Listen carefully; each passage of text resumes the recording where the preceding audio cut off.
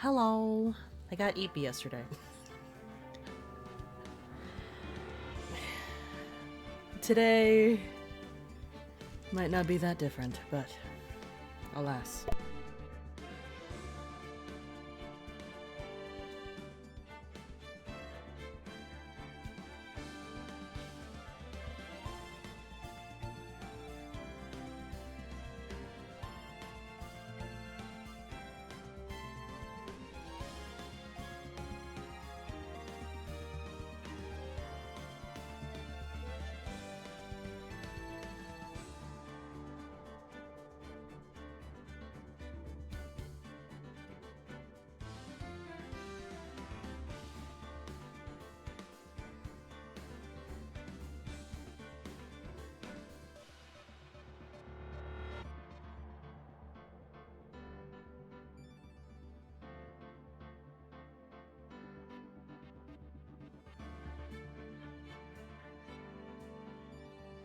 Okay. Let's finish this case. Let's do the thing.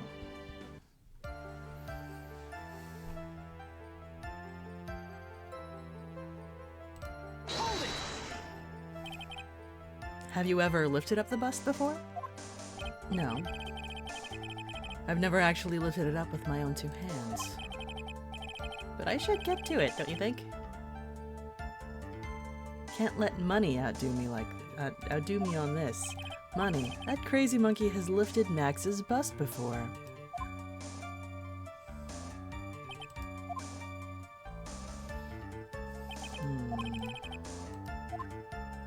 Alright, we knew this. We knew this.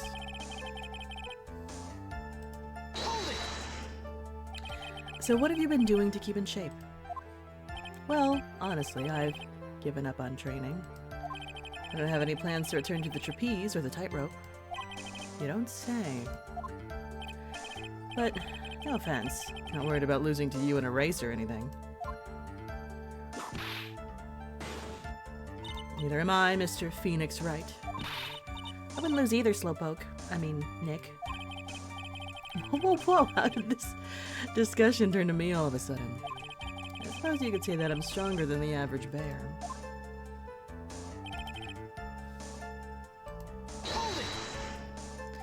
And why is that? Because if I were to do that, I'd end up falling out of the window myself. So I haven't gotten much feeling back in my legs yet. So you couldn't have thrown that bust out of the window. No way I could have exerted that kind of force on my lower body. How long do you think your recovery will take? Have to remember that my nerves were severely damaged. Currently undergoing some extremely intensive rehabilitation.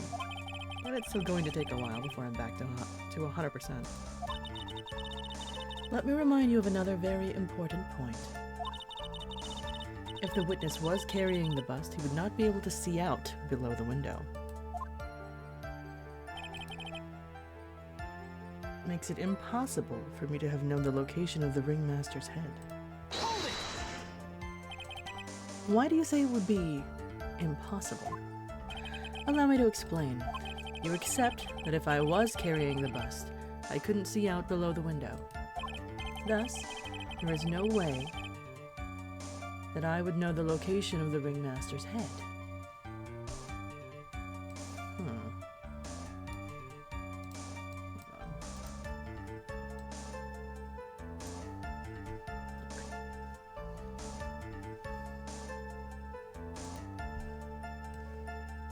To make sure.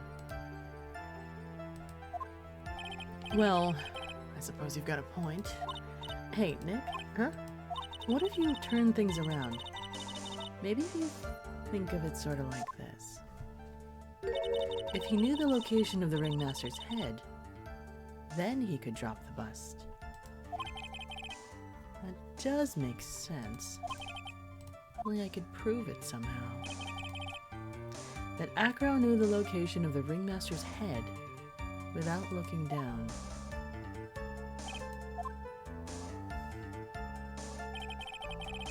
I think I've already explained things sufficiently.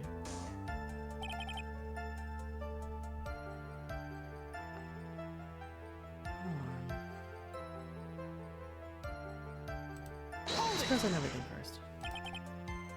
If all you had to do was drop it, then it wouldn't have been a problem at all. If all I had to do was drop it... You're right, I could have done that. However, there is no way that I could land a direct hit on the ringmaster's head. So that kind of makes your theory a bit pointless, doesn't it, Mr. Wright? Acro is strong enough to lift up the bust. The main problem is how he could have aimed for the ringmaster's head. I wonder if he used some kind of tool. That's the ticket. Show him what you got. Have to be careful. I have to find something that fits perfectly with the case. I don't remember us finding any sort of tool. But maybe we overlooked something.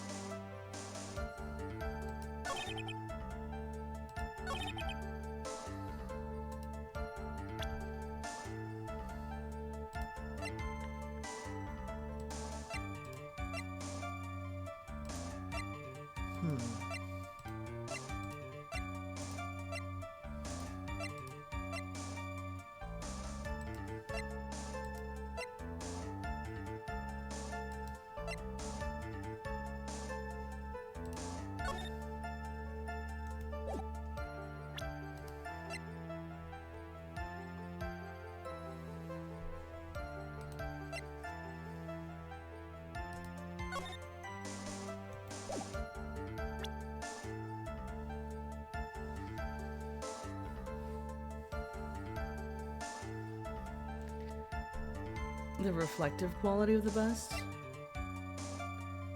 Or the sound of the box making impact with the ground? Those are the only things I can think of.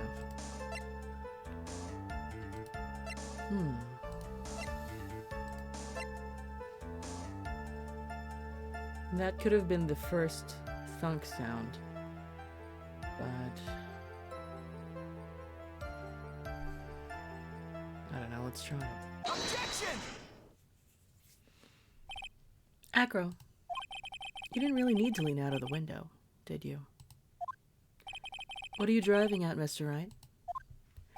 You already knew ahead of time where the ringmaster's head was going to be. Quite precisely, I may add. Objection! Your silly hinting at things is pointless, Mr. Phoenix Wright. Enough stalling. Show us some evidence. But I did such a good job hinting. Yes. Explain things, Mr. Wright. Maybe you should take a look at this.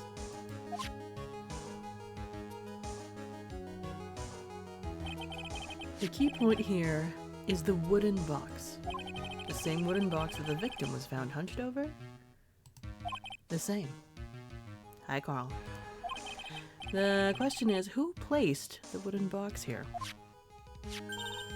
Who? When Ben and company saw the ringmaster, they didn't see him holding the box, which means that this wooden box was already placed at the scene of the crime. I have to admit that your theory makes a lot of sense. The moment that the bust came falling down was exactly the same moment that the ringmaster lifted up this wooden box.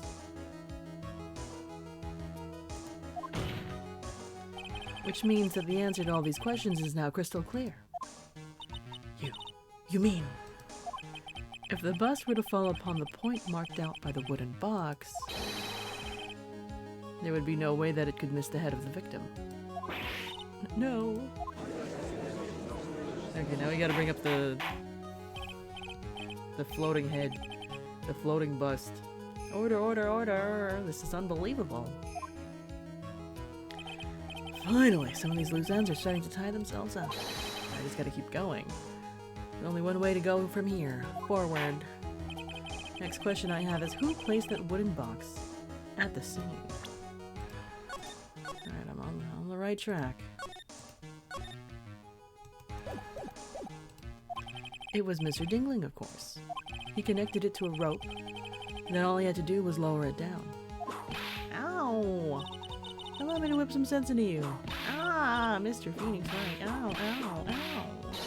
The ringmaster's head could have been anywhere when he lifted the box. That's why the box was so specially made. box, specially made, indeed, and had the most peculiar feature.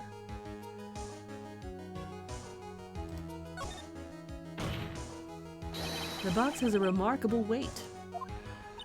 Weight? According to the court record, it weighs 20 pounds. Just to lift up this wooden box would have required... Oh, I see. One would have to squat down to lift it up with their body, wouldn't you say? That's exactly what I was trying to point out. The box is also very large. The box also has carrying handles on either side, doesn't it? That is correct.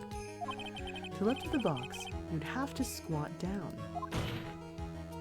Which means that no matter who you are, your head would be in approximately the same place. Fool. Thank you for the 55 stream streak, Carl. Thank you, thank you. Does he even bother to listen to me anymore? I've heard what you've had to say. I must admit, I'm shocked at your imaginative skills. Did you do it? Did you place this wooden box in the plaza? Mr. Wright may have a vivid imagination, but I could never have done what he's proposing. What? Mr. Wright, do you recall the original location of Max's bust? I remember. Of course I remember. It's on top of the table in the cafeteria. Then what happened to it? I'd like you to remember one important fact, Mr. Wright. I could not possibly leave the lodging house by myself. You have a monkey that loves to steal shiny things. That means you understand what I mean, don't you? I may very well have been able to drop the bust from my room. However, how would I have gotten the bust from the cafeteria to my room? I have an answer. I have an answer for that. You see, Mr. Phoenix Wright, explain that. Don't forget, you said there was no accomplice.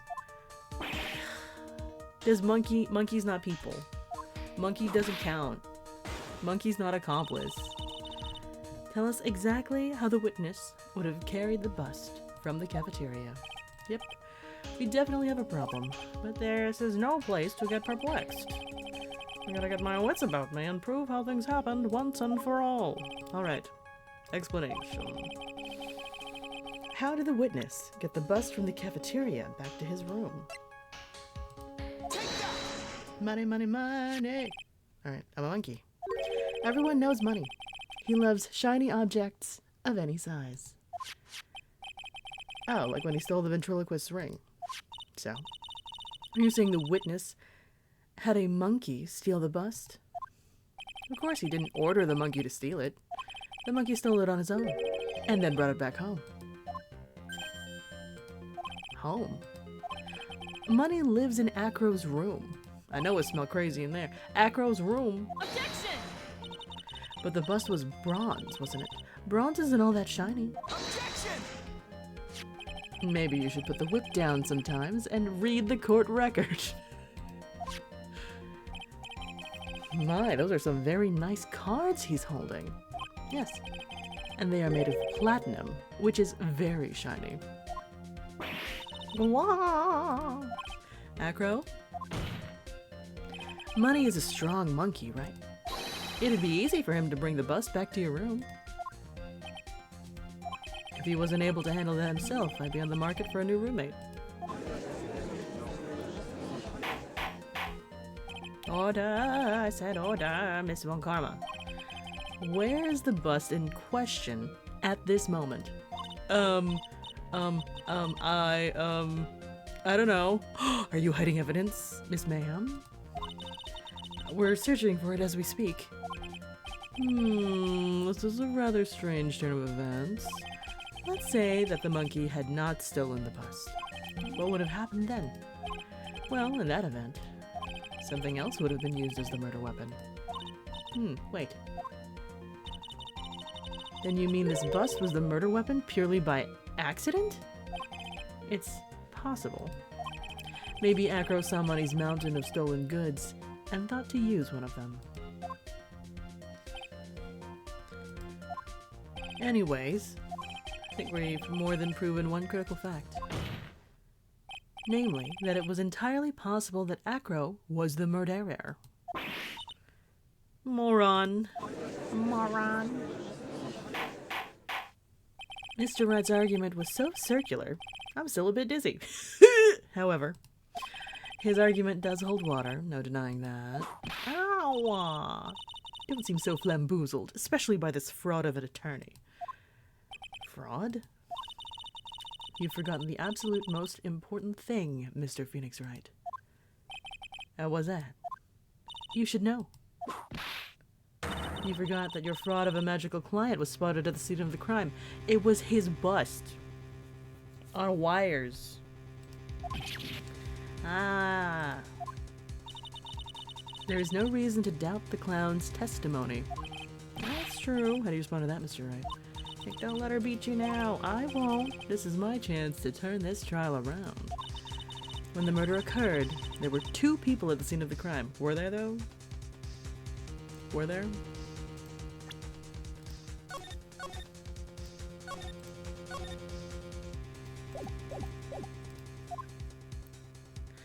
One was the victim, Russell Barry, and the other was the murderer himself.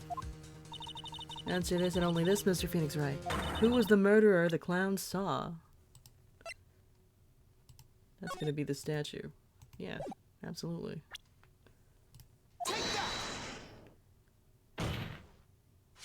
He saw Max's Ow! I asked, who was the other person Mo saw on the scene? That evidence has nothing to do with the question. Objection! Au contraire! Mon frère. I can't do the accent. It does indeed have something to do with the question.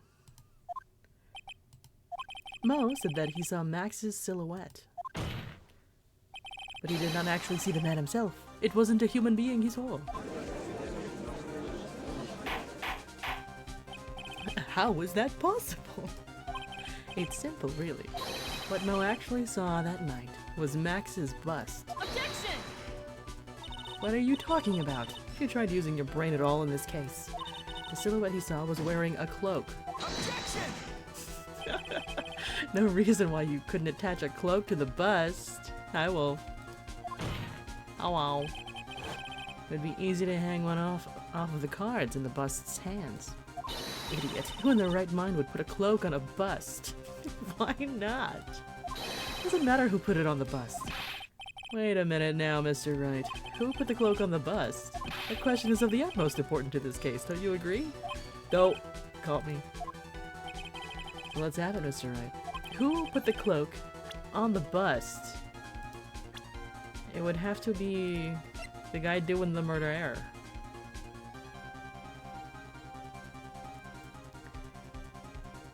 And they couldn't see the roses, so I don't think he was wearing the cloak with the roses. But I don't know where the cloak went.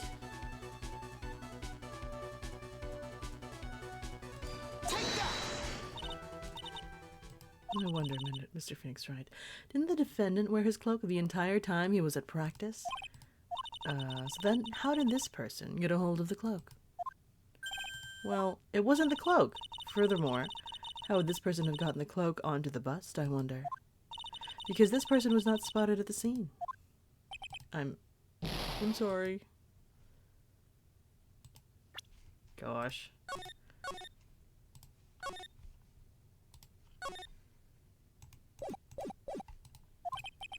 And she's so nice about telling me I'm wrong, it hurts even more. Ow.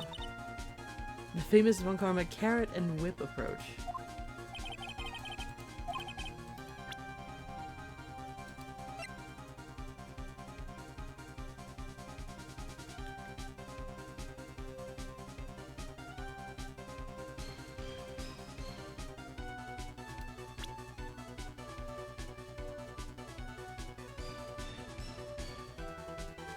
Because I'm like, if the bust was already in Acro's room, set up for business.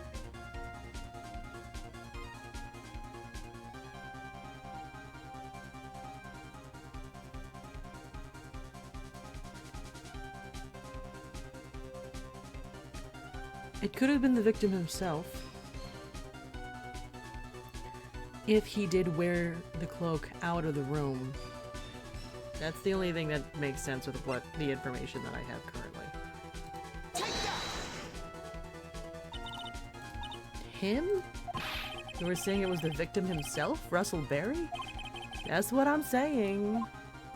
The victim himself placed the cloak on the bust. Place the cloak isn't really the right way of putting it. And what would be the right way of putting it, Mr. Wright? Explain yourself? Do you really have a handle on all this? Kinda. We're just kinda letting it ride. Like, if not Acro with a fake cloak, then it has to be the victim with the real cloak, right? Like, that's... I'm fine, Maya. Finally putting all the pieces together. There's really only one picture I can paint anyways. Is it? Oh. Big guess. Hard guess. Alright, so you want to know what really happened that night? Let's step back in time. Acro used a rope to lower the wooden box onto the scene. Then, he attached that rope to the bust and dangled the bust out of his bedroom window directly above the wooden box. At the same time, the ringmaster told Max to wait in his room and went to the scene. Of course, at the time, the ringmaster was wearing Max's costume. Perhaps he didn't want anyone to recognize him that night. But just as he feared, he was spotted at the entrance of the lodging house by none other than a ventriloquist and his puppet, Ben and Trilo. Right. Ben and Trilo saw the roses. When the ringmaster arrived at the scene, he bent over to lift the wooden box. And that's when Acro took his chance and released the rope.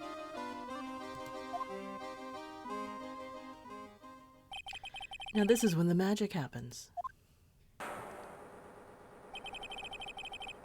At the very instant that the bust hit the victim,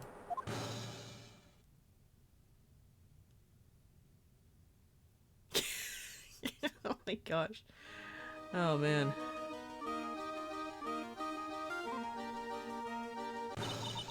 You wait just a second there, Mr. Phoenix Wright.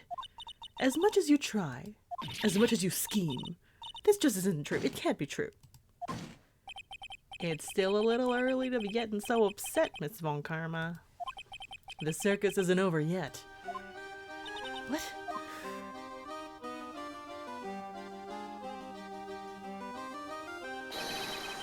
The impact of the bust on the victim threw the cloak up, which snagged onto the bust.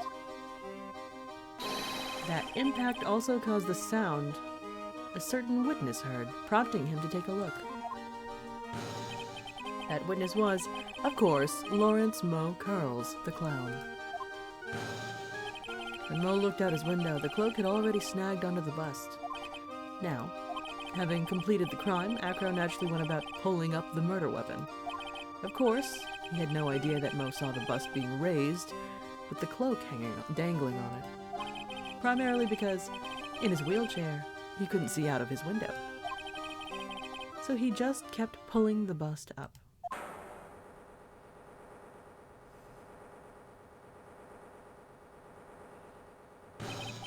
And that is how the magical murderer disappearing into the sky came to be. Hi, Fox. So you see, the only person who could have pulled this off is the one person who was able to drop the murder weapon from above the crime scene. Acro, it could only have been you.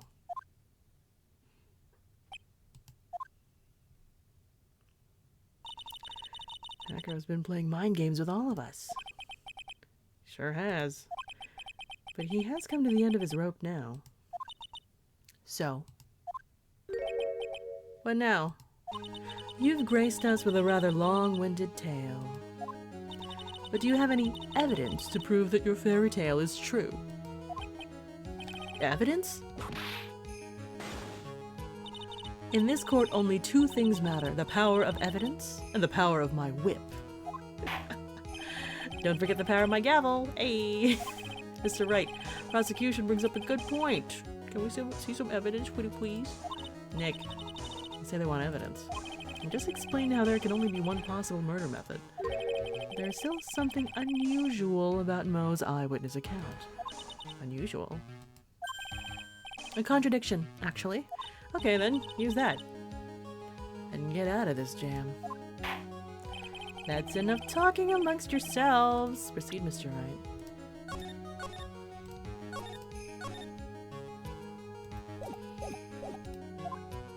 Present some evidence to the court that backs your claims. I want hard proof that you have unraveled the trick to this magic case.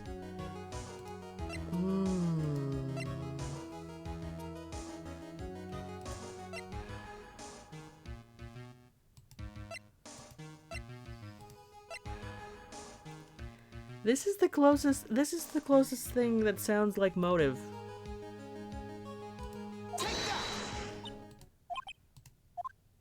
Is it wrong? Am I wrong? Okay. It would have been silent for 2 more seconds, I would have screamed. I want evidence. See, this is why I save.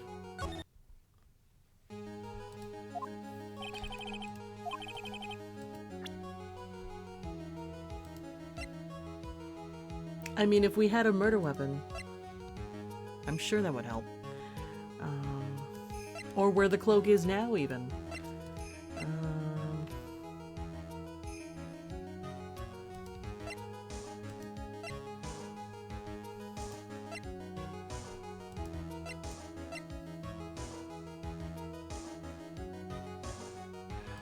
Trying to remember, what was it about Mo's testimony that has a contradiction? Because that was yesterday, and I have had a sleep, and I don't remember. So,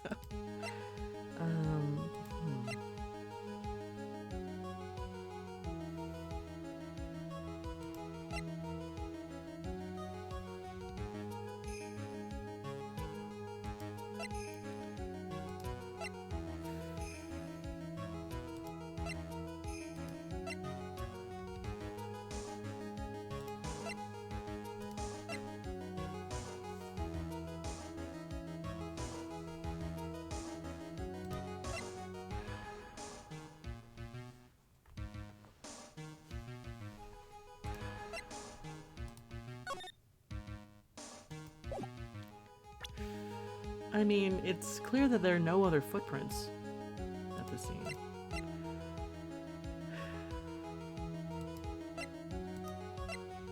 Like, where am I going with this?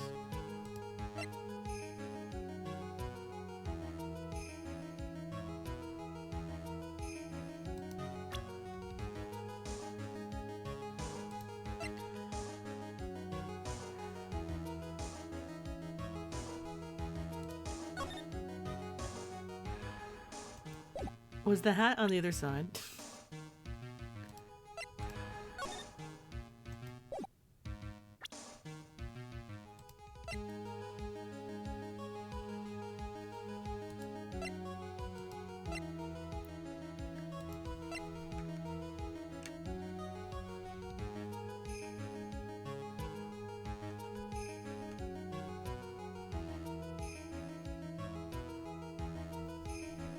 Could just start picking stuff, hard guessing that stuff.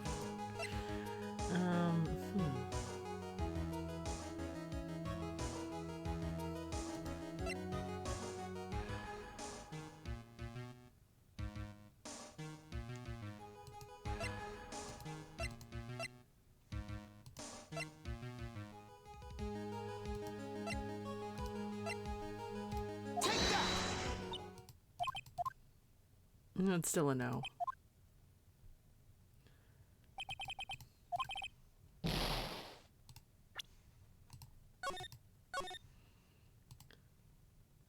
Why did we crash? Oh, hey. Hey, it crashed. It's fine.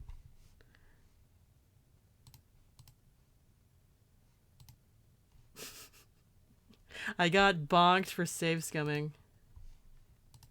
It's fine.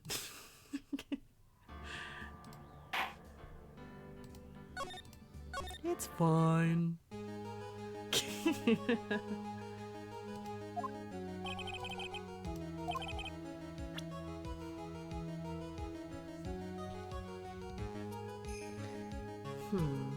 Meh. It's fine. Look how fine it is. We're here. It's fine. Thank you.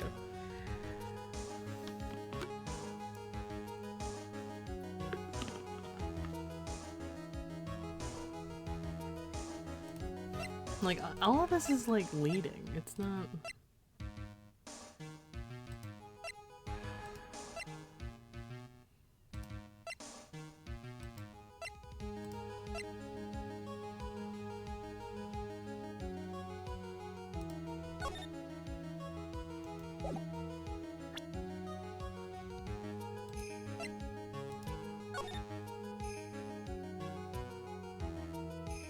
Is it possible to miss something from looking around and gathering evidence? That would suck, but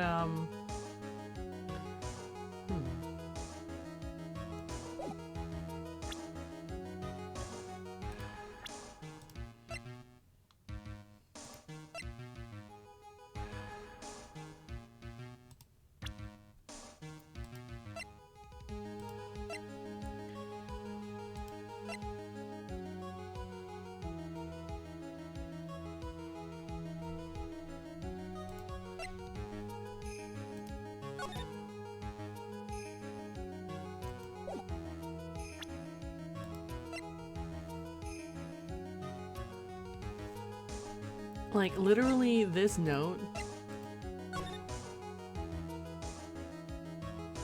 This note feels like so much evidence. This feels like, hello? The morning of the murder. Meet me at 10 p.m. tonight at the Lodging House Plaza? Fucking... What? Like... Why does this not count? Why is that not proof of... Like, it was in Acro's room.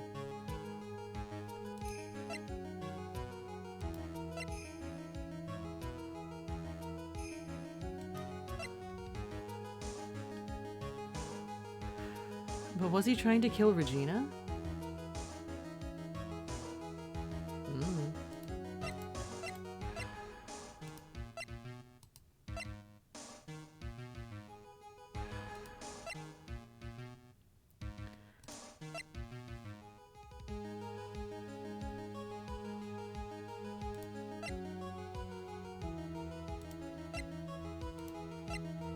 I'm gonna end up just start picking stuff because I'm like, I'm not sure what you want from me. I can explain things, but Phoenix Wright logic got me fucked up.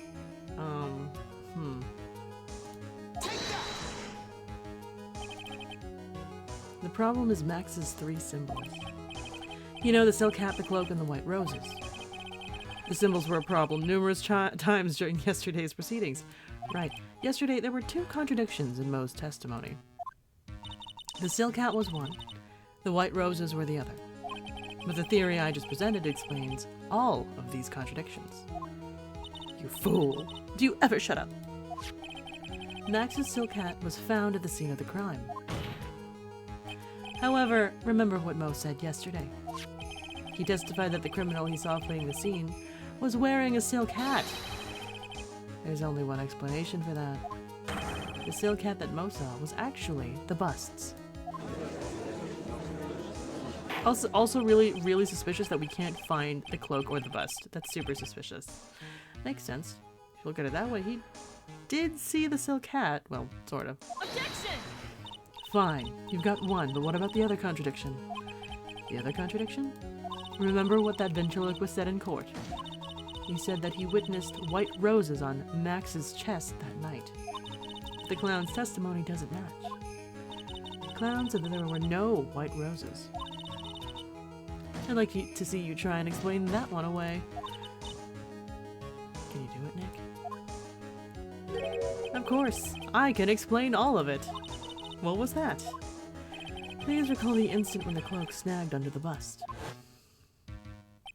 The cloak snagged under the bust. What happened to the white roses?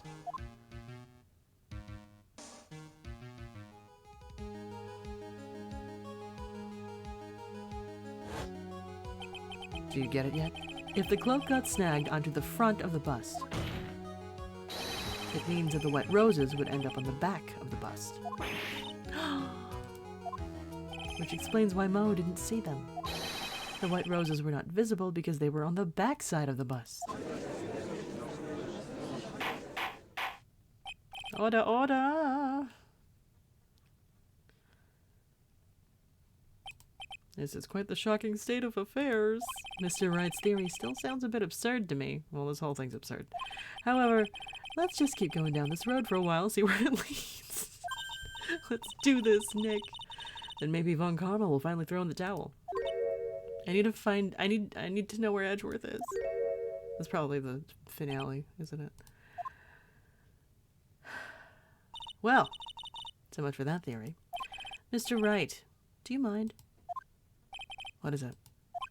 You took the time to research our circus, didn't you? Well, yes, I did. Is there something making you think that I didn't? If you did, then maybe you'll understand why I think you're off track. Why's that? Motive. The witness feels an incredible debt of gratitude towards the ringmaster. Anyone with any relation to the circus is well aware of this.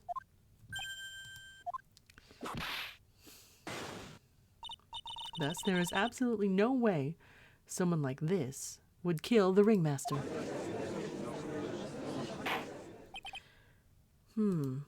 Your Honor, I'd like you to hear Acro's story. Learn about his relationship with the ringmaster and his life up until now. What did he do? No doubting that Acro deeply respected the ringmaster. Oh, but you are not a big fan of Regina. Acro's motive. Seems that this case isn't over yet. Very well. However, I feel this is a good place to take a break. I'll listen to the rest of Mr. Dingling's testimony after recess. This court will now take a 10-minute recess. Dun dun.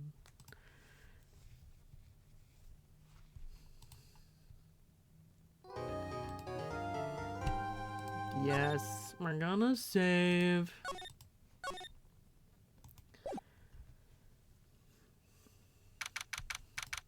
It's almost New Year's, 2:17 p.m. I can't believe it. Acro. It's pretty shocking, isn't it? It definitely is. You'd think he was always the most straightforward of the group. Jeebus, am I that hated? Ahem. Acro tried to pin the murder on you on purpose. He did? Psst, psst. But I'm nothing but little old nobody, you know? But you're not. Just kind of the reason why. Hey pal. You gonna ignore me after I went to all this trouble to bring you some evidence? Ah, Detective Gumshoe. Ah, forget it. I'm going home. This guy deserves to be guilty anyways. No, Detective. I'm sorry, look, why don't you relax a little? Got some really tasty milk. How about a card trick, Detective? Ho, well, if you insist. Now, about that evidence you mentioned. What is it? Here you go. Huh? This was yesterday in Acro's room. Oh. Yep, and I've included the forensic results. Take a look at it later. Won't Miss Von Karma be mad that you're doing this? She's gonna be so mad. Yeah, that's why this is all a secret. Huh? Look, details are on a need-to-know basis, and we're not really allies or anything. But everything that's happened in court up until now has gone according to our plan. I don't know. Miss Von Karma didn't seem to in control of things in there just now. I'll figure it out eventually, pal. Yesterday, our final plans were set into motion. Final plans? Uh-huh. That reminds me. I got a message from the prosecutor for you. Nothing is ever truly decided until the very end. That's it. And that's it for me too, pal. Out of here. What did he mean by that? The very end part? I'm not sure. It's all pretty cryptic to me. Oh, one more thing. Ah, don't scare me like that. It looks like there's a large care package from the circus for the defendant. What? For me?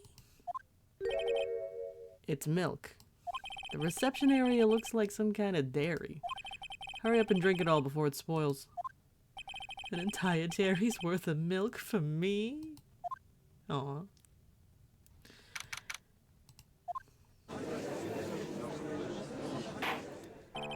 Court is now back in session. Miss Von Karma, please continue from where you left off. I'd like to continue with Acro's testimony, starting with his relationship to the victim. I'd also like to get proof from the defense. Proof of what kind of motive Acro would have to commit this crime. I mean, you're big mad. You would like a glass of milk? A bat scarf stained with his blood, and a small quantity of pepper. That's so specific. Alright. Understood. Now, Mr. Dingling. Yes, Your Honor. Please proceed with your testimony. Finally, we get to the motive. Wait, Nick, are you okay? Just do me a favor, don't ask questions you don't want the answer to. Also, then, if we're accusing Mr. Max Galactica of murder, what's his motive? He just secured the bag a week ago. Why would he want to kill the ringmaster?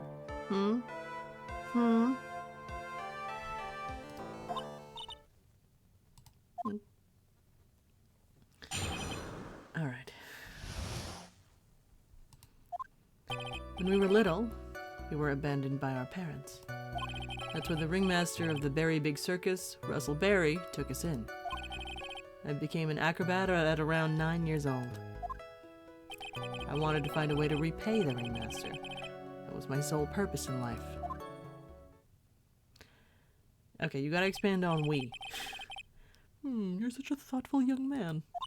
As you heard, the witness deeply respected the victim. I wonder how anyone could think that Acro would kill the man he held in such esteem. You are absolutely right. How could anyone think that, Mr. Wright? Which is why there's no real need for a cross-examination, is there? Bro, I got my receipts. Actually, that's the question I'm trying to answer myself. Why would Acro kill the ringmaster? This might be my last chance to answer that question. Of course I'll cross-examine. I have rights. You're so tactless, Mr. Phoenix Wright. You don't care about justice, do you? You just want to fabricate a motive. Very well, Mr. Wright. Cross-examine the witness. About the ringmaster. Let's talk about we. Yes, my brother Sean and I. What? You have a brother? How old were you when this happened, Acro? I was 8 years old and my brother was 4. Your parents were very cruel, weren't they? Nowadays, we aren't bitter about what happened to us, because it allowed us to meet the wonderful people at the Berry Big Circus. Nick, the judge is getting misty-eyed. He's got a soft spot for sob stories, looks like. Ow! No crying in court. Let's keep going. The witness may proceed with his testimony. That's when the ringmaster of the Berry Big Circus took us in. How would you describe your relationship with the ringmaster? He was like an uncle, a father, then a big brother all rolled up into one. The ringmaster and my brother were the only family I had. Hey, what about Regina? Yeah, what about the other people at the circus? This was over 15 years ago. Back then, there were very few customers coming in, so no one really had the time to look after us. They were worried about other things. But the ringmaster, he'd always come see us with a laugh and a smile. What a beautiful story. That's why I was always thinking of what I could do to help. I wanted to thank him. Nick, isn't Nick such a wonderful person? I know, he seems like a nice guy. Which is what makes this so difficult. So, then how long have you been a performer? I became an acrobat at around 9 years old. You started off as an acrobat at that early of an age? I begged the ringmaster until he finally agreed to let me do it. Ever since then, I've been in incredible physical shape. It's also when I decided to form a group with my brother. We called ourselves the Flying Dingling Berries. Oh, yeah, I'm sure. It's nearly a household name. I do wonder what the, this is in Japanese. I would like to know. I've even heard of them in Germany. Liar. The point is that I wanted to be of some use to the circus. You are truly a remarkable young man. The judge keeps looking at Acro almost like a proud father. I wanted to find a way to repay the ringmaster. Did you ever have any trouble with the ringmaster? Ow! How could you ask such a thing, Mr. Phoenix Wright? Do you have some sort of fundamental misunderstanding of this witness's testimony? Or the heartfelt emotions contained within? You better think about this, Mr. Phoenix Wright. You better think hard. Ow! Ow, ow, ow, ow. No matter how you look at it, no way I can see this witness ever taking the victim's life.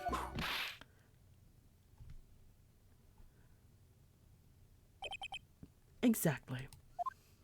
I've been waiting for you to say that, Your Honor. Nick, hate to say it, but I agree with them. I was trying to chase down the truth, but I ended up just looking like a jerk. I think that'll be enough for now. Pondering whether or not this man would kill the ringmaster leads me to believe that it is pretty unlikely. Exactly right, Your Honor. Mr. Wright, I'd like to ask you a question. Go ahead, Your Honor. I would just like to know, can you provide an explanation as to why Acro would want the ringmaster dead? Is this a trick question? This feels like a trick question. I feel like you wanted Regina dead.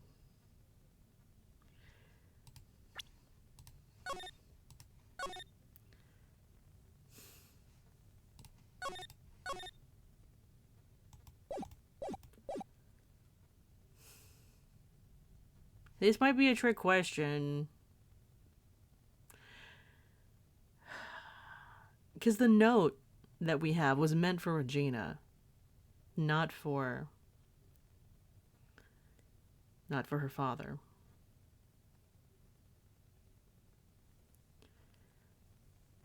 But Regina was...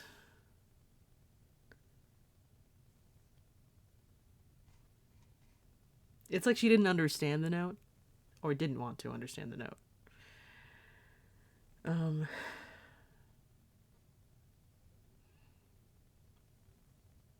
Should I lean into that? Let me lean into that. I don't know. I can still save scum. I have the powers. Nick? Yeah. I didn't even have to think about it. It was obvious from the start. Your Honor, the reason that Acro killed the ringmaster is something that can't be proven. What? That's because Acro had no reason to kill the ringmaster at all. Ow! Your foolish attempts to fool us like foolish fools are so foolhardily foolish. Did you forget? You made an accusation against this witness, did you not? I believe it was. This is the real killer of Russell Berry, ringmaster. If you want to jump to the end of things, then yes, that sounds about right. The end of things. Acro, you didn't plan to kill the ringmaster at all, did you? The ringmaster wasn't your target that night. Aha! Phoenix brain. What did you just say?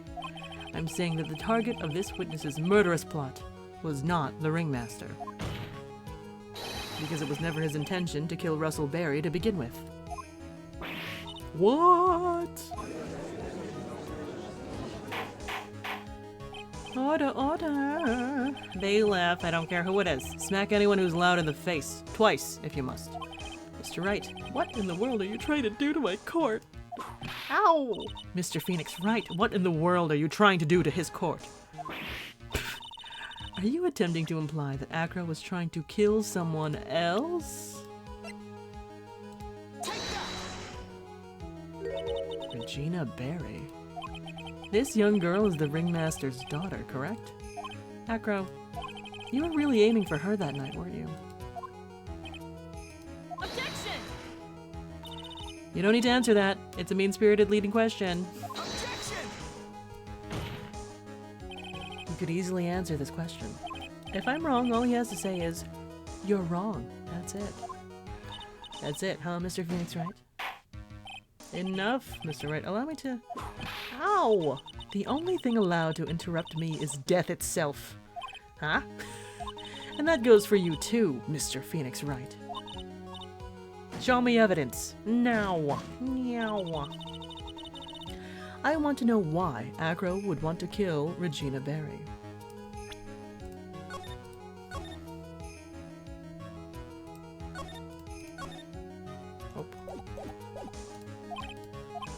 Yes, me too. I demand to see some proof. Present evidence that proves Acro was out to kill this young girl.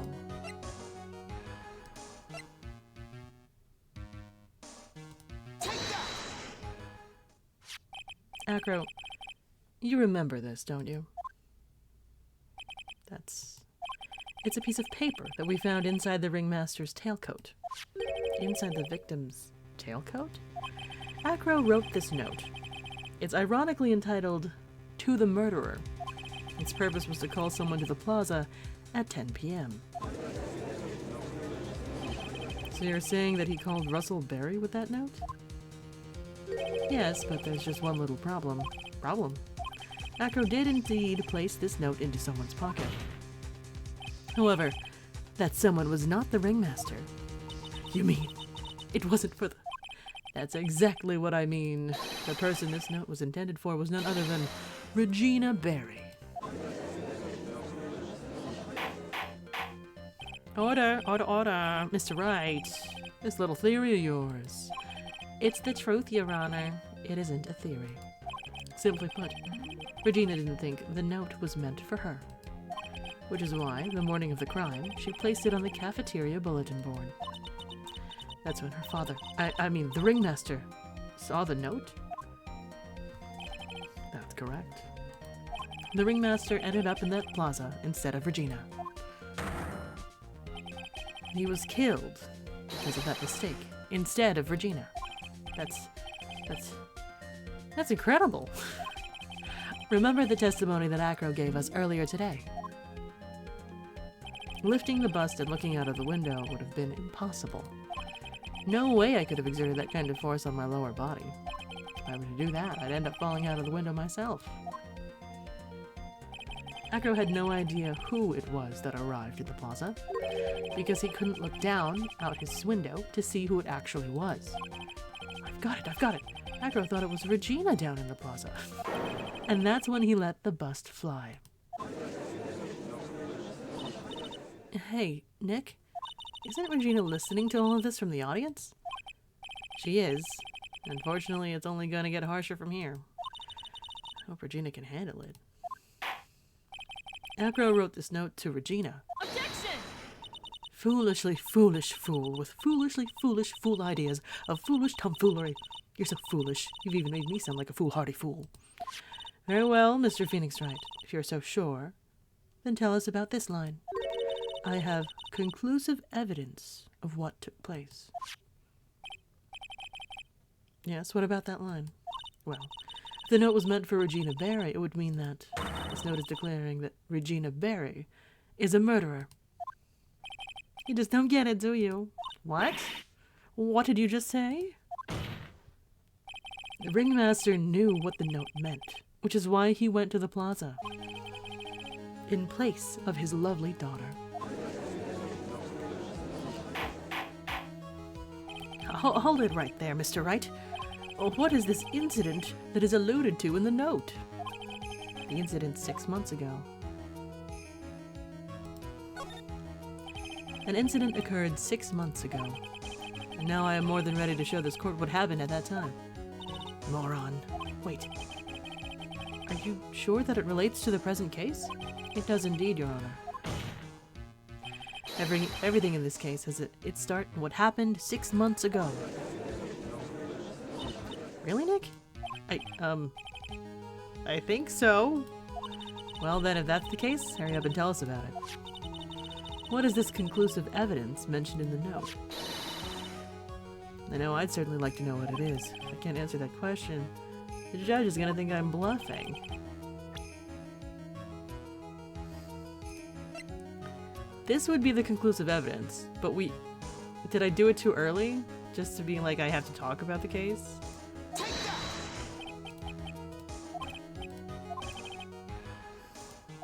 Oh my gosh. Phoenix, Wright logic!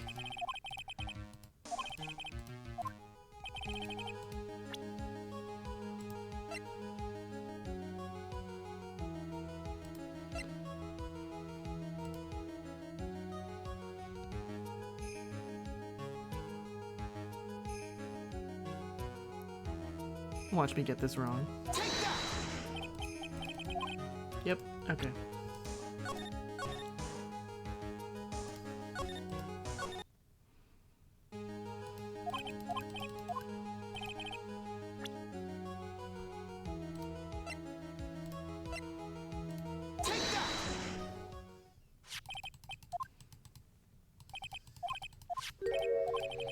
Because, like, I have to show all my work in the right order.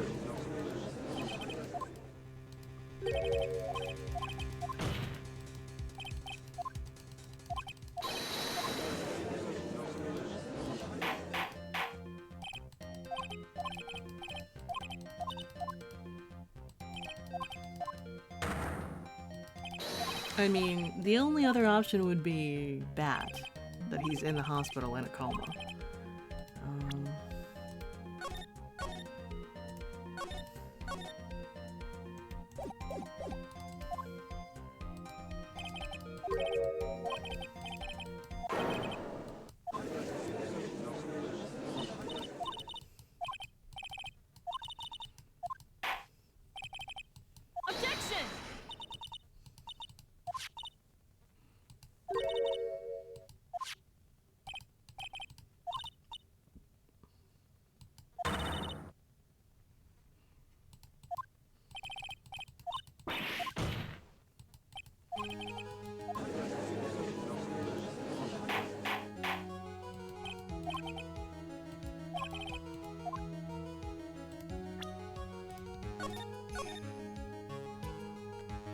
Like, to say that I don't know what happened 6 months ago at this point in time feels false.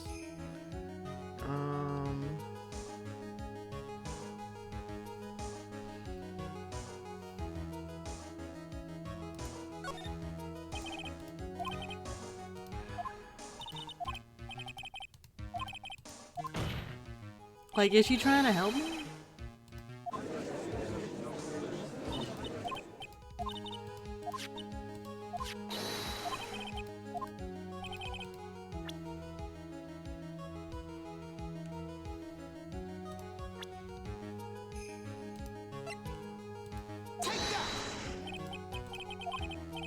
What if I say I don't?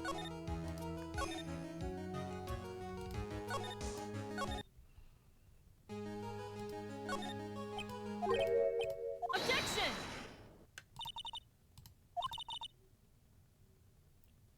Can't provide the facts. No way to know whether this note is relevant.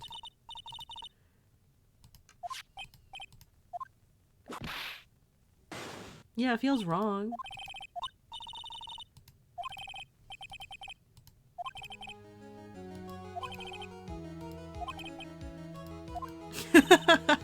It doesn't let me fail. Okay, that's funny.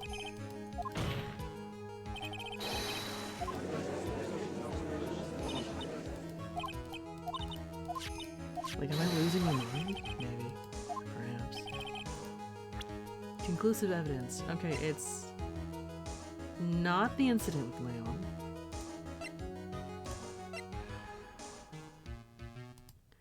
It's not the scarf.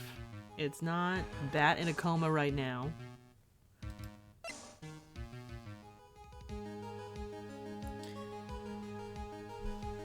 Is it the seasoning bottle? Achoo! Achoo! Achoo! Achoo! Achoo! Achoo! What kind of spicy joke is this, Mr. Phoenix Wright?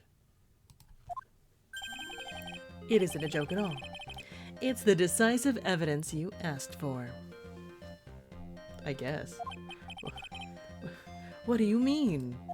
I would say the bloody scarf and anyway, recall that the victim was trying to take the wooden box away with him. He was doing so because this piece of decisive evidence is what was inside. Another unbelievable conclusion. Very well, Mr. Wright. So what are you saying? Are you claiming Regina Berry killed someone with a small bottle of pepper?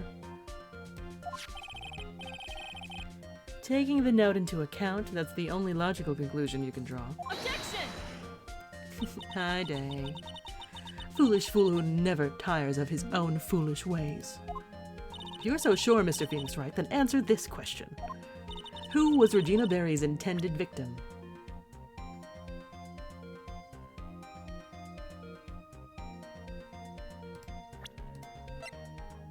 I think she was totally trying to kill this guy.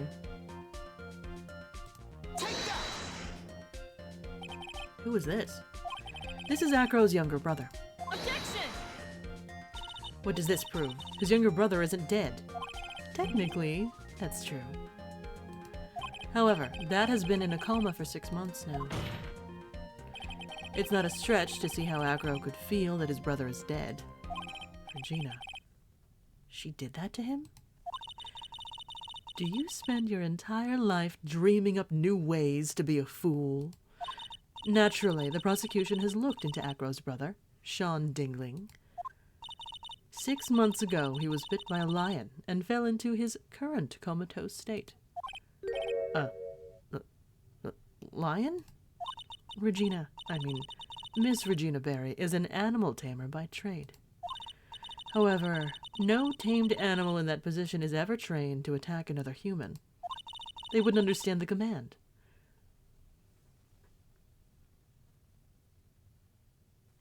She made the lion sneeze? Moreover, Miss Regina could never do something like that. It's just not in her.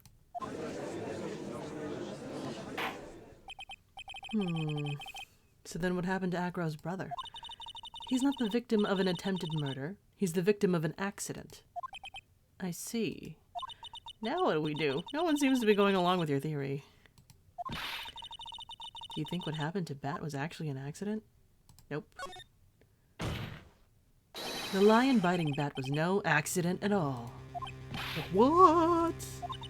You're such an amateur, Mr. Phoenix Wright. There is no way that Regina would ever incite her lion to attack another human being. She may not have incited the lion to attack another human being, but Regina is responsible for making the lion bite Acro's brother, Bat.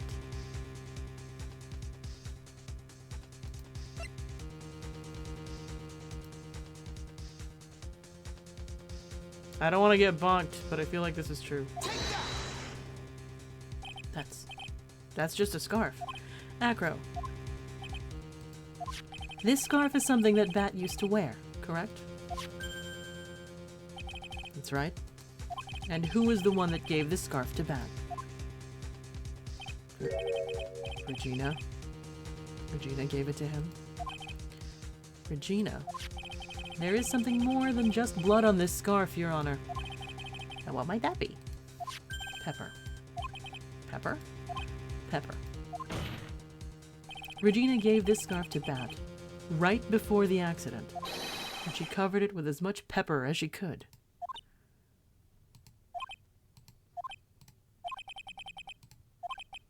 Hey, what's with the silent treatment? Excuse me, Mr. Wright. You've done a good job of fingering a criminal. Oh my God. It's fine. I'm sure.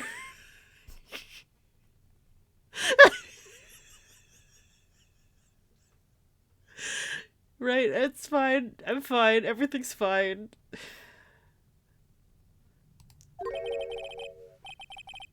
But out of curiosity, what was her crime? Miss Berry gave a pepper-covered scarf to Bat as a present. Where's the crime in that? Fingers for justice. Thank you for the stream streak day. Thank you. Yeah. Seems like the judge still doesn't get it. Mr. Phoenix Wright. I feel like I'm gonna save again. Just in case I fuck it up. Wasn't it said that the lion seemed to be smiling? Smiling? The lion was smiling. Right before Bat was bit by the lion. For a moment, the lion's mouth changed and it looked like he was smiling. Lions smile? I've never heard of them smiling. However, lions sneeze. Leon wasn't trying to bite Bat at all. In reality, all he actually did was sneeze.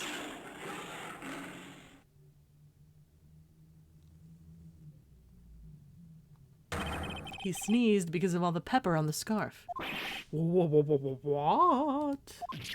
You fool!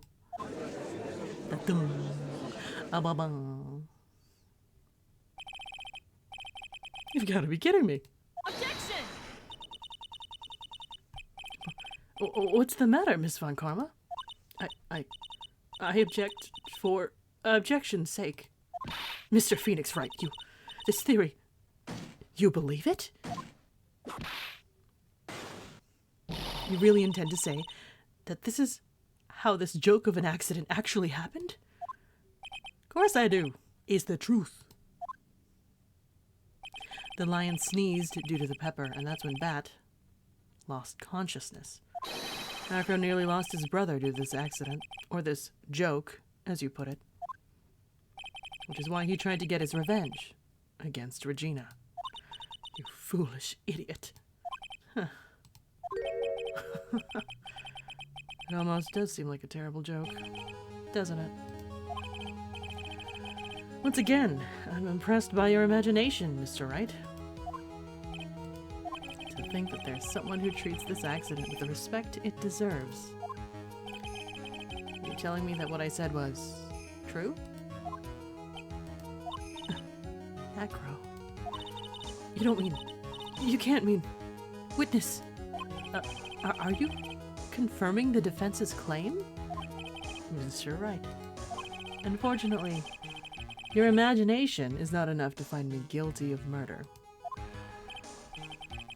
What do you mean by that? The pepper, the scarf, the lion... I see where you're going, but it's a bit hard to swallow. Not to mention the fact that there's an even bigger problem with your theory. What would that problem be? The same problem it's always been. Evidence. Yeah, so where is the cloak and the murder weapon? Where's the bust? If I dropped Max's bust on top of the ringmaster, where is the evidence that proves that claim? You mean the conclusive evidence? The biggest problem is the murder weapon. Or the lack thereof, to be more precise. The murder weapon. The bust that the defense claims was used.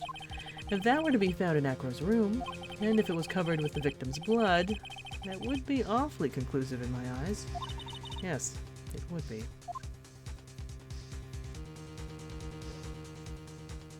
The bust. Nick, you've got to do something. This is the last step. If I get this one right, the case is won. Eesh. Tricky, tricky. See how things work out first? I mean, it would make sense to search his room, but like...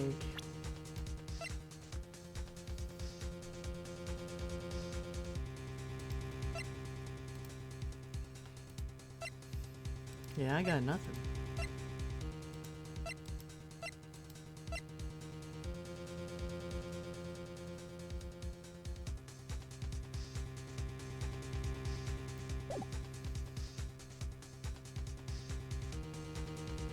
Go for it. I did save. I did save. The defense requests to search the room of the witness, Ken Dingling. What's it now? It looks like you still haven't figured things out, have you? By now, you must know the meaning of Von Karma total justice. You mean... A Von Karma never leaves anything to chance. We already searched Acro's room yesterday. What did you find? There's no reason to even say it. If we found what you think we found in that room, Acro would not be here as a witness. But to put a point on it, Max's bust was not in the room. The murder weapon is still unaccounted for. Suspicious. You see, Mr. Wright, the bust wasn't in my room. Furthermore, Detective Dick Gumshoe executed the search by complete surprise. We took Acro directly to the prosecutor's office after that. End of story. Just wait a second. Something's funny about all this. Looks like you lack the final nail to put into my coffin. But, what about the scarf? What about the note? What about them, Mr. Wright? No offense, but the only evidence that is relevant here is that which pertains to the death of the ringmaster. You should know that by now. Do something that don't let this case slip away. The bust. Where is it now? Where is the bust right now? You're Phoenix Wright. You know where that bust is. I'm sure you do. There's not even a single clue. How am I supposed to know where the bust is?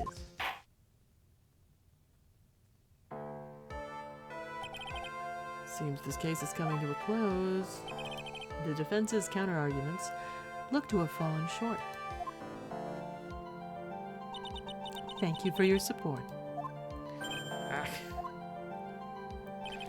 Terribly sorry, Mr. Wright. I think that brings to an end the cross-examination of this witness. Aha! There it is. Where is Max's bust?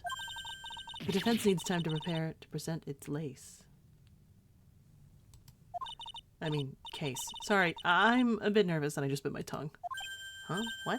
You need time to do what? Ow! Why are you the most surprised person here? She's your aide, isn't she? Do you really have a case to present, Mr. Wright? What? Why are you asking me?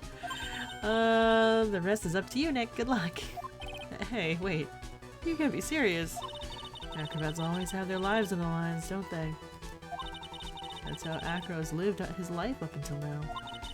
It's time for us to walk across our own tightrope. If we don't, we're certain to lose. Very well. The defense may proceed. He doesn't have a clue, and I don't think he'll be finding one anytime soon. Walking the tightrope of logic. No room for a false step. Sink or swim, the only way through is forward. The murder weapon.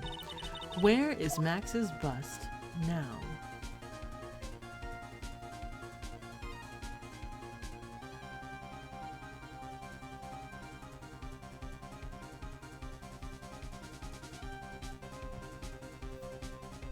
Trying to think.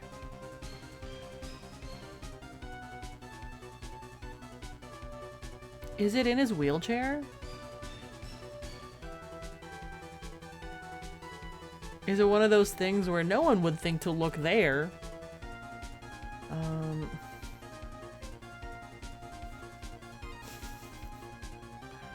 And we're not leaving the courtroom to do other things. It's obvious. The bust is inside this very courtroom. It's obviously where? Allow me to pinpoint the location of the bust once and for all.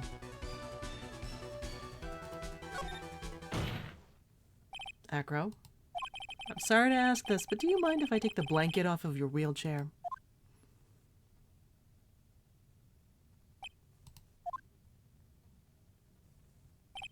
I'm sorry. I didn't quite hear you, Mr. Wright. Well, you are a big guy. You have a pretty big wheelchair because of it. I just wanted to make sure you weren't hiding anything under that blanket. Because it seems to me that it'd be really easy to say, hide a bus under there.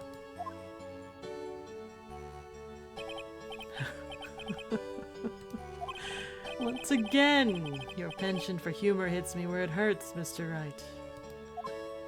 Why is he Disney princessing? So he looks innocent and nice. I think it's pretty amazing that you can laugh in your position.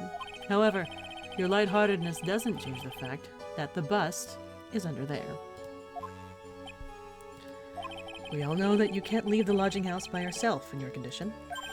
That proved inconvenient when Miss Von Karma happened to search your room yesterday. If she had found the murder weapon in your room, it would have been all over. Which is why you had to hide it, in the only place that you could hide it, under your wheelchair. Which is why, Acro, I have to ask you again, would you please remove the blanket from your lap? Well done, Mr. Wright. Masterfully played. Hi, Beach.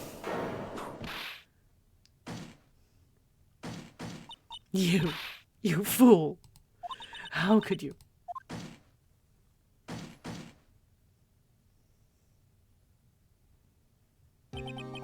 You've got me.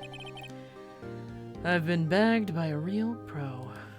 Actually, two of them. Miss Franziska Von Karma and Mr. Phoenix Wright. What? There's just one thing I'd like to know. How did you know to launch the surprise search on my room last night? There were two pieces of decisive evidence. The cloak and the bust. I burned the cloak in my room and threw the ashes away with the trash. Regina always took my trash out every morning, you know. But the bust... Obviously, I couldn't throw that away. When you executed your search, all I could do was try and hide the bust. And the only place that I could hide it quickly was under this wheelchair. Miss Von Karma, you had things all figured out, didn't you? I was completely sucked in by your calculated strategy. And now to be caught in the middle of court, hiding the murder weapon. There's no way I can escape that. So you've got me. Well done, Mr. Wright. Well done, Miss Von Karma. It all makes sense now. I can't believe that Von Karma thought that far ahead. It's amazing. Definitely couldn't tell by looking at her. I know, I sure couldn't.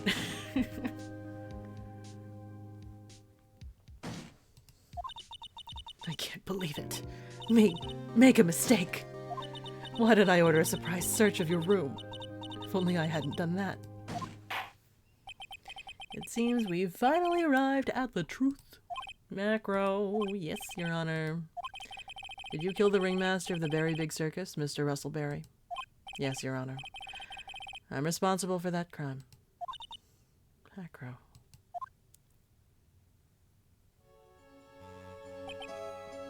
You're surrounded by Cat Beach? Lucky you. Sounds like a good time. All my brother wanted was for Regina to like him. That's why he'd tease her. One day, my brother sprinkled some pepper on Regina. She started sneezing so hard. Couldn't help yourself from laughing. That's why Regina thought it'd be funny to get him back in the same way. That's why she covered the scarf with pepper. I know she didn't mean for anything bad to happen. I know this. She just wanted to make my brother sneeze a few times, too. But I just couldn't forgive her, no matter what. What am I truly guilty of? I'm guilty of never, ever being able to understand her. Your brother became a star. Regina believes in that so purely. And she would laugh innocently when saying it. Too innocently. I just couldn't stand it, no matter how hard I tried. That's when you decided to do something about Regina. How dreadful. So are you saying that you are a victim in all of this as well? No.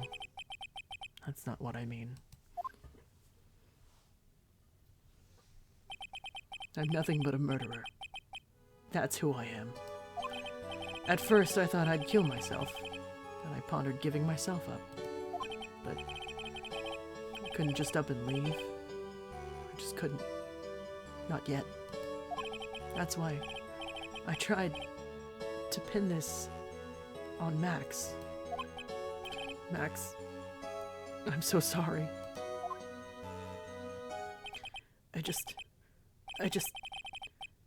just couldn't up and leave yet.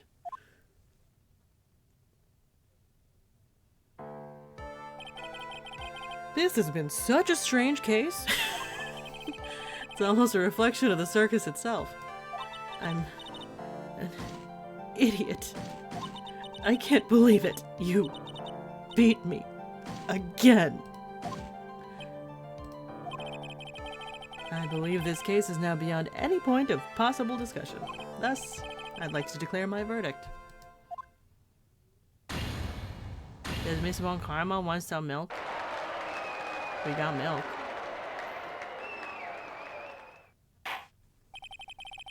Court's adjourned.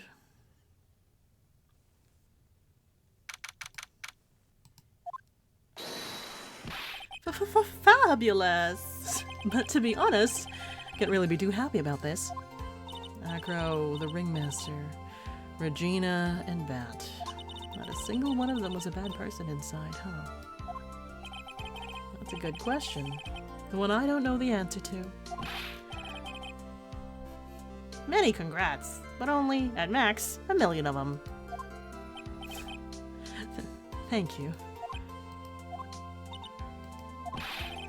What's with the vibe in this room?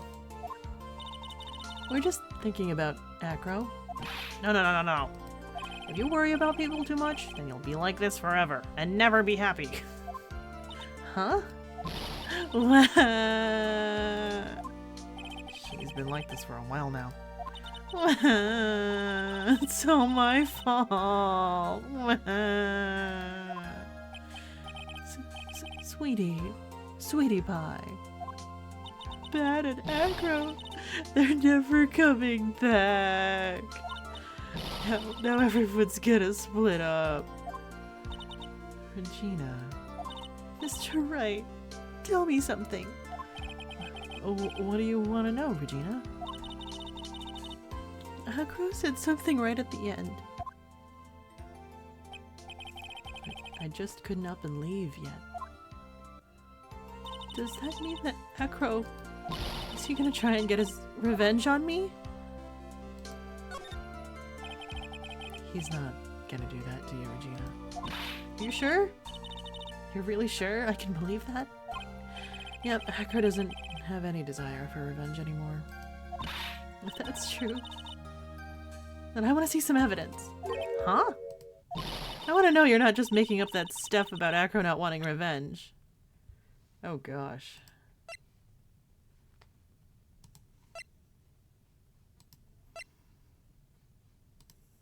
I am kind of making it up.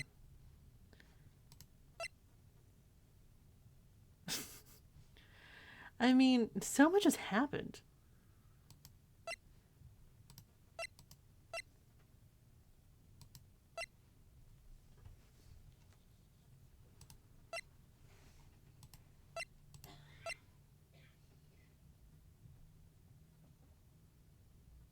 Also, he's totally in custody now. He can't take revenge on you. So, like...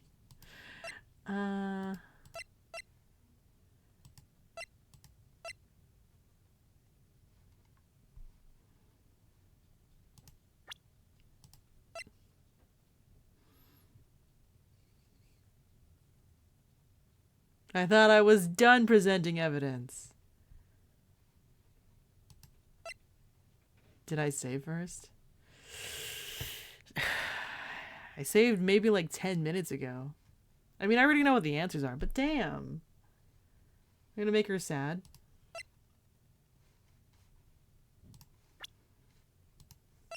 But the inverse is also, I would not say it's true. Like, yeah, he's totally gonna try to get revenge on you. With what evidence? Like, actually, with what evidence?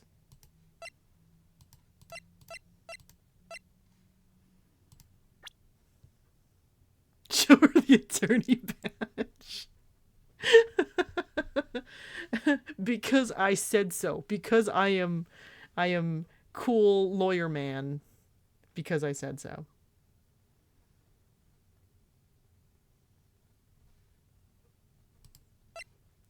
I mean, if you wanted Regina to suffer, you're already suffering. Your dad's dead.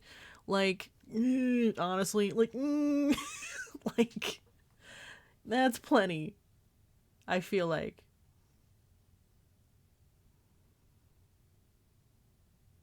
I feel like that's plenty.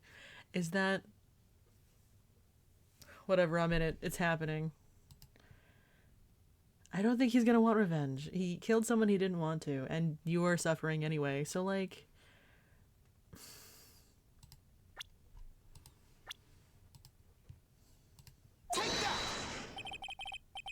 Oh shit.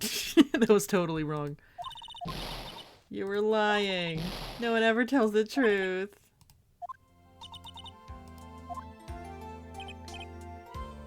What was the correct answer? When's the last time I saved?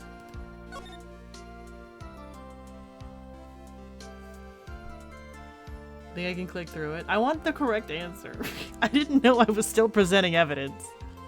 I didn't know this was happening. This was like almost 20 minutes ago. But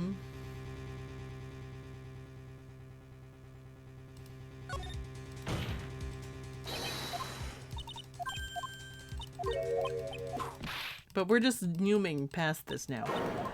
But like, how do I can't say that much?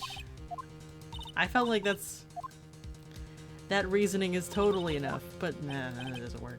Phoenix Wright logic, I don't know anymore. I don't know some of the time.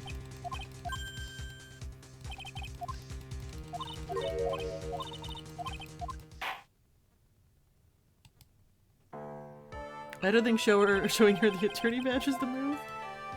It'd be funny if it was, but I don't know.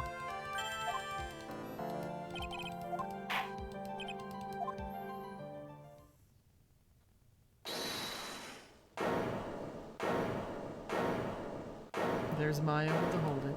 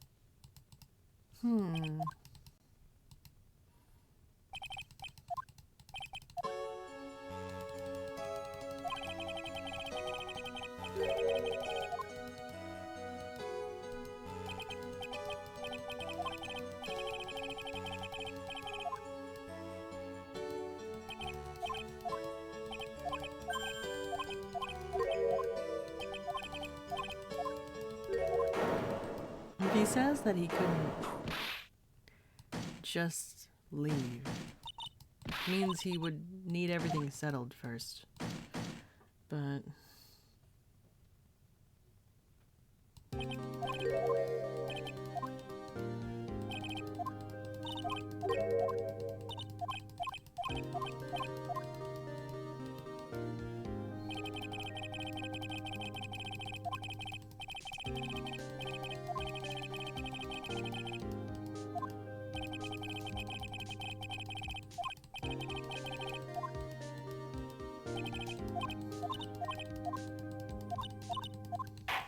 Also, why did Francisca order the search?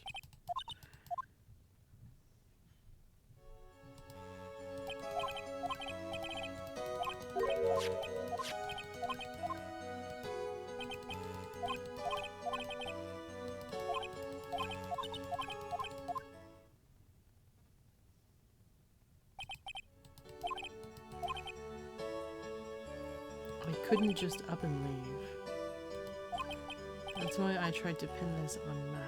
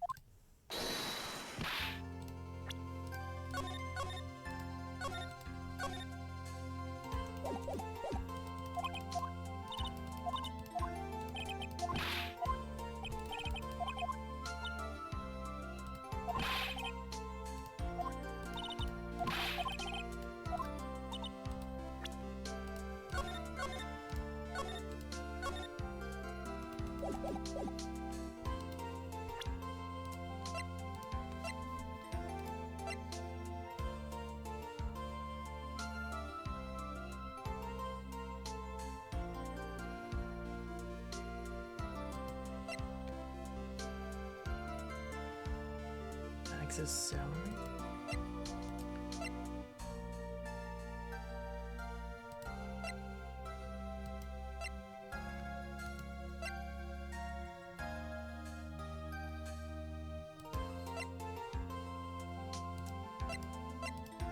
Because Max's salary would affect how the circus is run and how everybody gets paid.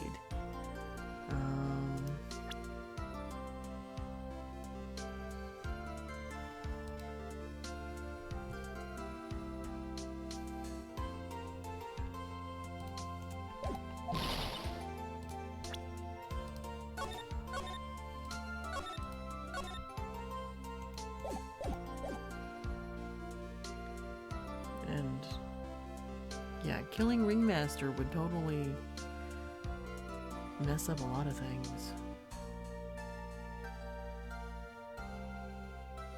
If Max was out of the picture,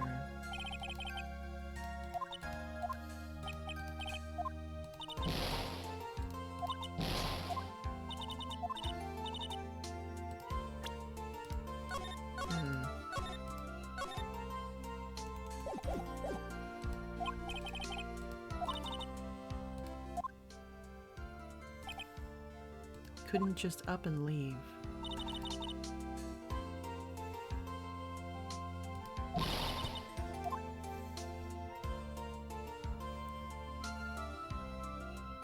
Of course he is. I don't think so. But I don't know how to prove that.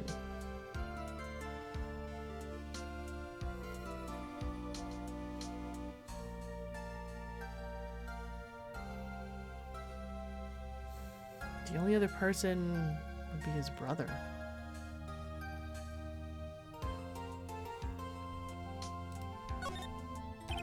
And after this feel-good music, be like, yeah, he still wants revenge. It would be really weird.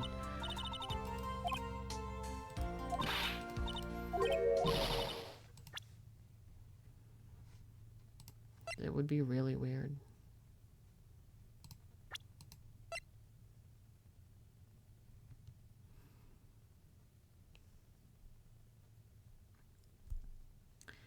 It would be... Oh, she wants evidence. Evidence specific, like...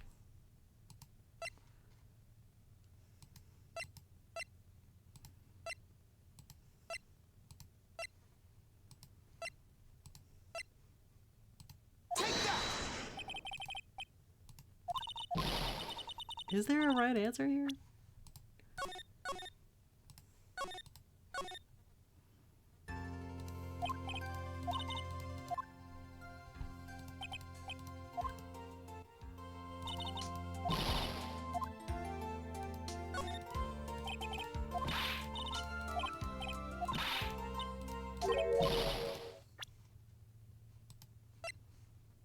If it's actually the attorney badge, that'll be really funny.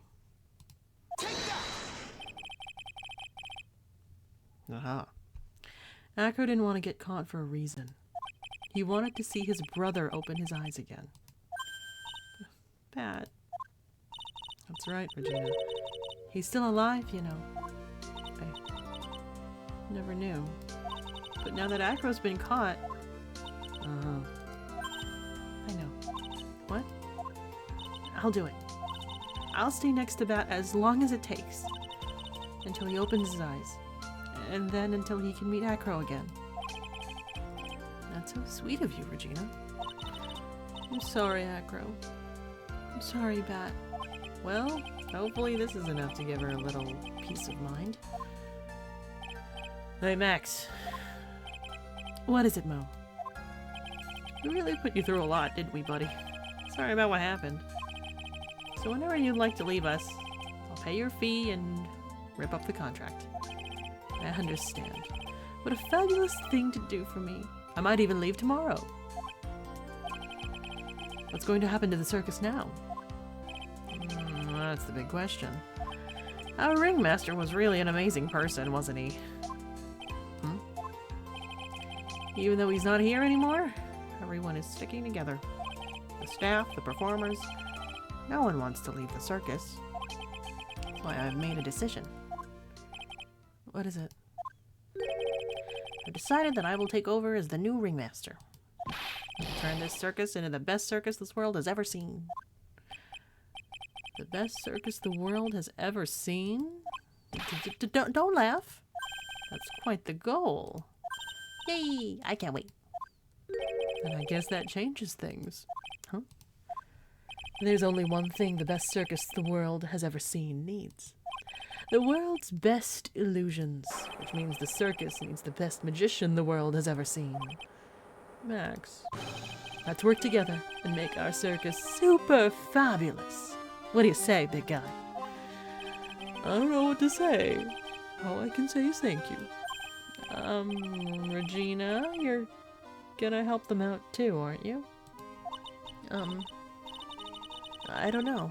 Maybe the circus would be better off without me. What are you talking about, Regina? Why do you think I brought you to court today? We gotta work together to make the very big circus bigger than it's ever been. Oh. Mo's right, sweetie pie. Can't be the very big circus without Regina Berry. Max.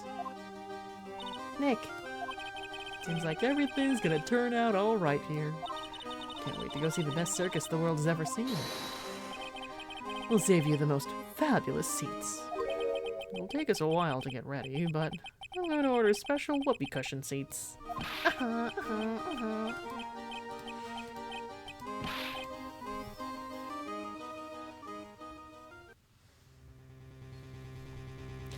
I see. What made the case? Yesterday's surprise raid really paid off, just like you said it would, sir. Is that baby girl? You had it all figured out, didn't you? It was just a theory. If Acra really was the killer, I thought this was the only way it could end.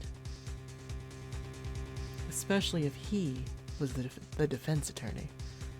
You mean Mr. Wright? Is it baby girl? Of course. Well, detective, my plane is about to leave. As for Mr. Acro's case, you need not worry. I plan to personally stop by the chief prosecutor's office as soon as I get back. Understood, sir. It's baby girl. I'll be waiting for you, Mr. Edgeworth. What a wife. Scheming from the background. What a wife. We need a wife return. We need a wife grand reveal. The yaoi continues.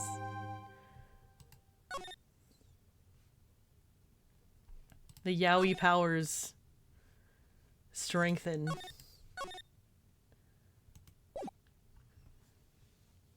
We're gonna keep it rolling. Now, the moment you've all been waiting for. Who will be this year's Grand Prix champion? Who will be our hero of heroes?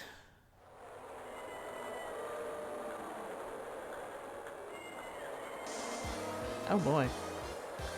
Will it be last year's runner-up, Jammin' Ninja, or maybe Captain Saipan all the way from the lovely tropical island of Saipan? The students of the certain starry school are raring to win. The global hero Onyakopon doesn't want to go home without a prize. We hope Lady Luck is with all our heroes tonight. And now, the winner of the 3rd annual Hero of Heroes Grand Prix is me.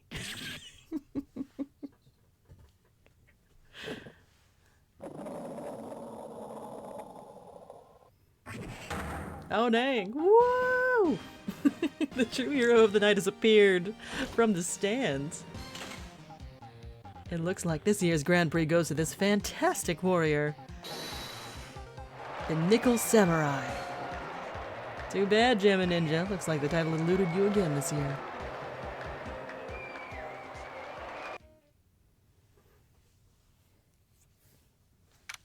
March 20th, 7:42 p.m. The Gatewater Hotel, Viola Hall. Yeah, I totally can't get announcer intonation right. I feel like it comes from a different place, and it's more of a shouty place that I can't be doing right now. Right, yes. Did you hear that, Nick? Did you? The Nickel Samurai, he did it. Yeah, he sure did. I'm getting too old for this. I'm proud of the guy for doing the series justice. So the person everyone was cheering for?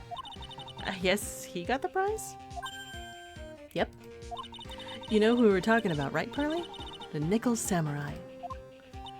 No, every Sunday I only watch the educational channels, Kids Masterpiece Theater. Okay, that's it. From now on, it's the Nickel Samurai. All the kids watch it. Do you like the Nickel Samurai too, Mr. Nick?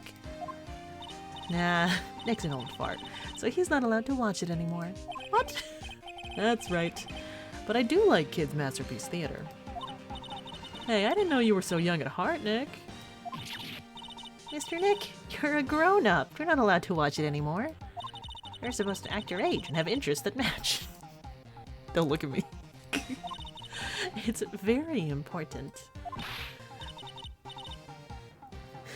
Give it a rest, Pearly. Looks like I made the right choice in inviting everyone here. Glad you're all having a good time.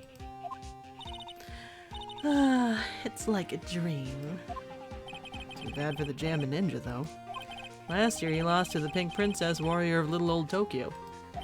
I thought this might be easier. Yeah.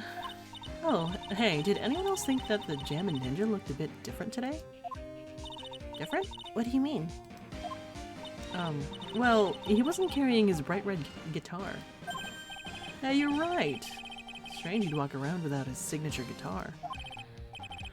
I will never understand these people and their shows. Anyway, Mr. Powers, thank you very much for tonight. Aw, it was nothing. I owe you one, so it's just my way of saying thanks. Hey Nick, come on. It's time to get going to the lobby.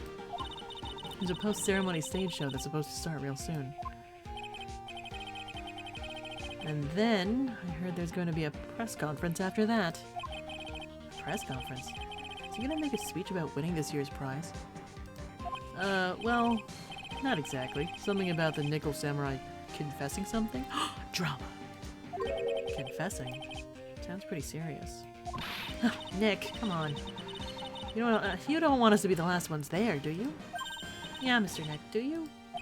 Why me? The show doesn't even start for another 20 minutes. How's that? I'm just thinking about announcer voice. Yeah, it would involve me having to project. Like, I would have to throw my voice to do a proper announcer voice, and it is midnight.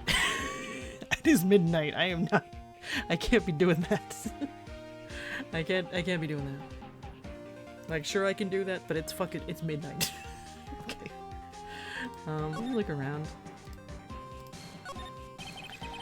There sure is one luxurious hotel. Almost to the point of gaudy. With how it blends together everything fancy imaginable. Speaking of fancy, didn't that bellboy give me something like that last year? It's a chandelier. That chandelier is really something, isn't it? I thought it was a kind of spaceship. Hey, Nick, how about we get one of these for the office?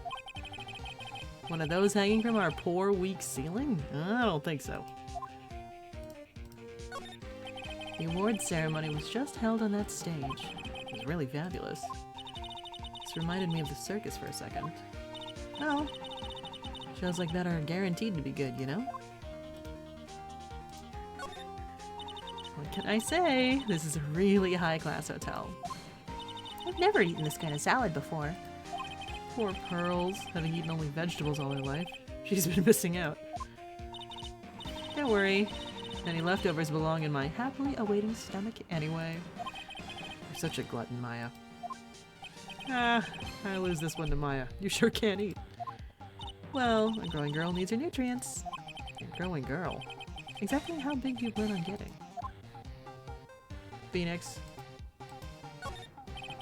It's a grand set of doors over there. And behind those doors is an equally grand lobby. Shall we go and take a look, Mr. Nick? Hey, wait up! This grand dessert is calling to me. It's saying, eat me now.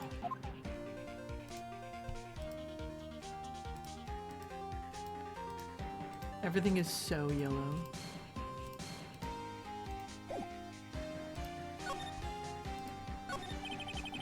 Thank you very much for inviting us today. Aw, it was nothing really. Guys like us don't get to come to a place like this often, so thought I'd invite you all. Hey, Mr. Powers, what have you been up to lately? Well, since the Pink Princess successfully wrapped up last month, I've been on a kids' exercise show, while wearing a rabbit mask over my face. Oh, I see. I'm still really sorry about all the headache I caused you that time, Mr. Wright. Well, what's done is done, so let's forget about it. This is Will Powers. He's an action star. His popularity exploded when he was the Steel Samurai. It was the first case Maya worked on with me. It's too bad you look scary. People would know you're a real softie who's good with kids. Thanks. Oh my gosh. I can't believe they're going to make a movie based on the Nickel Samurai. Can't believe it either, but for a different reason. Ooh. The Steel Samurai. An epic story of one hero and a desperate fight against his arch-nemesis, the evil magistrate, in the city of Neo-Old Tokyo. And last year, they started a new series, The Nickel Samurai. The new series seems to be a hit with the kids, too. I'm really attached to the Steel Samurai as a show, so I was hoping that maybe I'd get the chance to do something in this new one. Yeah, it's too bad. It'd have been awesome to see you with the new actor, Matt Engard. He's super popular right now. Mr. Engard? Looks like Pearls doesn't know who he is. This year, it's going to be the Nickel Samurai versus the Jammin' Ninja at the box office. Jammin' Ninja? Who's that again? So who is this Jammin' Ninja again? He's a hero, duh.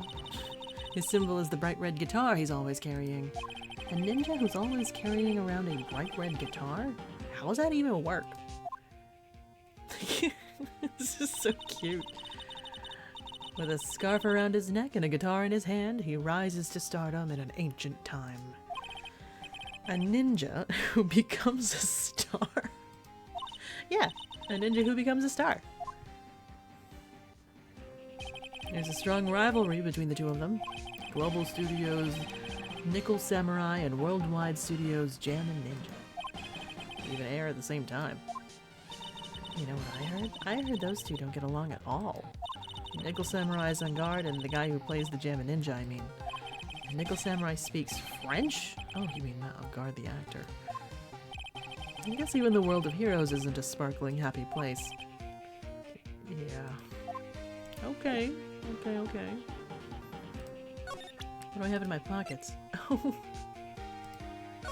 Oh, okay. Sure. Alright. Let's move. Wow. What is with this place? Looks like I've stumbled into Oz or something. Why in the back there's a sign for the bathroom? Maybe I should visit it while I can before the show starts.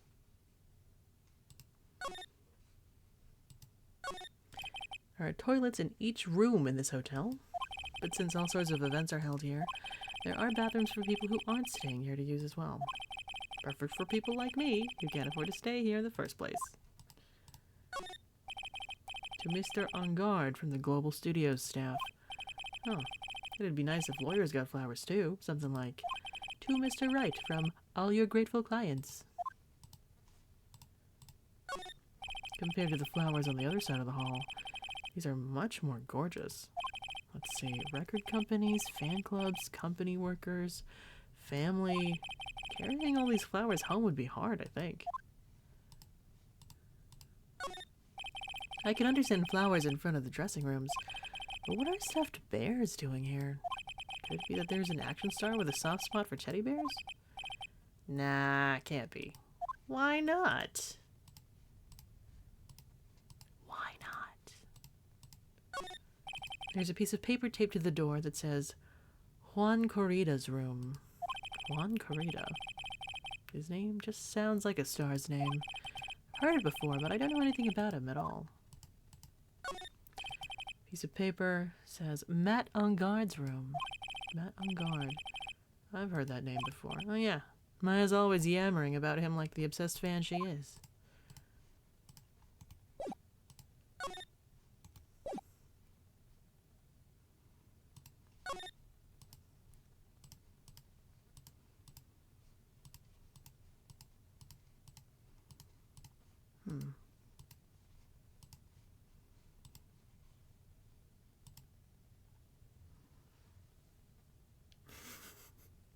Because as Curl so incorrectly stated, you must act your age and have matching interests. Nothing is real. Nothing matters. Like what you like. But Pearl is probably just repeating what her mother taught her or something. You know, kind of the vibe. Sounds like the post-ceremony show is about to start. And also Maya. Right, they were like, yeah. Yeah. Alright, I'm so pumped. I wonder if he's going to show off his special move today, Nickel Samurai Smelting. Actually, what I'm interested in most is the press conference. You mean the big confession the Nickel Samurai is going to make after the show? So what is it? Don't you know what it's about, Mr. Powers? Well, I'm not the Steel Samurai anymore, so I don't have any idea. Bah. Sorry. So I guess you are all going to the press conference then? Yeah, of course. That's the case, then here, take these tickets so you can get in. Press conference ticket added to the court record. Seems the Nickel Samurai's gonna confess something after the show. Thank you very much. Well, let's get going to the lobby. Looks like it's over this way, Mr. Nick. Okay, for great justice.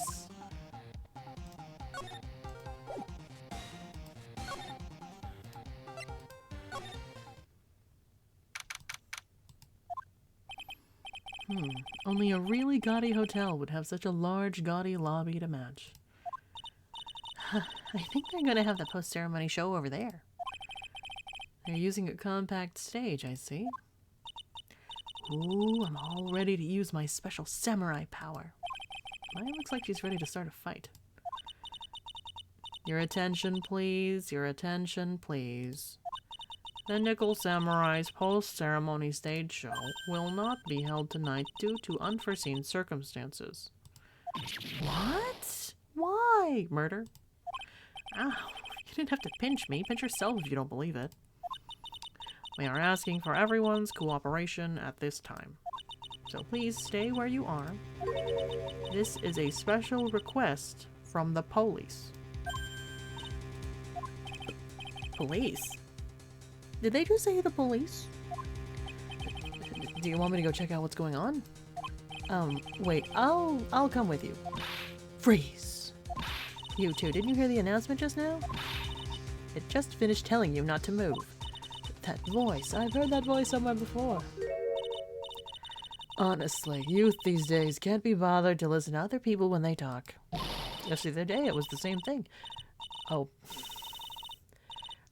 Did it tell the boy on the bridge was out and dangerous and he would listen? No, of course not. Careful in part of the bridge, the out part was dangerous. I am not kidding you. That kid really meant it, and I really meant it. Honestly, kids these days don't know right from wrong, I tell you. This non-stop chatter. It can't be. Miss Oldbag? What is it, you young whippersnappers? Do I know you? Wait, you! You're Powers, aren't you? Yeah?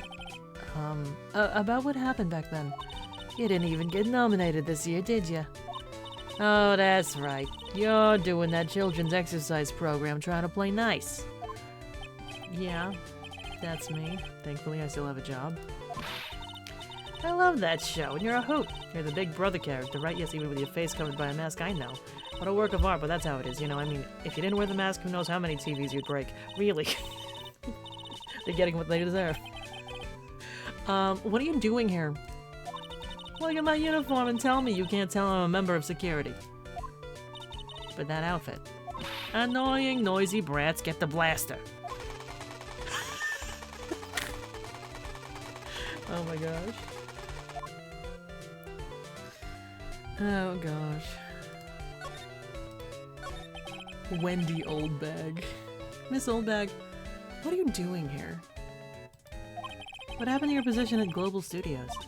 Oh, that old place? Well, since that incident, they've been letting people go. When they cut the security team, I got the pink slip. What incident? What did you do? I didn't do anything, you youngin'. Don't you remember that incident a year ago? When this lady got on the witness stand and testified? Yeah. And you, weren't you the one who was bullying me? This fragile girl at heart? I plead the fifth. But you know, I think maybe I rubbed the wrong upper management the wrong way by testifying. Yes, that has to be it. Everything is all your fault. Me? I thought about being a bodyguard at first, after being handed old Pinky. You? A bodyguard. For your friend, that fiery good-looking guy with the red jacket and the ruffles. Mr. Edgeworth? Yo, everybody want that cookie, oh my god.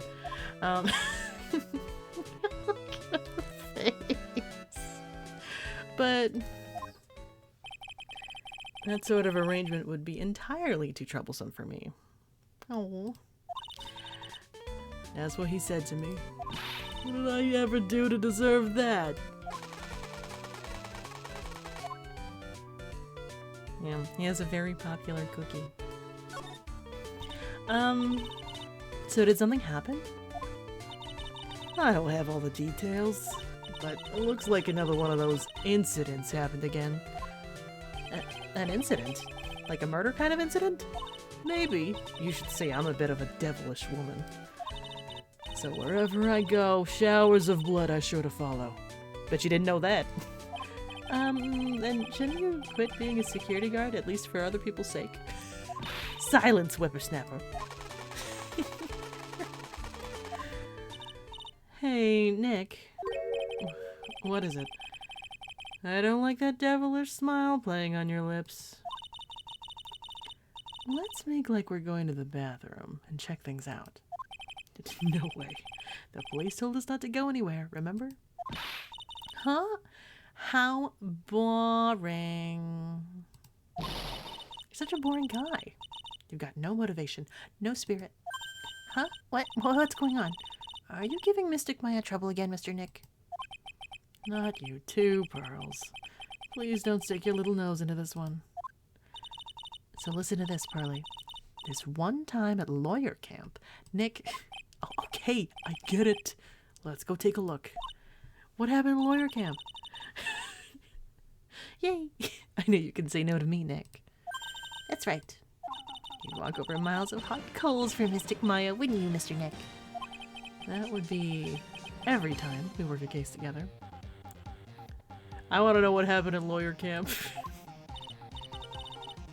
Is there a fanfic of Phoenix and Edgeworth at lawyer camp? Anyway, well, what are we waiting for? Let's go already. You can come along too, Pearly. Goody! I get to come.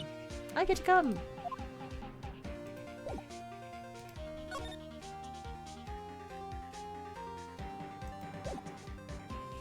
Oh, I want to look around the room. Real. It's the stage for the post-ceremony stage show. It was supposed to be a press meeting after the show, but now it's like that. No one will hear what the Nickel Samurai had to confess after all. Is the Nickel Samurai dead? We're here. Might as well take some pictures. Okay, everyone, sit in a chair. But we're all out of film. Don't worry about it. There's a zillion cameras over there we can borrow. Hey, you can't just go and borrow an expensive professional camera like that. I'm gonna say these cameras were set up to cover the post-ceremony stage show. I wonder where everyone's gone, abandoning their cameras like this.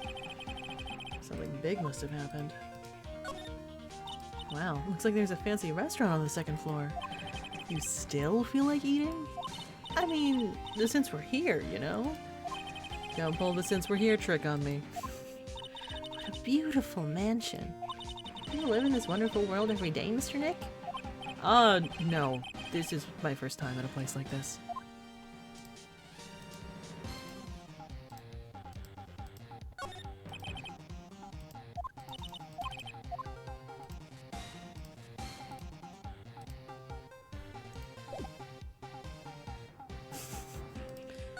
Yeah, she's going through it.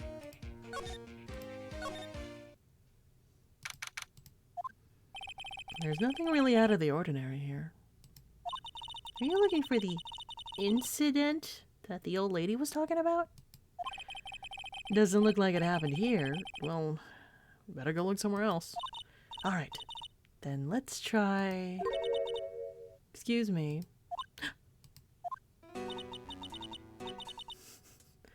Are you by chance Miss Maya Fey? Yeah, that's me. You have a phone call waiting for you at the front desk. A call? I wonder if it's someone from Karain Village. What's wrong, Mystic Maya? Nothing. You guys go on ahead and I'll be right there, okay? Okay. Right this way, Miss Fey. What a face on that guy. Distinct character features. Let's go look somewhere else now, Mr. Nick. Yeah, okay. This is a little exciting and a little scary.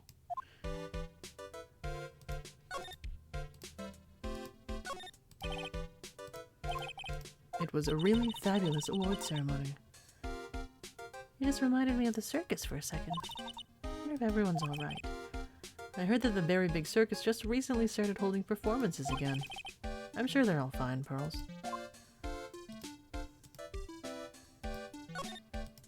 It's a feast fit for a king. Yeah. It was the first time I ate that food. What was it called again? I think it started with kiwi? That's right, a kiwi. I don't know what to say. It's a sweet but sour fruit all in one. Poor Pearls. Having eaten only vegetables all her life, she's been missing out on fruits.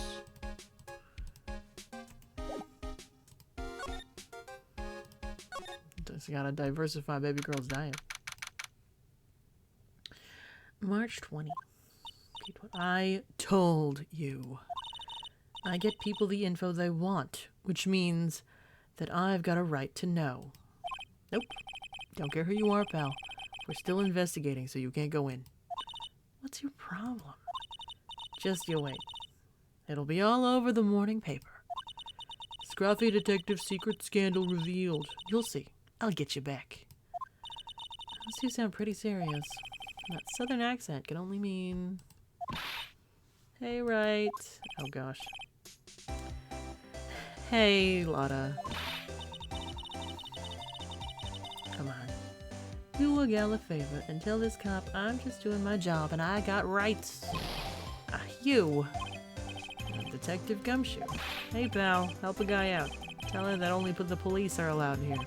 This is the scene of a murder, so she should leave this to the pros. A murder? Oh, shoot. Me and my big mouth. See, I knew it. My gut instinct told me so. I always trust my gut. A murder, it said. That's what it is. A genuine murder.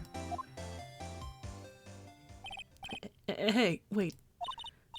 Yeehaw, a murder. Of a big star, no less. Oh, man. I'm in trouble now. So, Detective Gumshoe. Murder? No. That's not it. I got my facts mixed up for a second there, pal. Mr. Nick? Is the dead person the Nickel Samurai? Huh? Why do you ask? Well, Mystic Maya was rooting for him, so... It wasn't the Nickel Samurai that got bumped. Actually, the Nickel Samurai is the one under suspicion of doing the bumping off. What? The guy that died was this hero named the Jammin' Ninja, pal.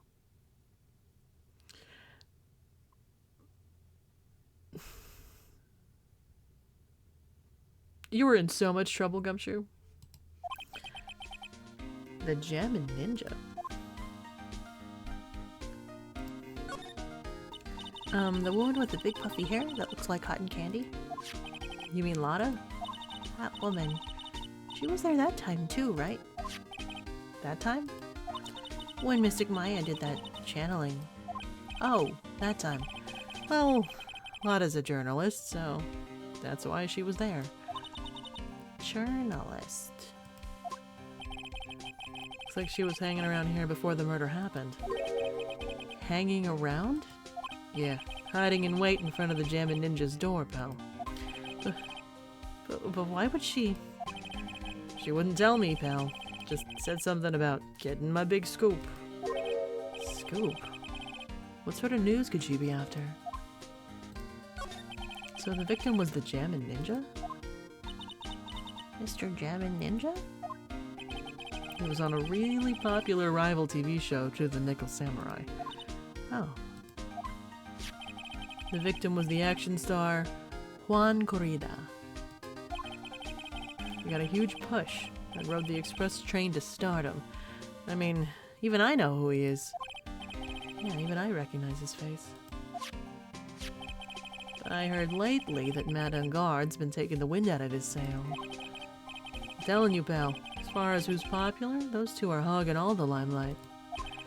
Guess there's no space for Mr. Powers at all, huh? Poor guy. Mr. Engard, that's the Nickel Samurai, right? Yep. I mean, no. You got to say it with more oomph. The Nickel Samurai.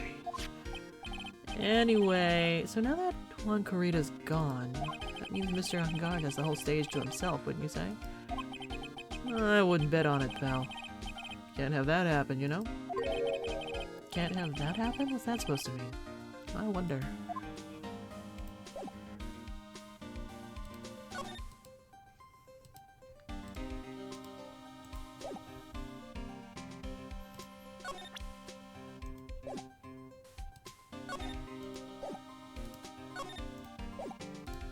Okay.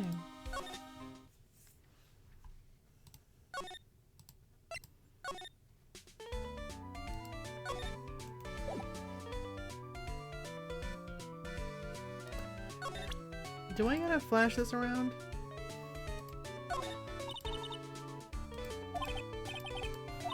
I'm doing police work, of course. My eyes are like a hawk. In my professional eye spot a messy incident. A messy, bloody incident. Don't have time for you meddling kids and your petty little things. Okay.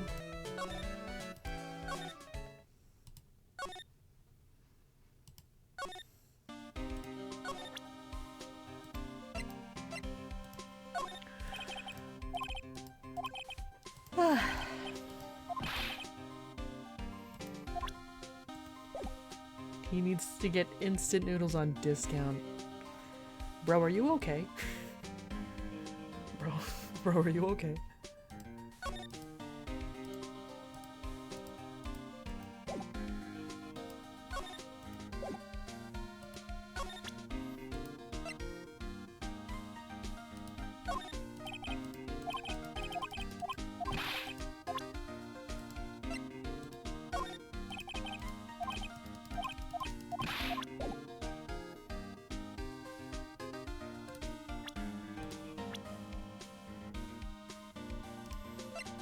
Well, let's do this.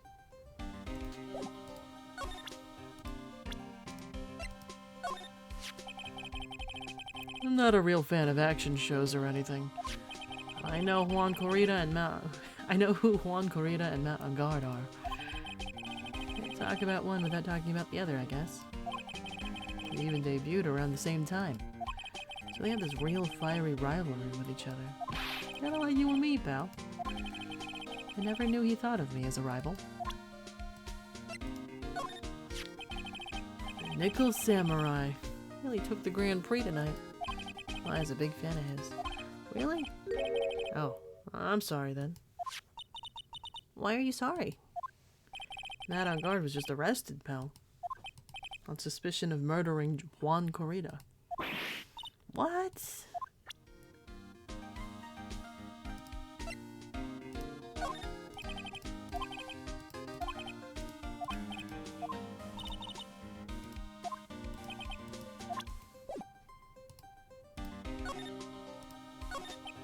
Why was Mr. On Guard arrested? Sorry, pal, but that's not something I can tell you. We just started the investigation, so we don't want any leaks. As you tell me everything you know. Looks like yet another Steel Samurai hero is in hot water.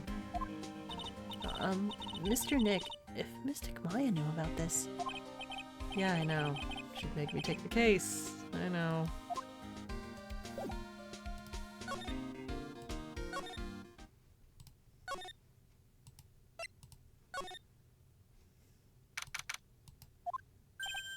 Hey, so what's going on, Mr. Wright? Looks like Juan Corrida has been killed. What? Juan, he's... Looks like he was murdered, and a suspect was arrested. That suspect is Mr. Matt Ungard. You're joking, right? Nope. They arrested the Nickel Samurai on suspicion of murdering the Jammin' Ninja. Oof, not again. I feel sick. Again? About a year ago, something just like this happened, Pearls.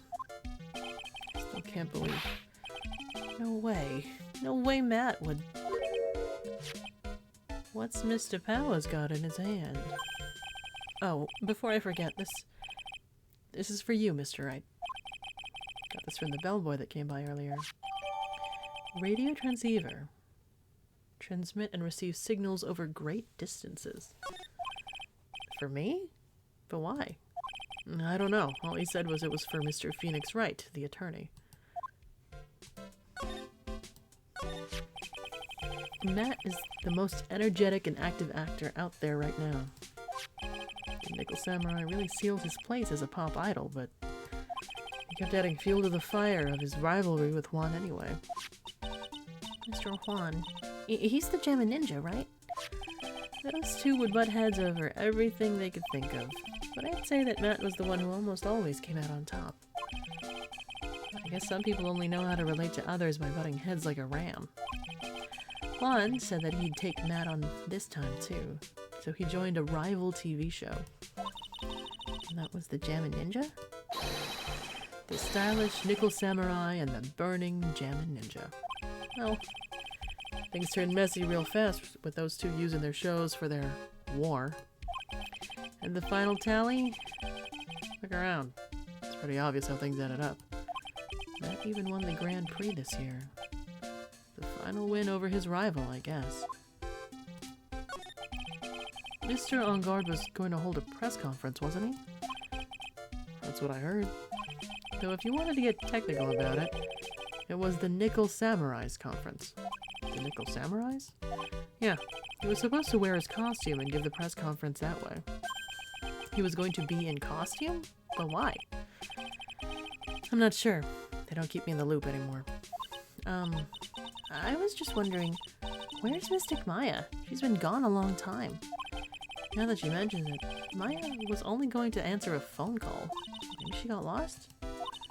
I'll take a quick look around for her. Do not leave this child unattended, Phoenix. Oh my god. Oh my god.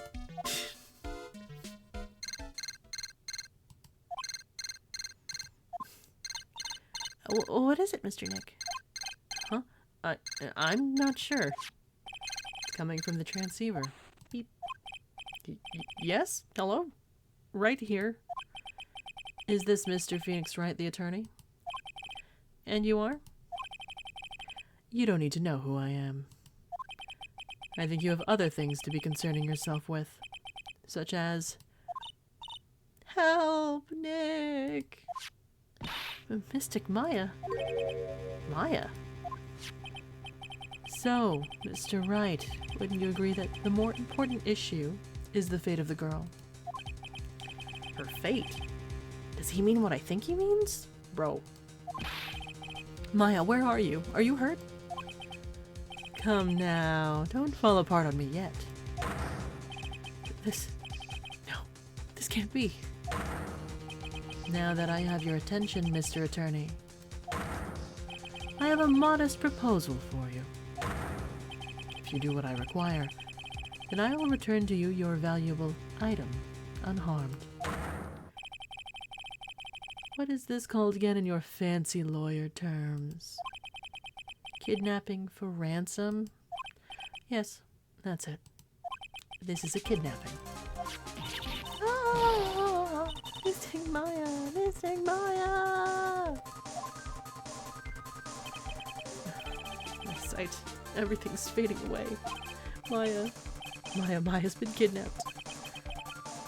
You there? Mr. Attorney, are you there? How much do you want? Very good, Mr. Attorney. Glad you have such a good grasp of the situation. Hurry up and see your condition, and then return Maya.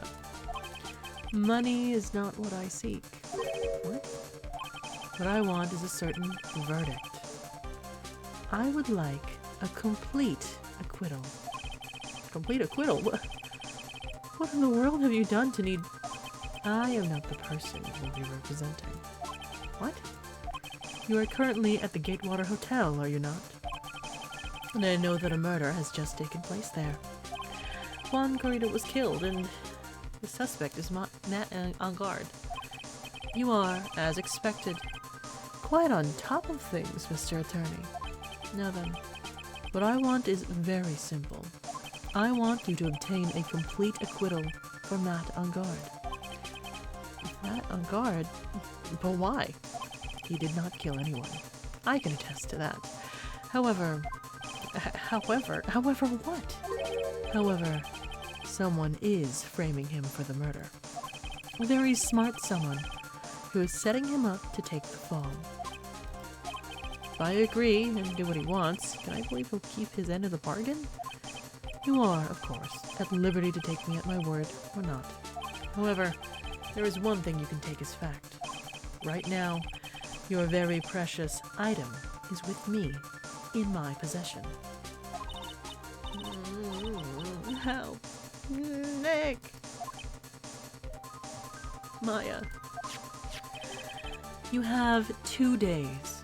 Of course, tonight he will be in questioning with the police, but the trial is in 2 days. At that trial, he will win a not guilty verdict. Remember, you only have one chance. One chance, Mr. Attorney. One?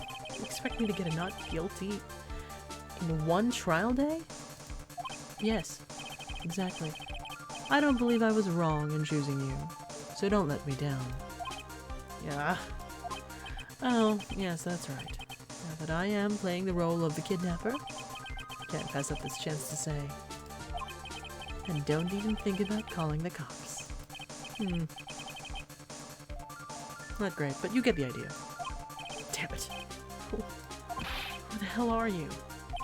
Very well, I'll tell you that much. My name is...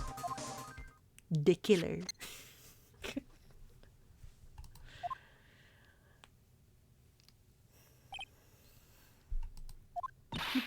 Mr. Nick, where is Mystic Maya? She's been kidnapped. Oh, it's all my fault. We had gone with Mystic Maya. Not your fault, Pearls. But it is Mystic Maya. Mr. Wright, I think we should tell the police what's going on.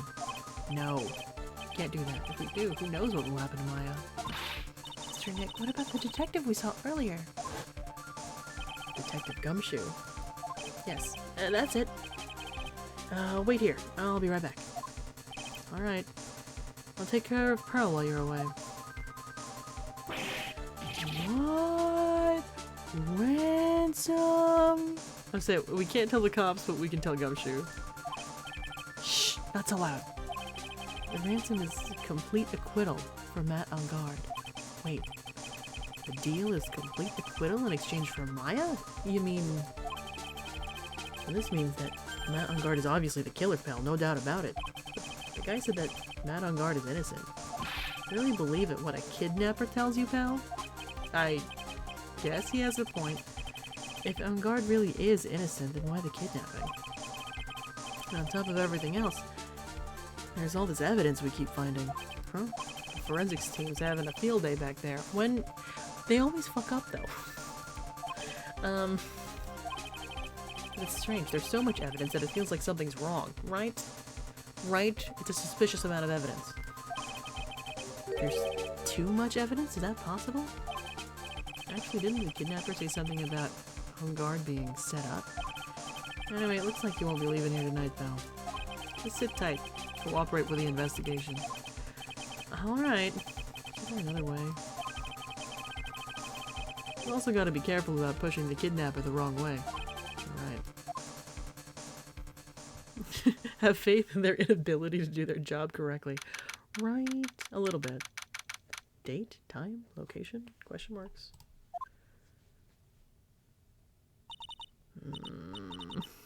Oh, my head.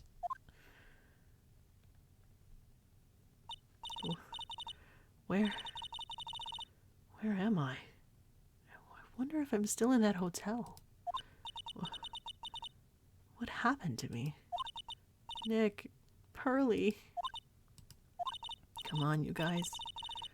This isn't funny anymore. Click. Yep. I see you have awoken. Ah! Who are you? Me. I am known as the Killer. The Killer? You mean like an assassin? I'm too young to die. Don't worry. You are not my target. For now, anyway. Nick, where are you? Help me. Yes, that's right. Only one person can save you now, and that is Mr. Phoenix Wright. Hmm? What? Nick's going to save me? Calm down and be a good girl. Think of this as a business transaction. A business transaction? I am going to contact him now. I hope you'll cooperate and play your assigned role well. Nick. What's going to happen to me? Nick. Pearly. Sis.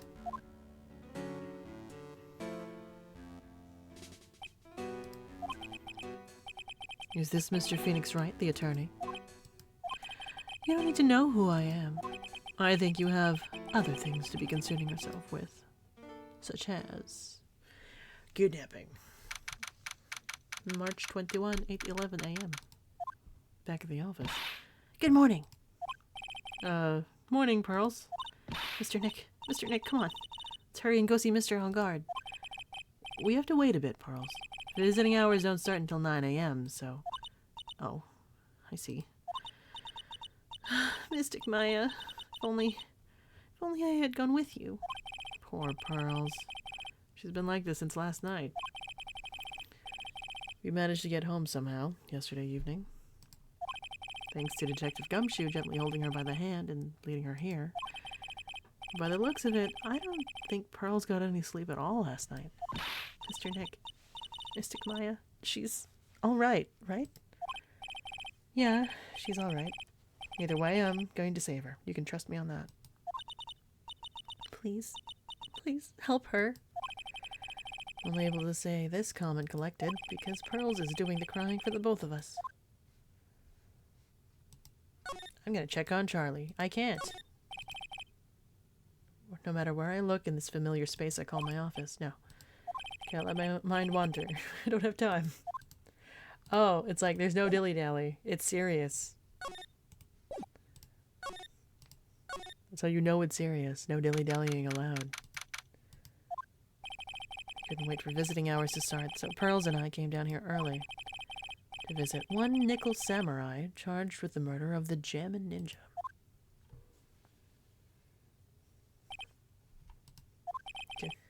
Good morning. How are you today? I know the situation might be a little tough for you. We're... Oh, sorry, dude. I already signed up. Excuse me? I already have life insurance. Signed up a long time ago because my job is, you know. Oh, no. We're not insurance salespeople. Really? Dude, I really don't need that right now either. Fire extinguishers? I mean, this building isn't my house, so... This is the case you need to lock. You go eep. Okay. Have a good eep. Good night. I'm gonna be doing investigations.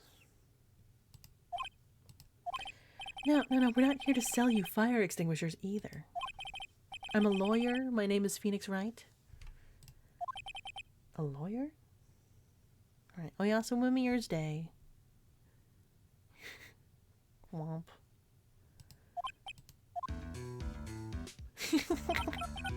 Hold on a sec. I'm gonna ask my manager. Okay? The Nickel Samurai sure is a strange person, isn't he? I think strange is an understatement. Sorry about that. You're just in time. Huh? You're a lawyer dude, right? My manager's looking for a good one right now, so how about it? Mr. Nick, this is our chance. I have to make him let me take his case. I have to. I feel like a lot's happened and I should say it anyway.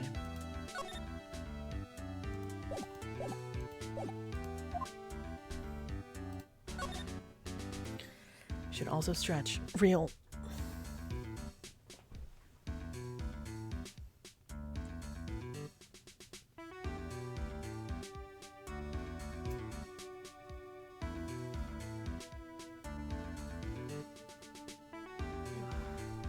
Okay.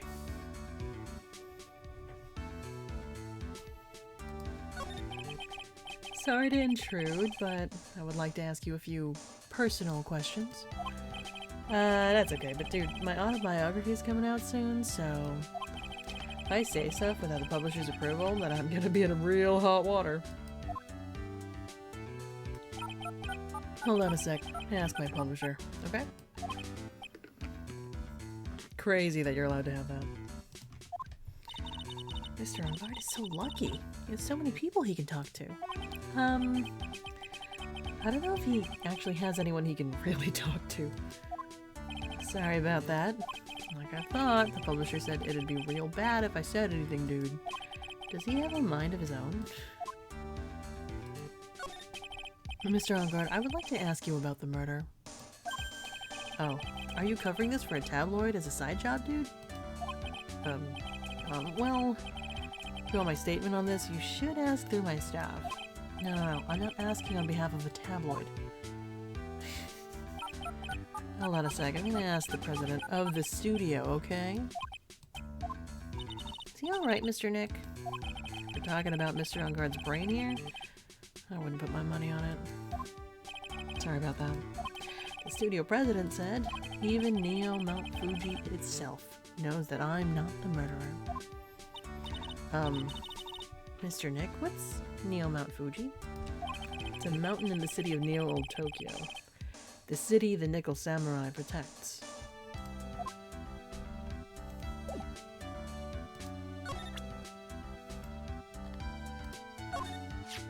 Mr. Ungard, this is an attorney's badge.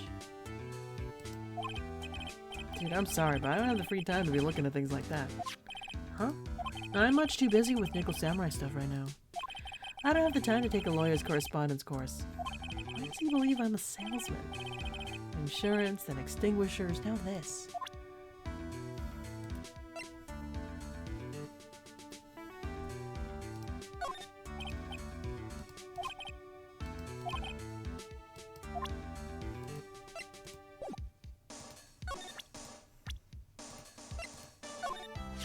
Man, it's too bad he's dead. You killed him.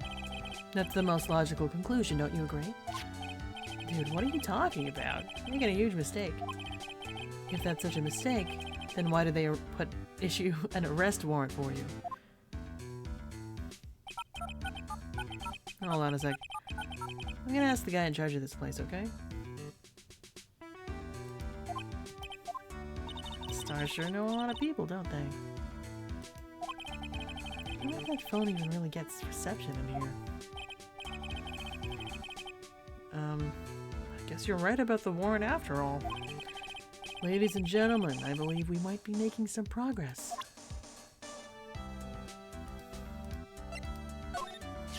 Yeah? I'm such a handsome devil. Yeah. I'm way good at sports. Karate, tennis, judo, soccer, football, hockey, fencing. Dude, it's no wonder I'm so popular. Yeah, you're also good at sitting in a jail cell, Mr. Popular.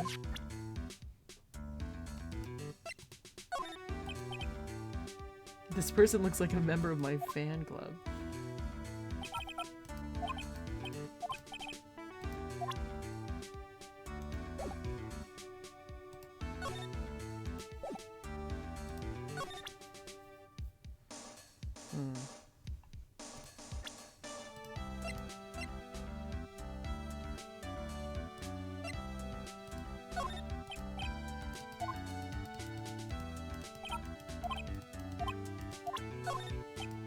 Oops.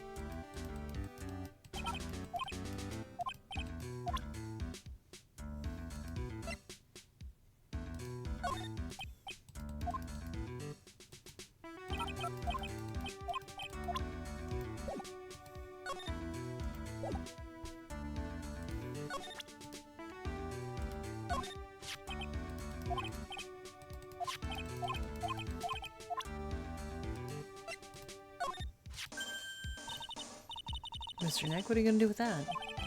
I don't know yet, but I figured I could at least show it to him. Is that a transceiver? Hey, looks like a real nice one, too. I got it as a present from someone. Interesting. I've also been instructed to take your case. Is that what you heard from the transceiver? Yes. Dude, that's terrible. Don't let some disembodied voice boss you around. This coming from a man with a cell phone on his wrist.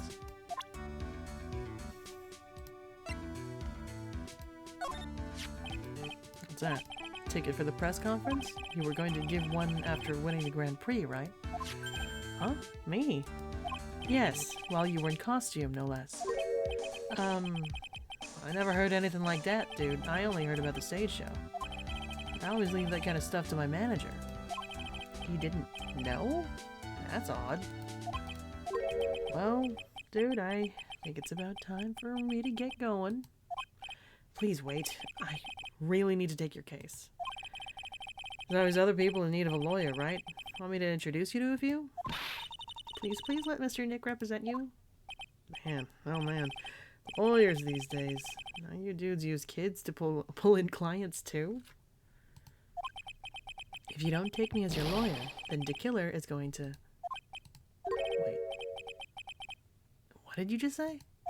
DeKiller? DeKiller? What's he doing? It looks like he's mulling something over. Alright, dude. I accept your terms. Huh? I'll let you represent me in the court. We did it. We did it, Mr. Nick. Yeah. I don't feel any better for it, and he doesn't look too happy either. Go ahead, ask me anything. I'll help out as much as I can. Man, I thank my lucky stars that people know my name. Well, you're quite the hero, and you're in the national spotlight.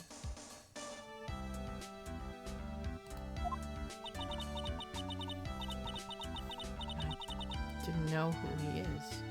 Does that mean I'm not a good citizen? Huh. It's really great to be the Nickel Samurai. Dude, lately I just keep on getting more and more popular. Sure enough, the Nickel Samurai is very popular among high schoolers and secretaries right now. I guess Mr. On Guard has a way of catching the eyes of women. Do you know my motto? Refreshing like a spring breeze. That's what I am. A spring breeze. That's why this kind of scandal is disastrous, dude. I mean, even if I get out of here tomorrow, it's still gonna look bad. Everyone loves a good scandal. Can you tell me about your activities last night? After I got the award, I took a break and went back to my room. I had that post-ceremony stage show to do, so I was in my Nickel Samurai costume. And you were alone the entire time? My manager was running around being busy, so yeah. Because of the press conference you were supposed to hold after the show? I told you, dude, I have no idea about any press conference, alright? That's strange. I thought the Nickel Samurai was going to confess something. Anyway, I was leaving my room. That's when I noticed it was kind of noisy. Mr. Corito was already dead at the time? Yeah, that's what I gathered anyway from my manager. I'm beginning to gather that this guy can't do a thing on his own. That's when the detective in the green coat showed up. He searched me, and then, out of the blue, the dude arrested me. About you and the victim, Mr. Juan Corrida. What sort of... That's got nothing to do with anything, dude. Man, that face of his? I can't even tell he's the same age as me. And he wanted to try to make a Jammin' Ninja movie. Even though we all know it would fail. The Nickel Samurai still won in the end. Right. Yeah. I took the Grand Prix by storm. So why would I, the winner, have any reason to kill the guy anyway? Dude, you'd think it'd be the other way around, you know? Do you know why you were arrested? I guess maybe my full body search went badly. Did they find something on you? They found a button from the Jammin' Ninja's costume. A button? I don't get it either. It was caught in the pleats of my samurai pants, or hakama. Dude, I really think someone planted it there, though. I'm serious. I wonder if that's what really happened. Guess this is about all I'm gonna get out of him. Mr. Nick? Yeah? Let's ask one last thing. Let's test Mr. Ungard to see if he really is innocent or not. Oh, we can do that? Yes. If you use this.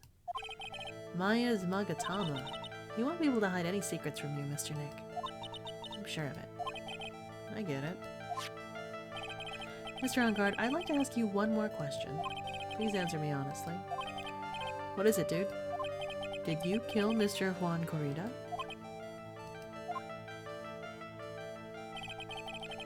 Please put the phone away and answer this question yourself. Alright, just so we're clear, dude.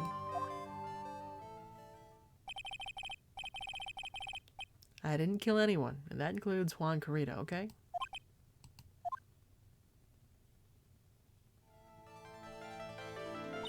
Well, Mr. Nick? Nothing. Not a chain or lock in sight. Which means it's all right to trust him. Yeah, it does appear that way. Well, at least I can breathe a sigh of relief knowing my client is innocent. The trial's tomorrow, right? I'm counting on you, dude. To be continued.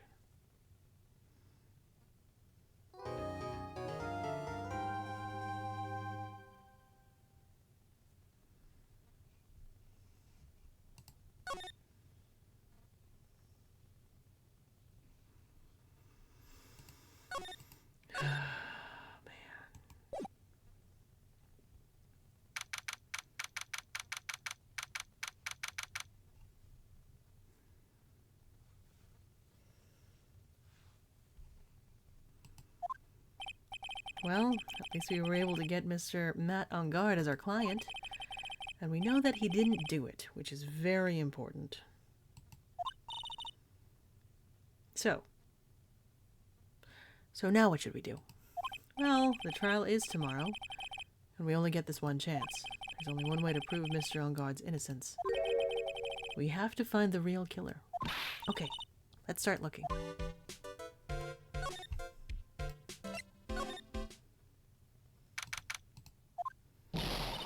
Hey, what do you think you're doing? You can't come in without... Good morning. Hold on, it's you! What is going on around here? I heard poor Juan was killed, is that true? It's a bad rerun is what this is, another Steel Samurai doing the most evil of deeds. You know, that's not entirely... Have you know that I was a huge fan of Juan's? Why, oh why do all the stars I'm interested in drop one by one like flies? Always been that way ever since I was a little girl in elementary school. The class hamster was fine. The other kids started calling me Queen Reaper. Actually, I wanted to ask you about the murder and what happened. Don't push me, boy. Mr. Nick? I couldn't hear everything she said because she was talking too fast. Miss Oldbag, could you please speak a little slower?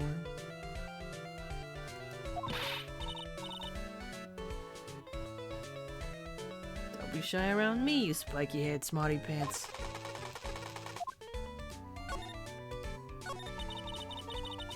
My dear Hammer died a year ago in that dreadful murder. And only recently did I finally find a star that makes this heart go badump again. I don't know what to say. I ask you, why does every star I cheer for always ends up kicking the bucket? And watch your words. No one's gonna get away with saying anything bad about my Juan. But I haven't said anything. Well, I don't believe a word that woman says anyway. Huh? What woman? That irritating backwater girl with the afro and the horrible country accent. I mean, what is the manner of speaking supposed to be? And why does she never stop? Honestly, women these days, they don't know the meaning of the word modesty. I was a young man and I was so beautiful. Beside this, I pressed flowers, read the stars. Pearls? Are you thirsty? A little. Okay, I'll go get you some juice or something. Thank you very much. Hey, are you paying attention? Youngins today. Guessing Miss Oldbag heard everything from Lotta. I want to ask you about what happened around the time of the murder. I don't know anything about that. I was here, getting ready. Getting ready? For what? The show, of course. Well, and the press conference afterwards. Cue mysterious music for the magical press conference. Anyway, I don't know anything about the murder. I see. But if you're talking about what I saw, that's different. I saw it very clearly. What? I saw the most important moment of the night. Tell me. The most important moment? You don't mean... Oh, so now you treat me with respect, you disrespectful child. When you speak to your elders, you should always be polite. Really, kids today. Please tell me, what did you see?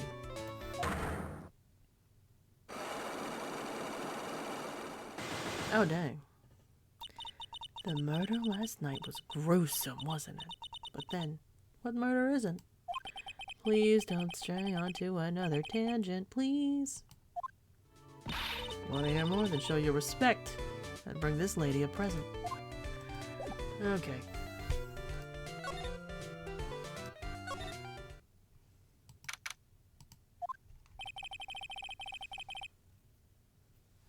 Looks like the investigation is still in full swing. Hotel staff and the police are running around like a bunch of headless chickens. I wonder if we can do any investigating of our own in this kind of atmosphere. Well, gotta roll up the sleeves and try, I guess.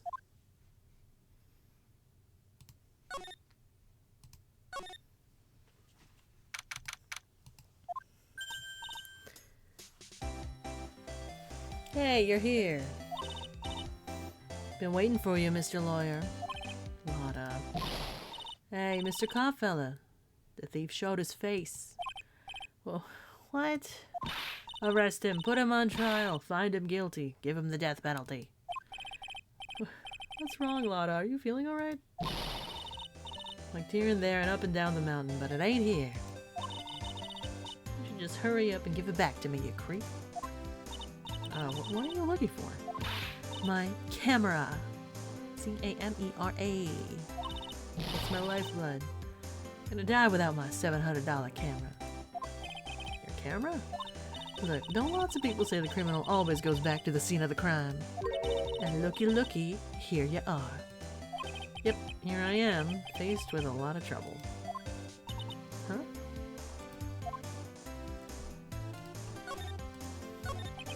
So you lost your camera? It ain't no ordinary camera. You buy it in a store and it's $1,600 brand new. Huh? But didn't you just say you bought it for $700? I had a nice long talk with the guy at the store, about 5 hours, I reckon. I made this itty-bitty scratch on it, and the manager got all huffed up in the face. Gave me his talking to and was real mean about it, too. He done made me cry at that. When did you lose your camera? Last night, after the murder happened. Must have been when I was busy running around looking into things. When I lost sight of my dear, darling, expensive sweetie. Alana, what did you capture with that expensive camera of yours? I don't rightly know. Snapped a shot of anything that caught my eye. So I don't remember.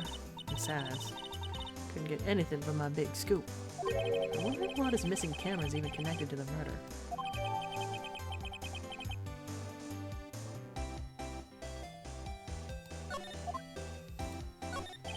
Lana, please tell me what you know about what happened at the time of the murder. Well, from before the ceremony last night, I was hanging around here in this area. Yeah, actually I was here until around the time Mr. Elgar was arrested. What were you doing here? You sure went to school, city boy? Wherever Lotta Hart goes, there's a story to be found. A big scoop to be had. A big scoop. I told you before, I ain't gonna be the best tabloid photographer the world's ever seen. Reckon, course, that means I'm always looking for the perfect shot. I wonder what scoop she was after this time. Although I was on the lookout for the other stars that were here. So, maybe I wasn't here the entire time. Lotta, are you sure you weren't here the entire time? So you could take a picture for your big scoop? Well, maybe I was, but that's what real journalists do. Got some juicy inside info, so I thought to myself, why not get a picture for proof? What kind of story was it that you would hang around here?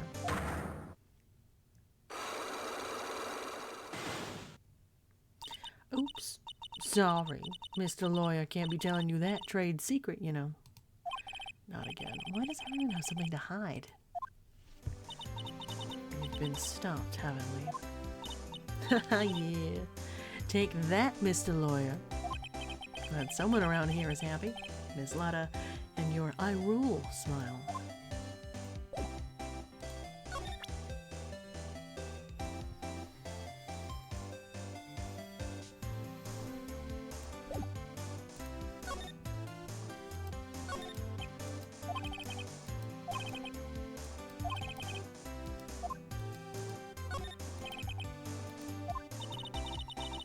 So that's the scene of the murder, I reckon. I thought something had gone on that night, but I didn't ever think it was murder.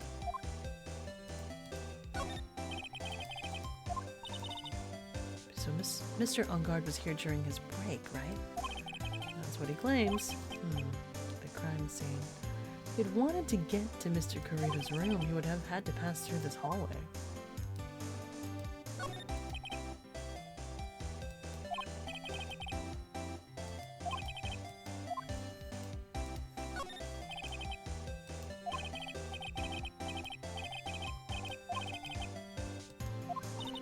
Yeah, that's what I thought too. So I was a nice enough gal to lend a helping hand. Secretly, of course. I have a feeling one of these days I'm gonna end up defending her in court.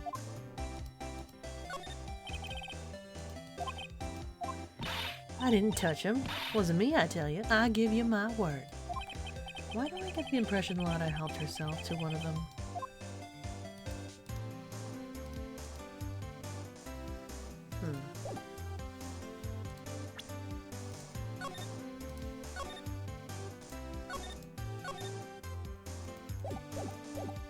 Okay, let's see what type of information you require.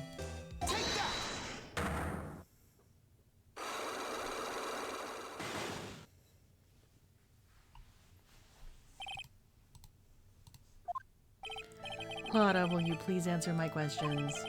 On the night of the murder, why were you loitering around the victim's room? I told you, didn't I? For my scoop. What I want to know about are the details of this scoop. That's not something I can tell you. I mean, there's my bread and butter.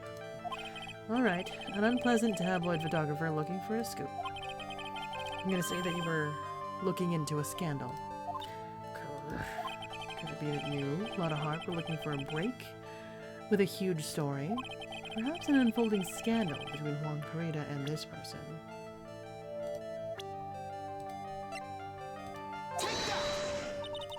Who the heck is that? Nope. That was the most obvious answer.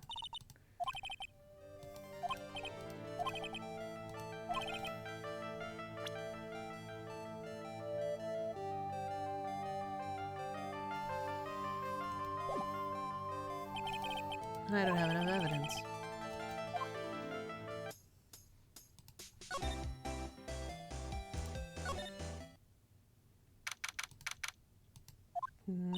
In Guard's hotel room.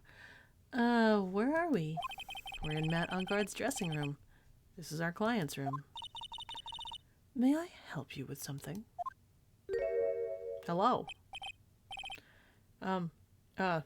We're... You're Mr. Enguard's lawyer, correct? I gathered as much. Look, I also looked for lawyers on my end, but to no avail. How did you know I'm his lawyer? You were just saying that he is your client. In a situation like this, the only person who would use such a word would be his lawyer. Wow. It's a simple deduction, really. The trial is tomorrow, and Mr. Enguard's situation is looking rather grim. So you came here, one stop in your mad dash, to find clues to build his case, correct? Well, you're not totally right, but you're not totally off either. It's really not the time to be showing off, Mr. Nick. I am Adrian Matthews. Andrews. What is it? I hate to waste time, so let's get down to business. All right. She may be of small stature, but appearances can be deceiving. She kind of fine, right? Like, hello. She's like kind of giving Samus. I assume the first thing you need to know is what everyone was doing that night, correct? Yes, that is correct. Then I will tell you.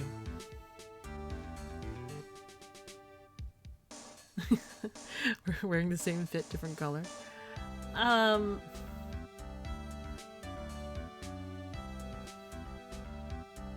There are similarities, yes. It does look like she's straight up wearing a bodysuit, though. Before the award ceremony, I had dinner with Mr. Enguard. In this very room, I might add. Dinner? What did you eat? I told you, I hate to waste time with trifling details. If you took a look at the table yourself, you would need to ask me. I bet she was a lot of fun at parties. When the award show was starting, I headed for Viola Hall. And after the show ended, you came back to this room? No, I had some small errands to run. I helped with the preparations in the lobby. Oh, preparations for the post-ceremony show, I guess. When it was time for the post-ceremony show, I came back to call for Mr. Enguard. After that, I went to visit Mr. Corrida. That's when you found his body, isn't it? He really held strong through everything. Yeah, he does seem to be mentally tough as nails.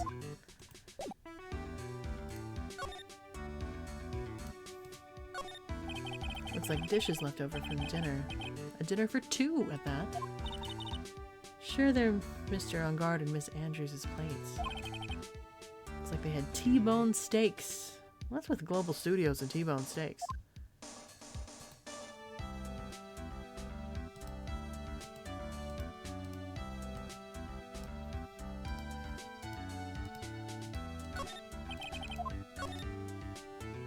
There's some samurai-looking clothes on the sofa here. I think that jacket-looking thing is called a happy. Whatever it is, I'm sure something like that would make a great souvenir. Maya would be absolutely thrilled.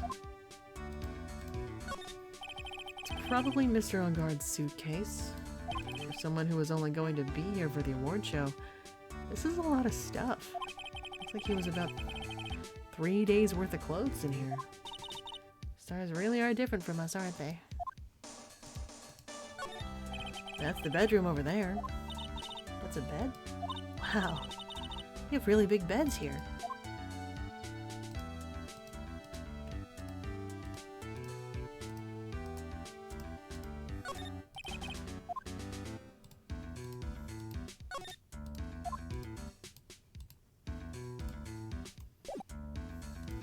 Okay, I think that's everything.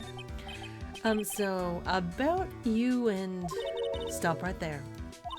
You aren't seriously about to ask how Mr. Ungard and I are related, are you? Sorry. I have no idea how he could chose you as a lawyer.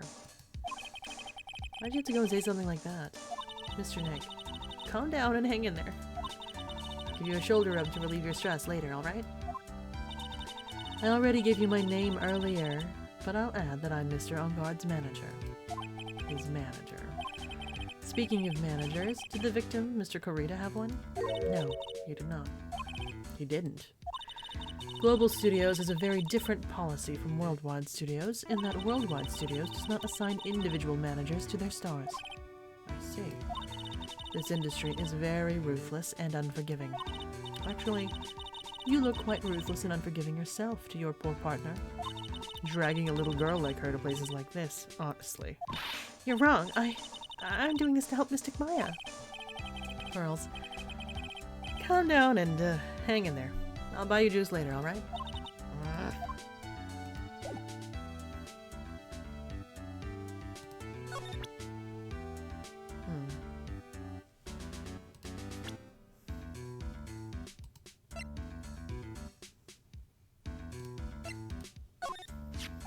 Did you know the victim, Mr. Kurita? Yes, I knew him. The world is such a small place after all. Did you know about his rivalry with the Nickel Samurai? Honestly, they were like children when it came to that. Time and time again, those two competed with each other over the most trivial things. If either one of them wasn't so stubborn, then maybe no one would have needed to die. Got a hunch that this woman knows more than she's letting on. She must know why Juan Kurita was killed. I asked to become Mr. Ungard's manager. He's a pleasure to manage with his nice disposition. Mr. Ungard doesn't seem like a rather... He does seem like a rather weak-willed man, always doing as he's told. He's always saying my manager, right, Mr. Nick?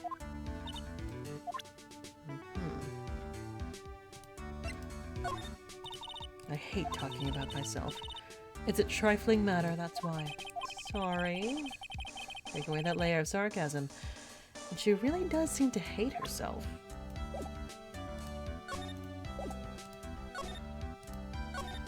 Do you have any ideas? As to why Mr. Kurita was murdered? Why would you ask me about such a thing? I'm just doing my job. So, do you have any ideas?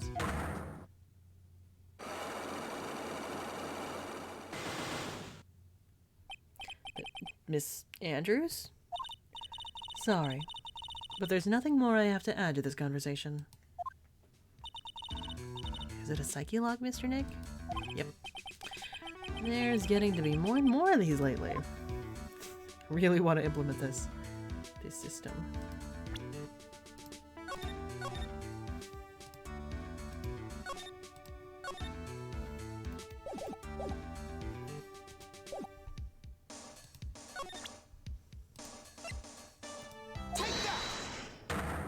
Let's see what we got.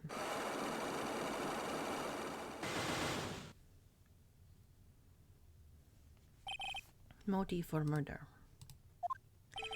Why was Juan Kurita murdered? If you ask me, I think you know the reason he was killed. Why are you hiding things?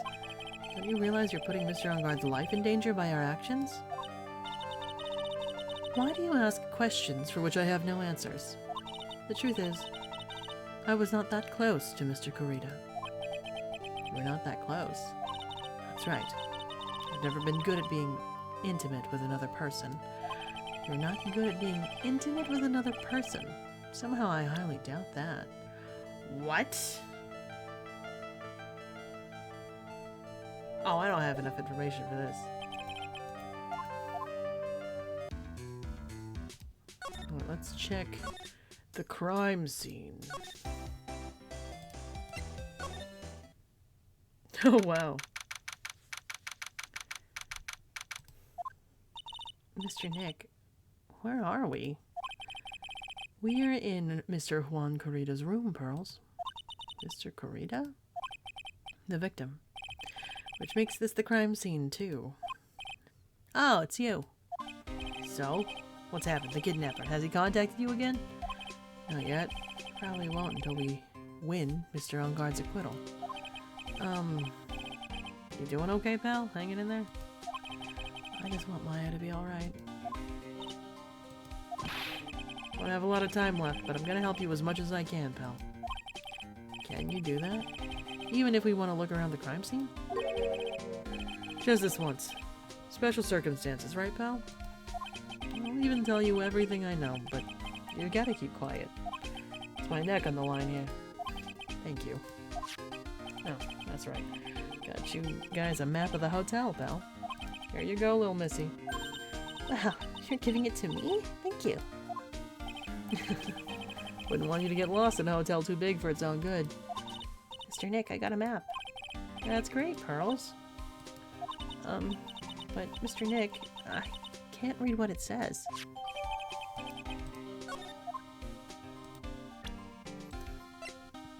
Whatever do you mean?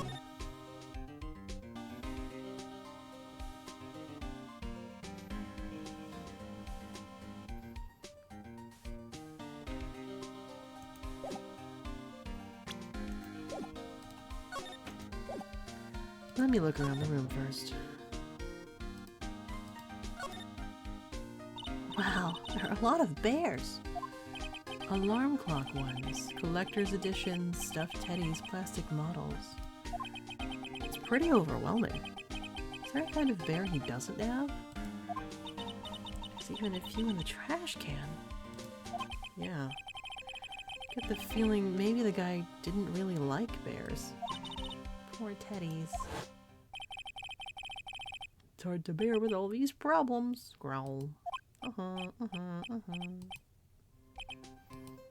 I don't think I want to bear with the trauma the last case caused me.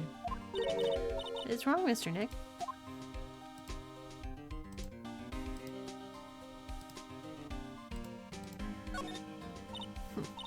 It's so messy around here. Charles really likes things neat and tidy, I take it. A lot of electronic things in here that I've never seen before.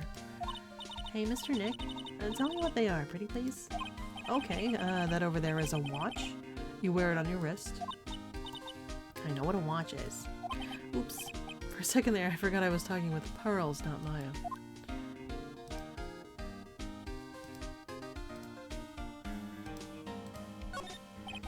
A suitcase. There are so many things in it that I bet it barely closes. There's his clothes, a dryer, an electric shaver, a calculator. Do all stars pack too much stuff like Mr. Kurita? A rice cooker?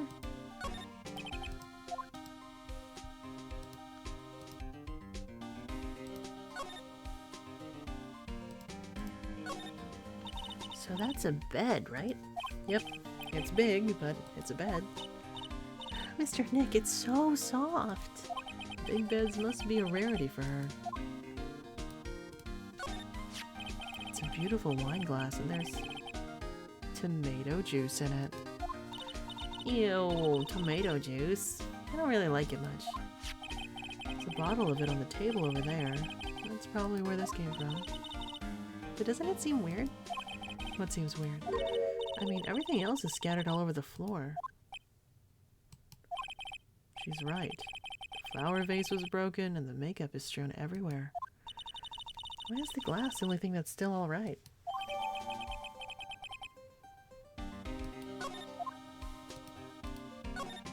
Bottles of cosmetics are scattered all over the floor. It's probably where Mr. Kurita fought his assailant. Where are these bits of glass from?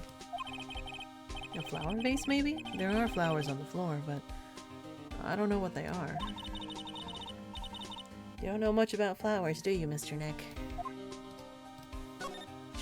This is a guitar case, I guess. A little beat up, but still usable. That's strange. The guitar's not here. Maybe he forgot to bring it to the show? But Mystic Maya, she said the bright red guitar was the Jamma Ninja's signature item. That's true. The guitar case is wet. But it's only wet on the top of the lid. Yeah, there's no water inside the case. This is water, isn't it?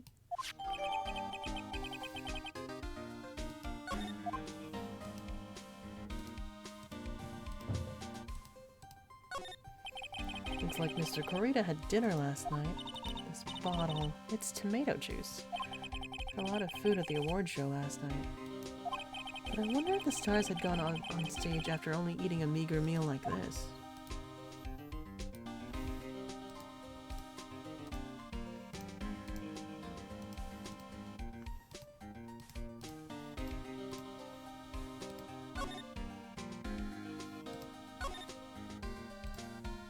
Nope.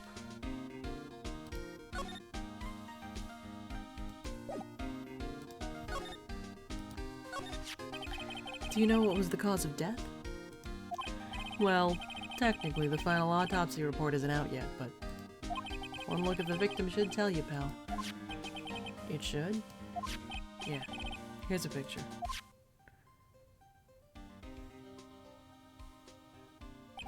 There's a knife in his chest. Yeah, pal, that's the murder weapon. So he was stabbed to death? We're looking at the fingerprints down at the lab right now. There were fingerprints on the knife. Yep. It looks like they're pretty sure they're Mr. On Guard's prints, pal. That's bad. Real bad. Why was Mr. On Guard arrested? Because we had evidence on him. Evidence? It looks like the victim, Juan Corita, really put up a big fight.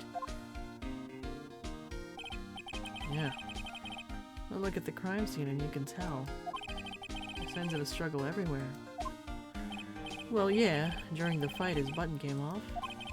Mr. On Guard said something about a button. Something like one of the Jammin' Ninja's buttons got caught in his hakama. But that's not all. What? There was a witness, pal. A witness? Who is it? That lady, Miss Oldbag. Please, anyone but her. The prosecution has plenty of evidence to make a solid case. Not to mention there's something around where the Vic was that's a little off. Something that's a little off, as in that's for you to figure out, pal. Alright, let's try to figure it out, Mr. Nick.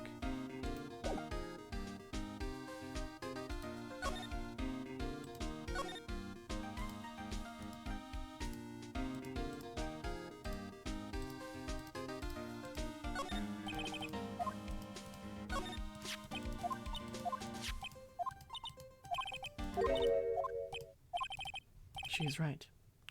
The flower vase, the makeup. Why is the glass upright?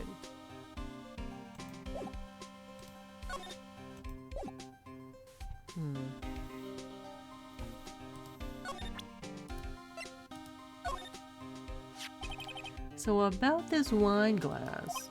Ah, so you noticed it, pal. The whole crime scene was a mess, but this glass was the only thing that was untouched.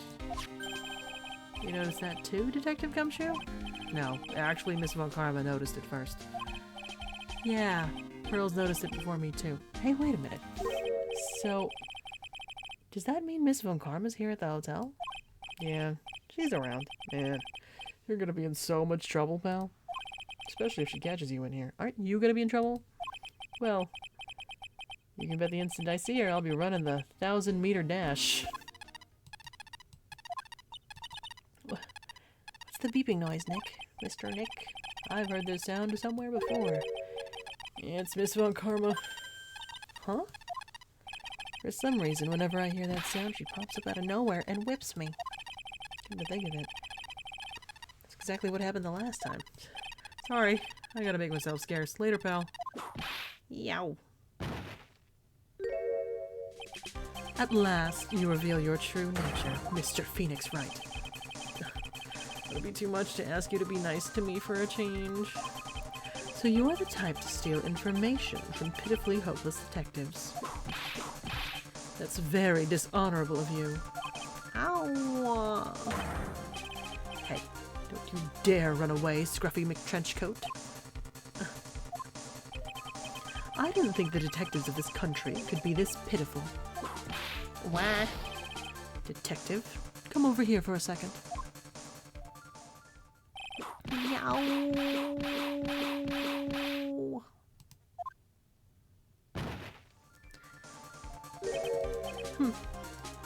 I feel better knowing at least you were man enough to face your punishment. He was so scared, he just froze up on the spot. Mr. Phoenix Wright. You have soiled my perfect prosecution record. I'll never forget that. This time, victory is mine. Victory is yours? Is that all this means to you? What? Come, Scruffy. The investigation briefing is about to begin. Yes, sir. This isn't over yet. I swear on my family's honor. How? What did she throw at me now? What is this? Well, I guess this means I gotta get back to the precinct now, pal. If you ever need me, come down to the Criminal Affairs Department, alright? If you can, try not to let Miss Von Karma see you.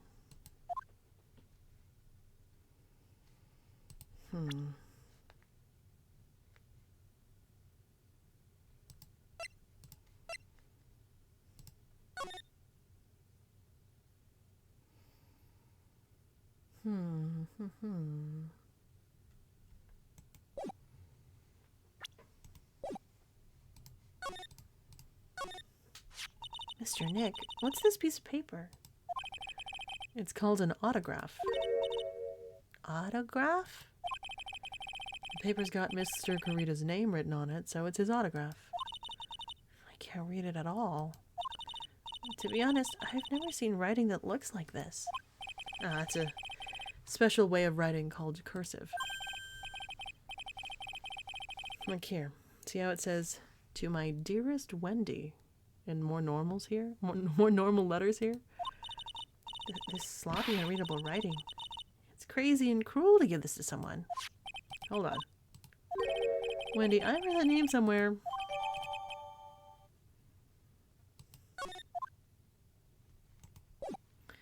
Alright. Let's go see Miss Ma'am.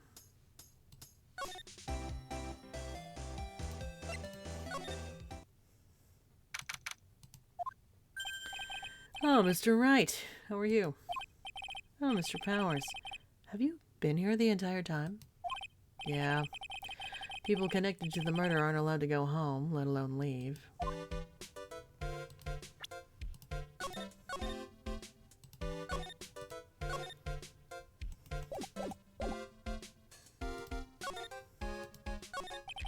Can you tell me a little more about the Nickel Samurai TV show? Okay. The Nickel Samurai is an action hero program aimed towards kids. It's the sequel to the Steel Samurai. I see. This time there are 3 samurai brothers: Aluminum Samurai, Tin Samurai, and of course, the Nickel Samurai.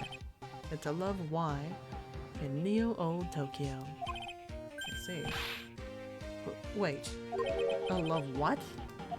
A love why? This girl, Sayo, works at a tea shop and all 3 guys fall for her at the same time. Oh. I guess the Y shape is like the 3 brothers colliding over this one girl? Anyway, Sayo is actually the daughter of the evil Strawberry Clan's leader.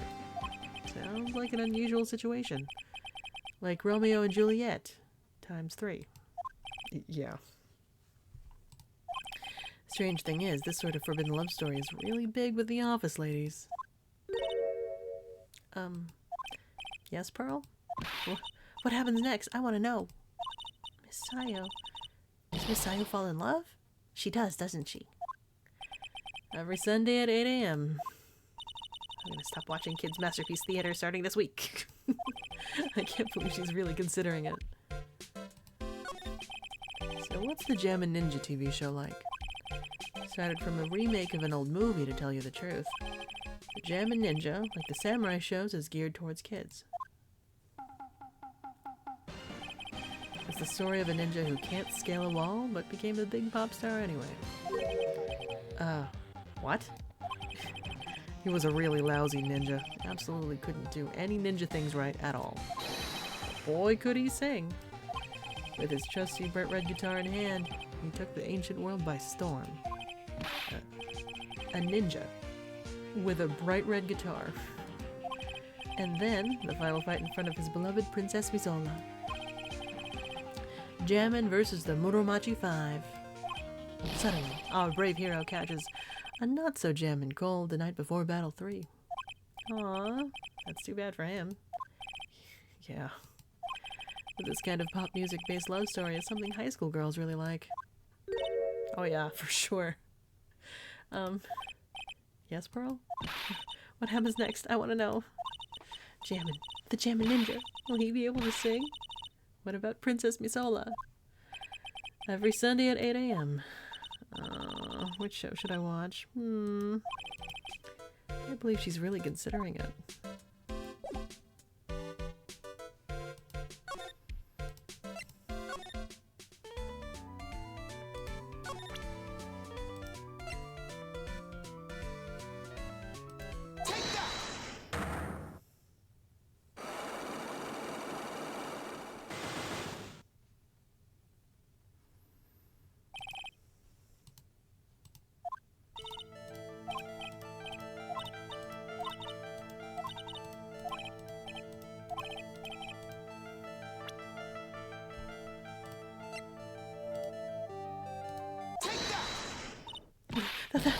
That's Juan's autograph. Yes, it is.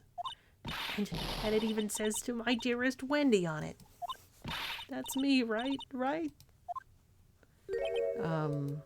My name is Wendy Oldbag, so that Wendy has to be me, right? Well, it may say Wendy, but somehow I don't think Juan had this Wendy in mind when he signed it. Oh, please, give it to me. Let me have it, please. I can't let you have it, just like that. Yes, yes, I know. And how about an exchange? Wow, you must really want this autograph. The offer isn't good enough for you. Fine, Mr. Wright, you win. Wendy Oldbag, ready to open up her heart. All for my dearest Juan.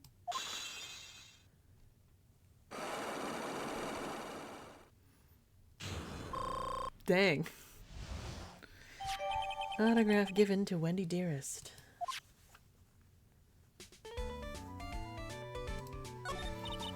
I feel bad for you now. Huh? I tell you, I saw him that night. I saw him coming out of Juan's room. You're kidding. Oh no. It was about 10 minutes before Juan's body was discovered. It was just a coincidence. I was on my way to the toilet, minding my own business. And? Did you tell that to the police? Well, of course. Thought I could get a gift certificate or two out of it, maybe more. Gift certificate? I've been recruited again for that part of the trial, you know. The trial tomorrow? This time, you're gonna get it. I'm gonna work hard to get your client pronounced guilty. But Mr. On Guard hasn't done anything bad. I don't care about details like that. I know he did my dear poor Juan, and I just do. That yellow-bellied chicken. A yellow-bellied chicken? I wonder what that would look like. Trust my senses. I know when someone did something bad, and I say he did it.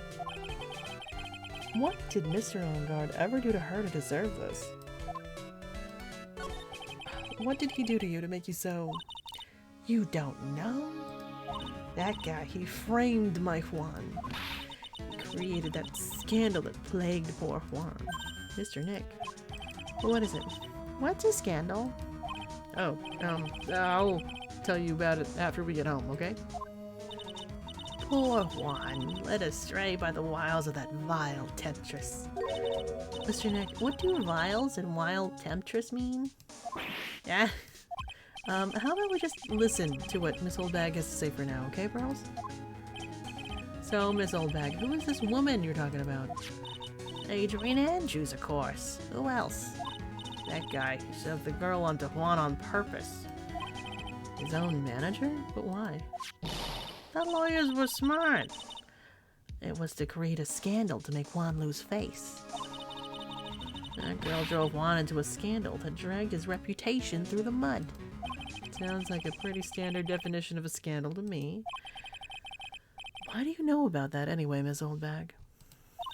I'm one of Juan's biggest fans. I'm always out there gathering information. There's nothing I don't know. Do you have proof that Mr. Enguarde did what you say he did? Next week's issue of a certain magazine says so. Of course. A tabloid. Next week. Doesn't that mean it's something people don't know about yet? Why would Miss Oldbag have information like that? And where did she get it?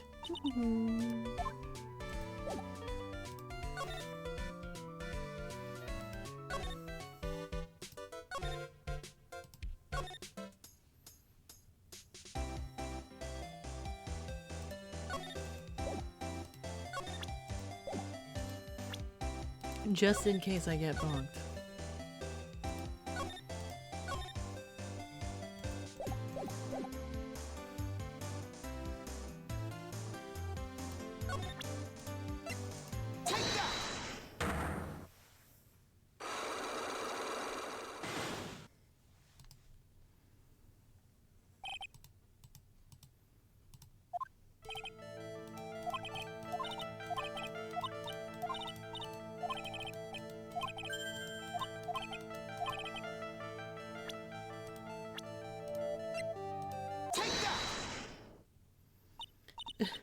This woman.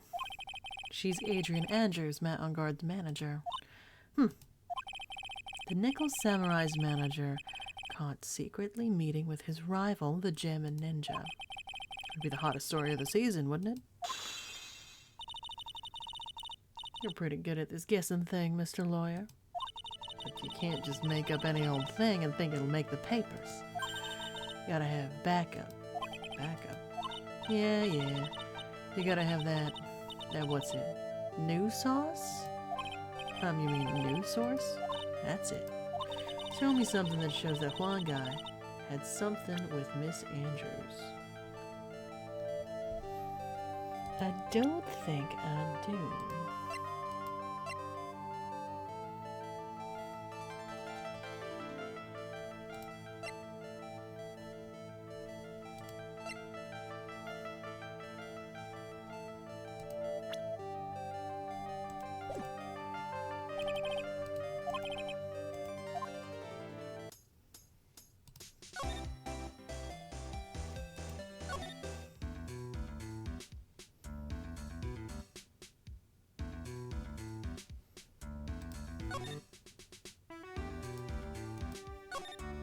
There's a giant bone sitting on the plate. I don't really like meat. There's something weird about this plate. There's a knife missing.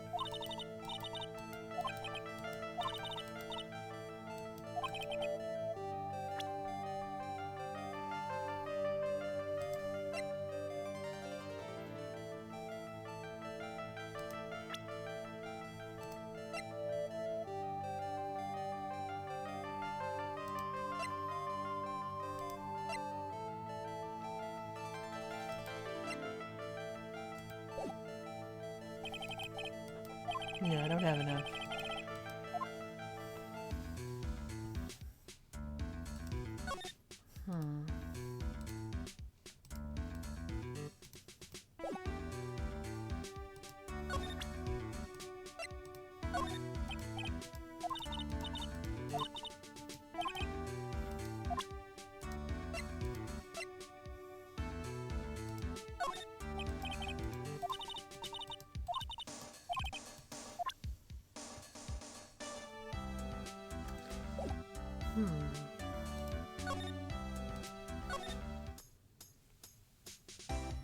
Let's see, who can I ask about?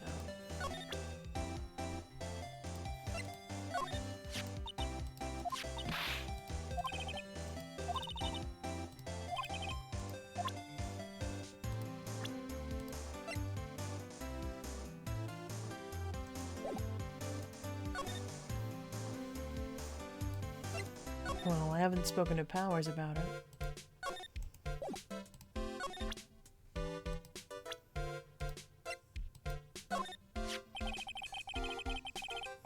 He debuted around the same time as Matt in everything, you know. Really? Started out small. First it was singing contests with swimming competitions. Then it was bowling tournaments. Then it was who could throw the best, New Year's parties. Juan was always trying to one-up Matt. But lately, those two were escalating to more and more dangerous things. I thought that no good would come of it all, so I began to worry. Too bad Juan's story ended so soon. Matt's younger than me. You can practically see his star potential. His star potential? I got his autograph the other day. Feels kind of wrong now, doesn't it? I don't care what people say. Matt didn't kill Juan. I know he didn't. Hey, that's Miss Andrews. She's Matt's manager. Actually, I was interested in her for a little bit. Just a little. So Mr. Powers likes this type of woman. What do you know about Miss Andrews? Well, see, here's the thing. I don't really know her. Know her, you know? There's some sort of small rumor going around about her right now. A rumor? If you're interested, I'd be glad to share what I know. He's so happy. Looks like a lion that just found his next meal. Would you mind telling me about the gossip? So you are interested in it. I figured you would be. Yeah. Such a weakness for celebrity gossip, too. Oh, really? You too, huh? Yeah, take a look at this. Looks like a tabloid Miss Oldbag would read. Alright, let's see here. Jammin' Midnight Rendezvous.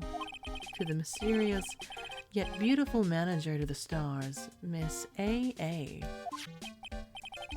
See now, don't you? What? You stop pretending to be in the dark, Mr. Wright. Juan Corrida didn't have a manager of his own. Which means if we're talking about a certain manager with the initials A.A., Adrian Andrews. Yes, exactly. This is big news. But it seems kind of odd.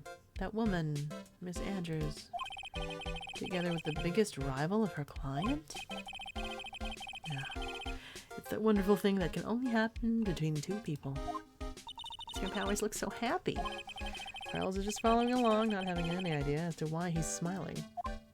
Well, like the saying goes, one man's garbage is another man's treasure.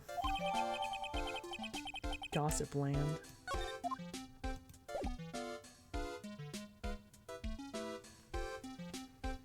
I think this is what Lotta wanted.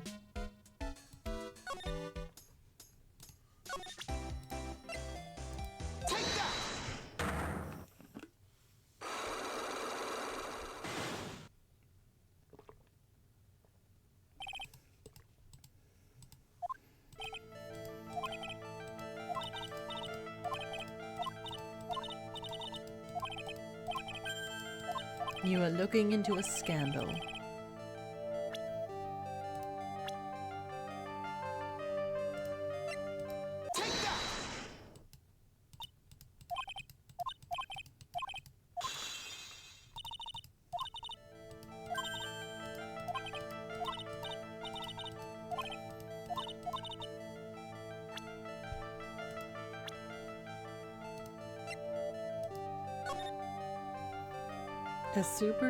A superstar and an ultra-hot mega-secret love scandal. Reliable sources say that Juan Corrida has been getting in close with a mysterious yet beautiful manager of the stars.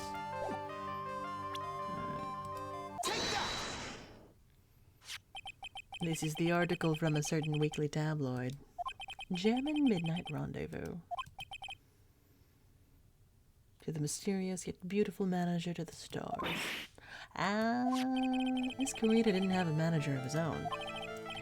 What's more, his rival, Mr. Ungard's manager, Adrian Andrews, has the initials AA. You saw this article and then thought to take some pictures of them as proof. That's why you were lurking around Mr. Corrida's door last night. What?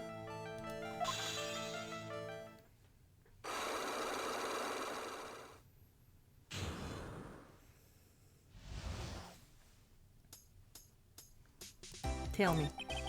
You were looking into Mr. Kurita and Miss Andrews' affair, weren't you? Got it. And I was gonna get myself a scoop by catching them in a secret meeting. But there's already an article about it in one of the weekly tabloid magazines. It's no longer breaking news. What'd you just say? Her initials are AA. Kind of vague thing is that? That ain't no proof of nothing. People are gonna want to see real proof. Well, at least I do. So that's what I was doing, getting photos. Oh. Gonna whip up the reader's interest with some gossip and a little misleading. And spice it up a little and have myself an exclusive story. Wow, a lot of nice journalistic integrity you got there. I already finished writing up my spicy article, you know. But the paper I wrote it on, my note to myself, it's gone. Your note to yourself? It was inside the case of my $1,600 camera. They done run off together. I came here for my big story. I didn't come here to have my treasure disappear on me. Yeah, I understand. Enough to make a gal go bonkers, I tell you. What's with people now anyway? Never thought I'd see the day when someone done steal something from me. Really want that note back, huh? Got no idea why, though. The story on that note is probably a bold-faced lie.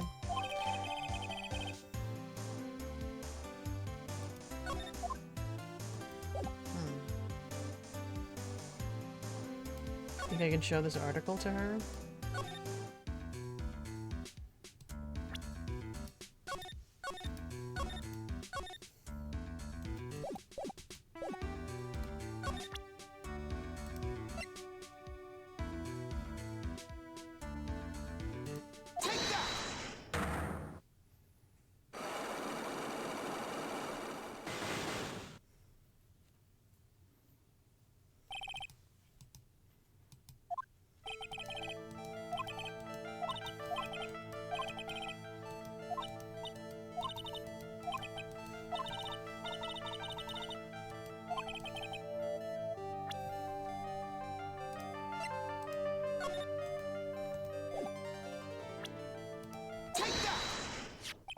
You and Mr. Kurita had an intimate relationship, did you not? A silly third-rate tabloid article. If you even had half of your wits about you, you wouldn't believe such rubbish. Well, it seems quite a few people have already bought into the story. As to be expected in a world filled with crooks and liars. Note to self, stay on our good side. In any case, I despise interpersonal relationships like that. I see. However, what if there was a need for you to get close to someone? Me? Need to get close to Mr. Kurita? As if there was ever such a need. Didn't you get close to Mr. Kurita for this person's sake?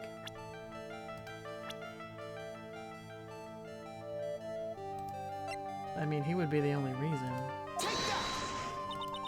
Nope. You're a manager. It's called a job. I'm in charge of Mr. Ungard the star, not Matt Ungard the man. Oh. And you are not my client. But I know you must have had a need to get close to the victim. Me? Need to get close to Mr. Kurita. As if there was ever such a need. I mean, I did just save. Andrews. Why would you care? Yourself?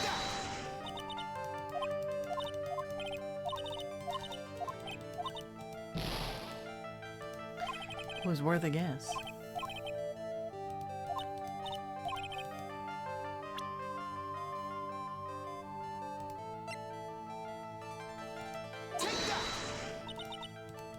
Okay, fine.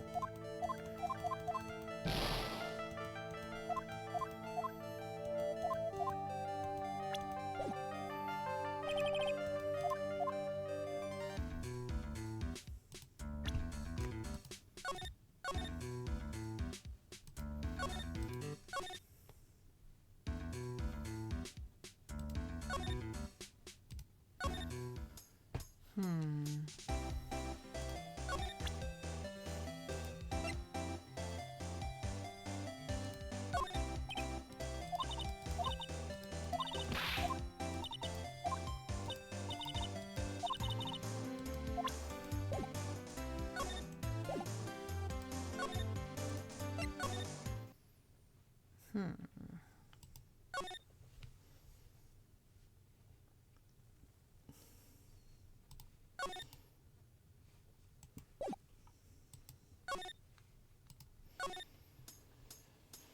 Right, if my client is to be believed, who would have access to his silverware from dinner and use it to kill Mr. Corrida? It would be Miss Manager Lady.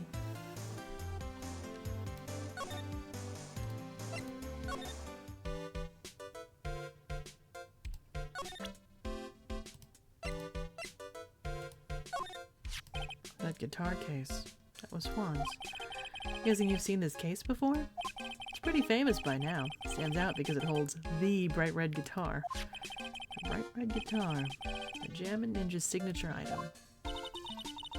But if the guitar is so important, how could he forget it for the award ceremony? Does seem a little strange.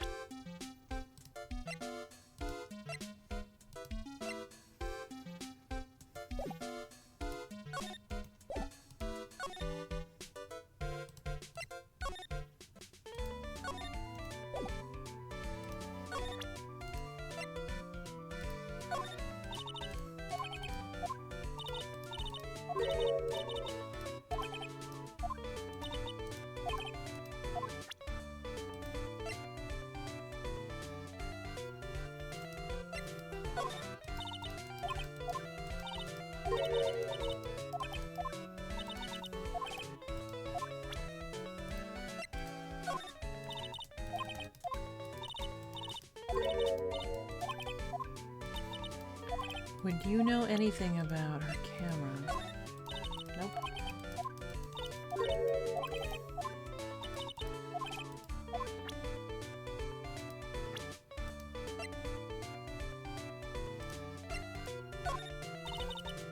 Nope, nothing about her.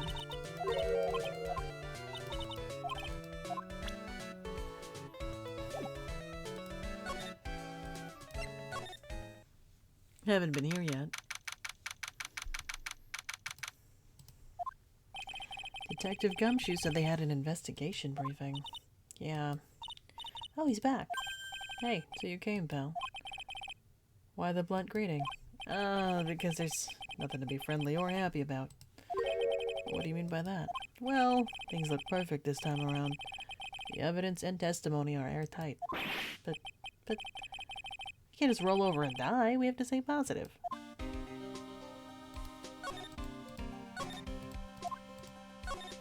That must be one of the detectives. He's mumbling something. Freeze, police, everyone against the wall. Hands where I can see them. Hey, what are you doing, Gumshoe? They're hands, not yours. He must be doing image training for arrests. Must be the chief of detectives here. He's glued to his computer screen. What? The Hero of Heroes award ceremony? The grand prize got away from the Jammin' Ninja again? Shouldn't you be reading something more important? Aw, that's kind of cute. Mr. Nick, what is this stuffed animal's name? That's the Blue Badger.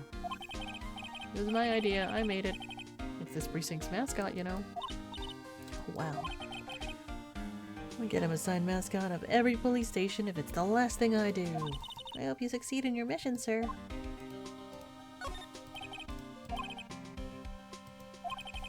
A lot tidier than expected.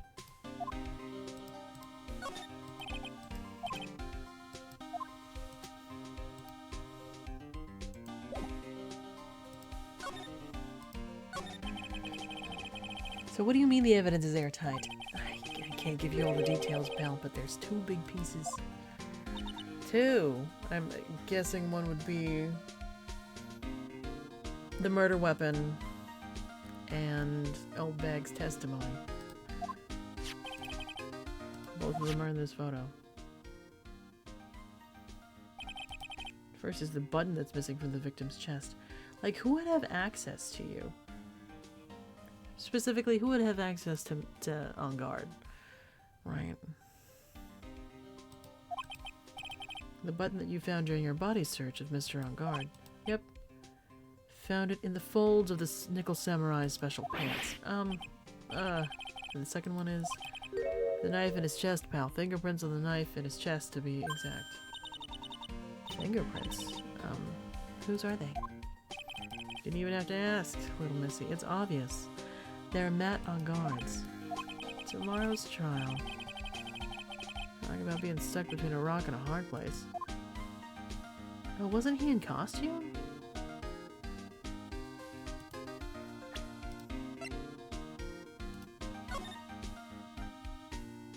Yeah, them's are gloves.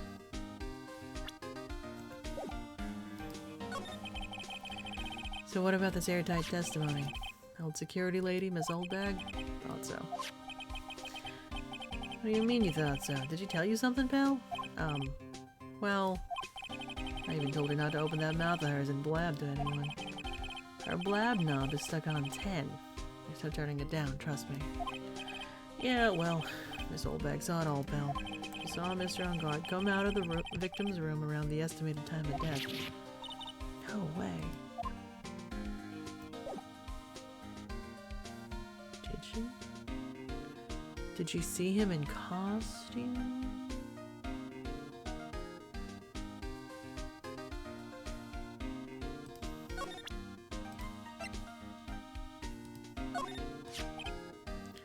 We're pretty interested in this bit of gossip ourselves. A scandal with Mr. Kurita, but why? Well, 2 years ago, a woman committed suicide. That was a really quick flash.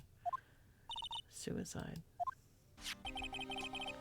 Her name was Celeste Inpax.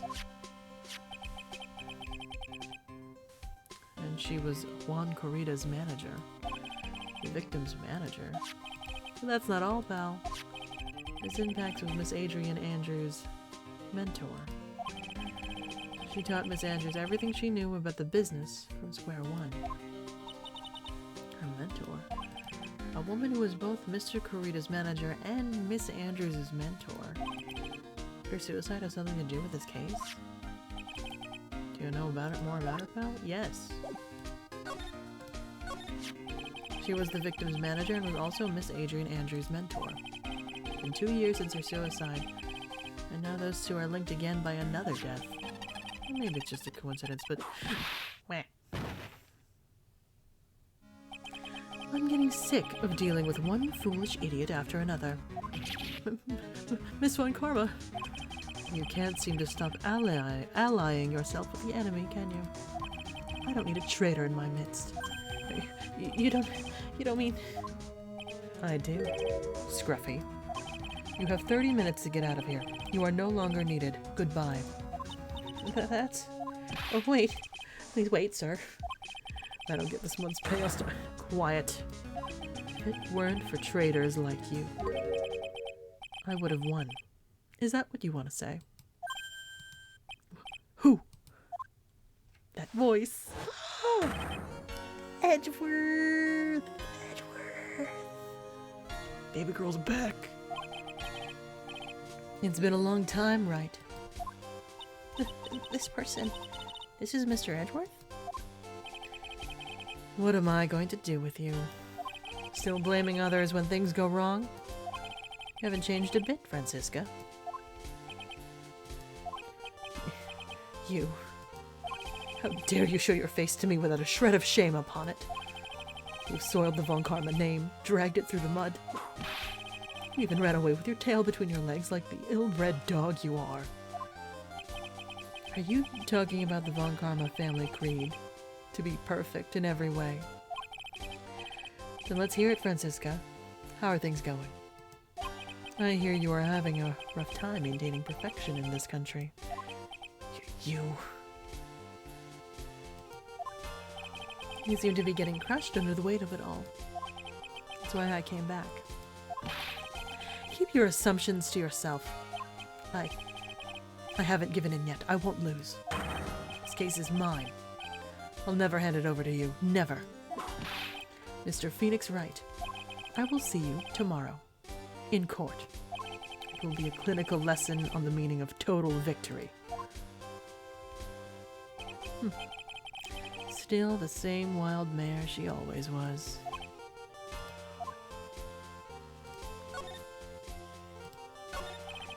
I thought you, the prosecutor Miles Edgeworth, had gone and died. Mr. Nick, I never wanted to see you again. I think that's enough of a warm welcome for someone you haven't seen in a year. Are you going to run tomorrow's trial? You heard her, right? That wild mare hasn't given in yet, it seems. So no, I don't think I'll be making an appearance. Your hatred for me is quite unhealthy, not to mention one-sided. Not to mention one-sided. But I will say one thing. You can't win on your own at the trial tomorrow. What is that supposed to mean? I have something definitive that you lack. And working together is the definition of teamwork. It's the power to find the truth. The truth? In order to understand this case, you have to understand a certain truth. Well, if you ever feel the need for my assistance, it is available to you. I'm not in charge of this case, so I can be a bit more generous with information. Just what is going on inside his head? A lot of things may have happened. However, Manfred von Karma was still my mentor. And a perfect win record is proof of a von Karma. 1 year ago, you could not establish guilt in a few cases. Are those losses the reason you suddenly disappeared from the prosecutor's office? Did you leave because you had lost your perfect win record? To think your motivation for prosecuting trials was so selfish. It had been better for everyone if you never came back from the dead, Edgeworth. I see. Let me ask you something. Why do you stand in the courtroom? What is your reason? The girls are fighting. Well, with Francisca, she almost always says, I will defeat you this time, the instant she sees me. But the courtroom is not a personal battlefield for prosecutors and lawyers. I stand in the courtroom to defend my client, to save their lives. To save your client, you say? Those who think only of their own ego-driven goals, those kind of prosecutors are reprehensible to me. Even if you're a prodigy, or someone like you, Edgeworth. It looks like there is still a lot you have yet to learn. A lot I have yet to learn? Me? Well, that's enough for now. The time when you will see is coming soon enough. Tensions are high. What a drama. What a drama. I think on principle I gotta move.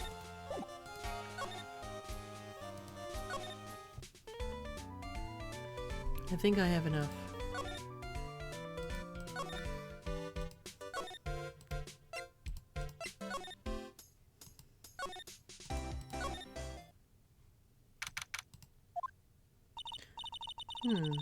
Looks like Miss Andrews isn't here. That's not good. I still have a few questions I want to ask her. She's that psyche look on her heart, right? Well, don't have much of a choice. We'll have to come back later.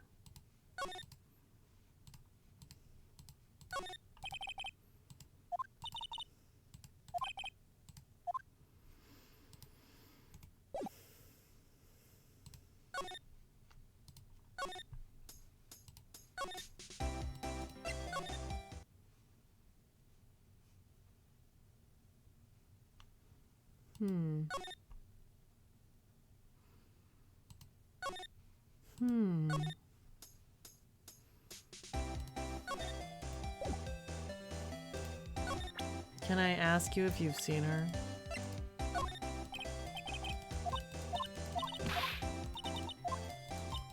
You've been hanging out in the hallway. I feel like you would have seen her.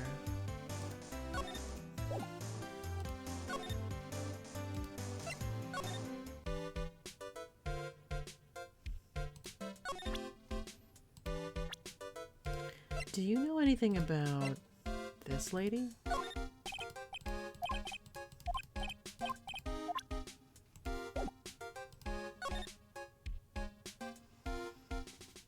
Wood mat, no.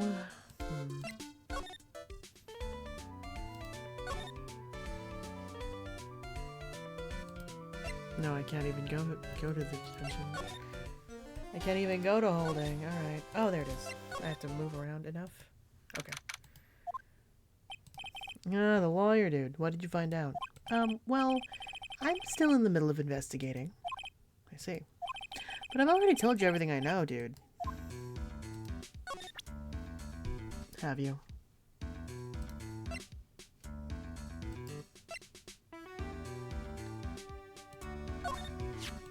What do you think about this article? Talking about her thing with Juan. I always thought she was a bit careless in the way she handled it. And that's it? That's it.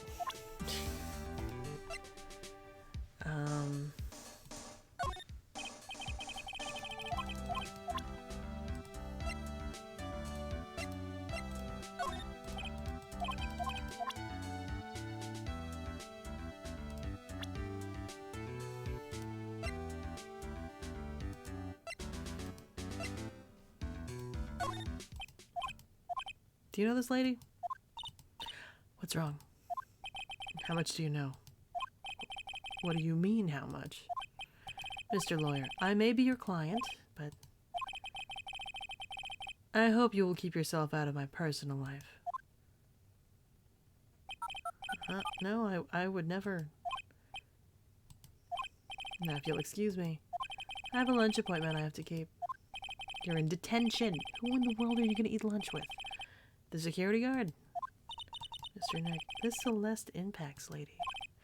Somehow I get the feeling she is a very important person in all this. Alright.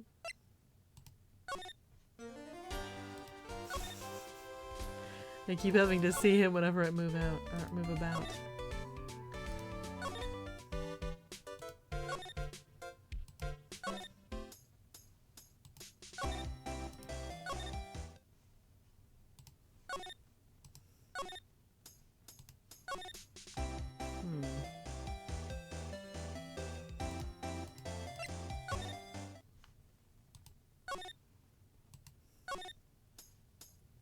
Who would know her?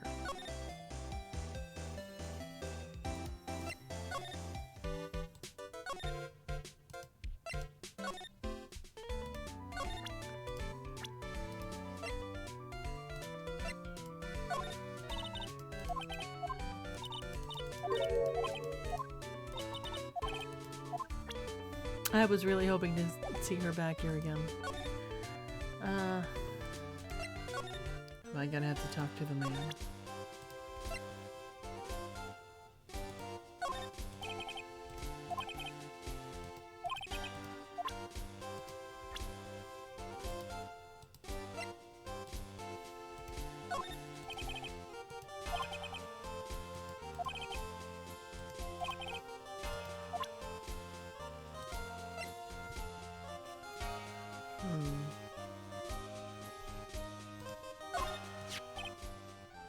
This woman is another key to solving this case.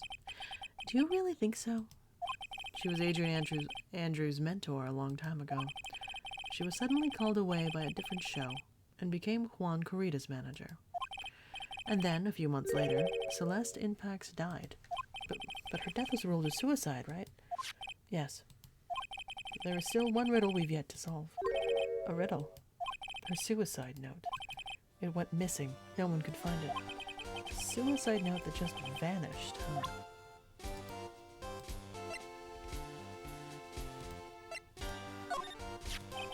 While I was abroad, these deplorable types of actors became popular, I take it.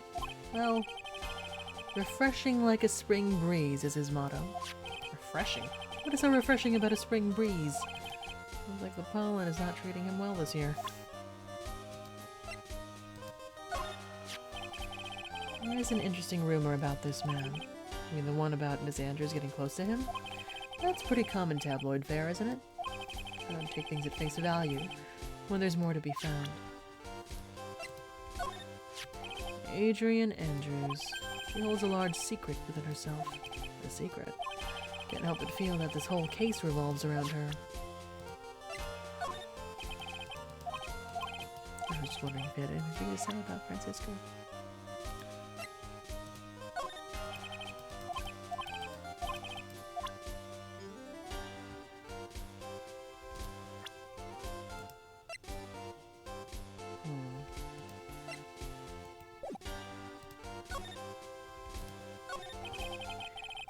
Miss Impax's death was most certainly a suicide. Of that, there was no mistake. However, we could not find her suicide note. That's when the police began to suspect that someone had hidden it. A suicide note? But how do you know Miss Impax had even written such a note? There was no solid evidence, however. We did find traces of ink on her right index finger, which makes the likelihood of a suicide note very high. Who would hide such a thing? The police think it was Mr. Juan Corrida himself. The victim?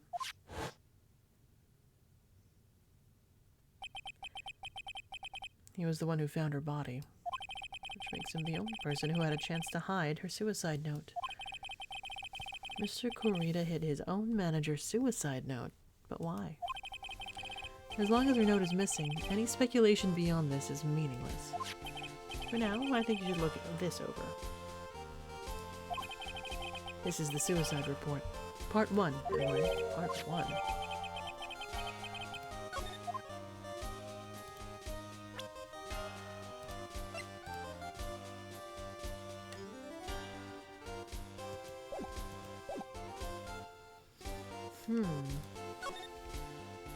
Now do I have enough?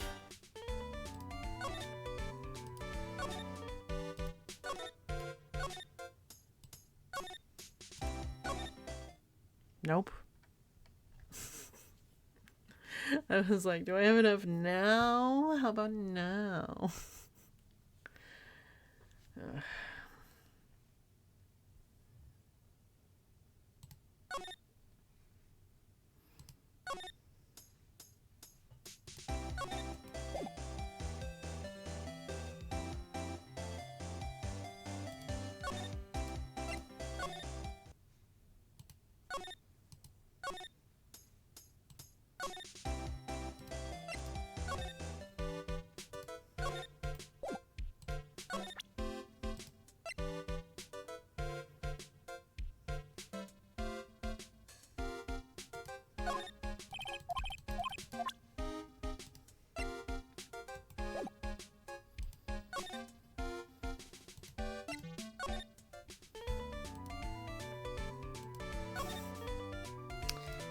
Nope.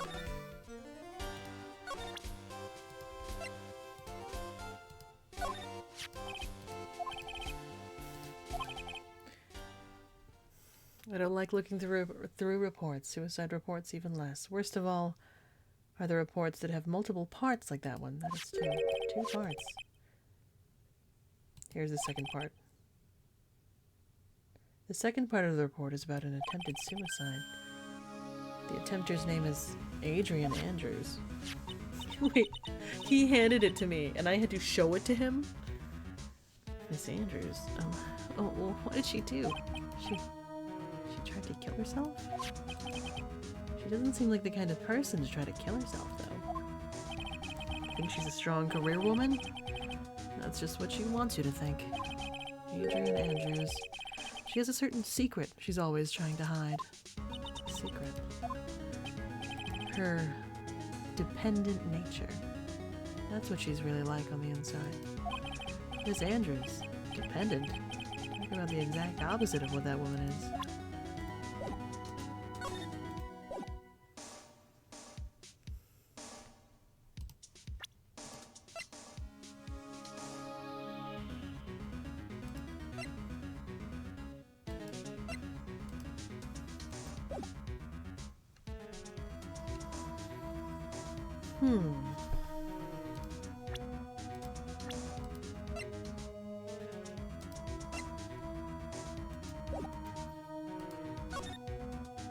Now do I have enough? But do I? But do I though?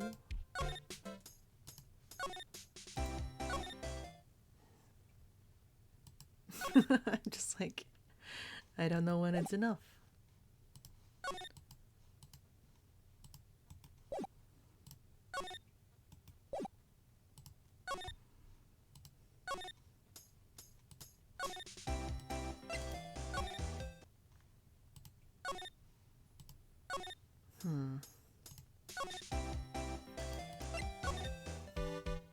Do I have to talk to Edgeworth again?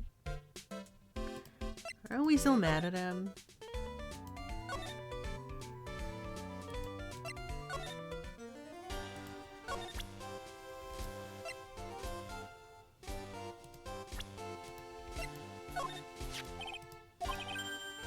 She holds a large secret within herself. A secret.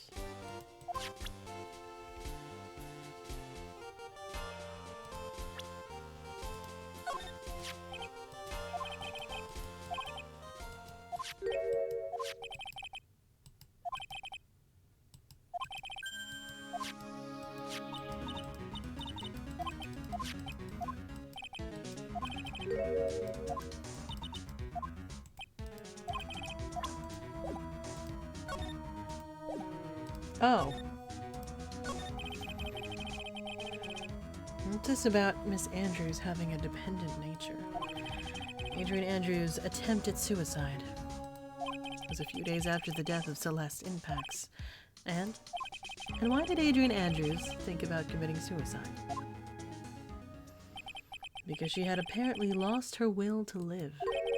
Lost her will? But why would she? Her pillar of strength. Her mentor, Celeste Impax, was gone forever. That's why. Why would that... Is this what they call following someone to the grave? After her attempted suicide, Adrian Andrews started attending counseling sessions. She is someone who needs a person whom she can trust. Absolutely. And when she finds that person, she'll do anything she can to keep them near. Without such an anchor in her life, her crippling anxiety stifles her ability to live. And that's the nature of her dependency on others? When Celeste Impax suddenly committed suicide, the world before her turned pitch dark. That's according to Adrian Andrews herself. And that means her super confident attitude. It's all a facade. She's only copying her mentor's behavior to hold herself together. How terrible.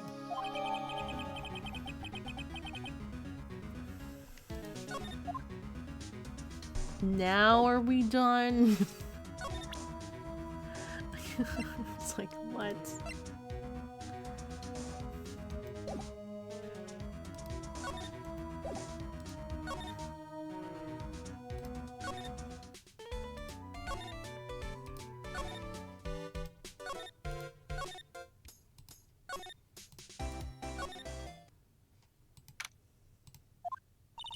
Oh, Miss Andrews is here. Looks like she's talking with someone. That's Francisca.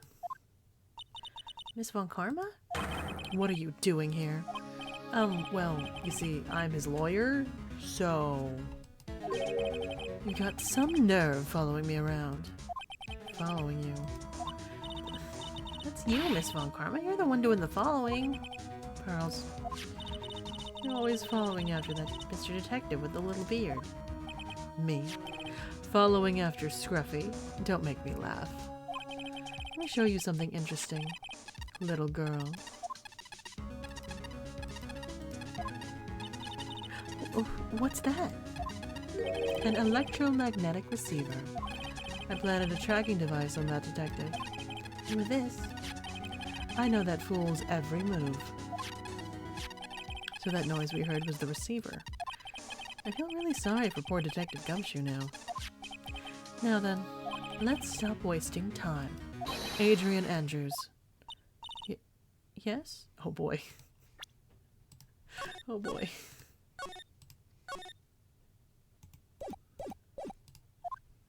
Think hard about what we just discussed. Understood. All right. Girl.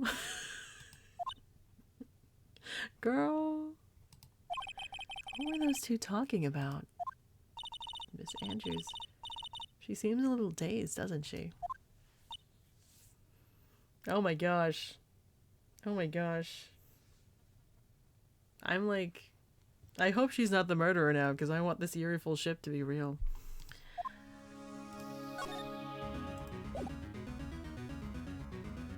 Are we gonna do this in front of her?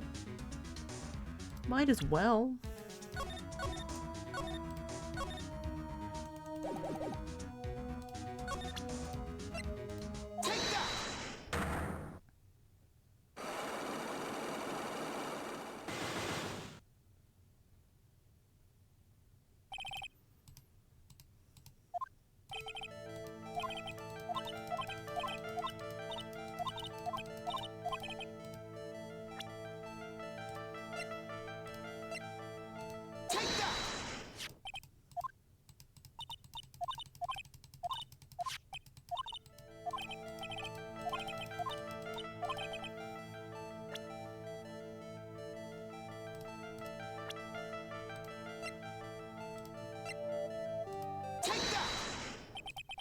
Celeste impacts your mentor. How do you know about Celeste?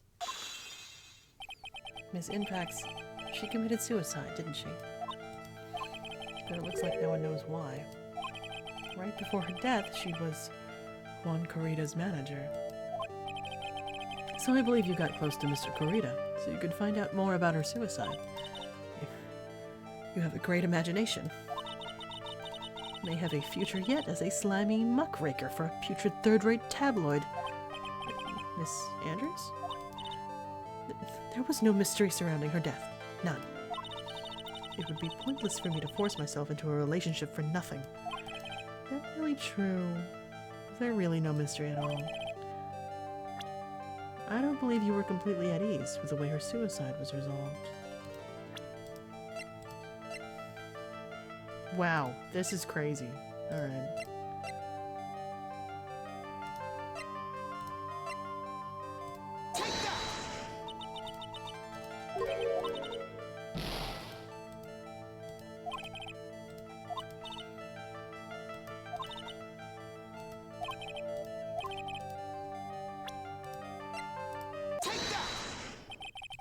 Miss Impact's suicide note was never found, was it?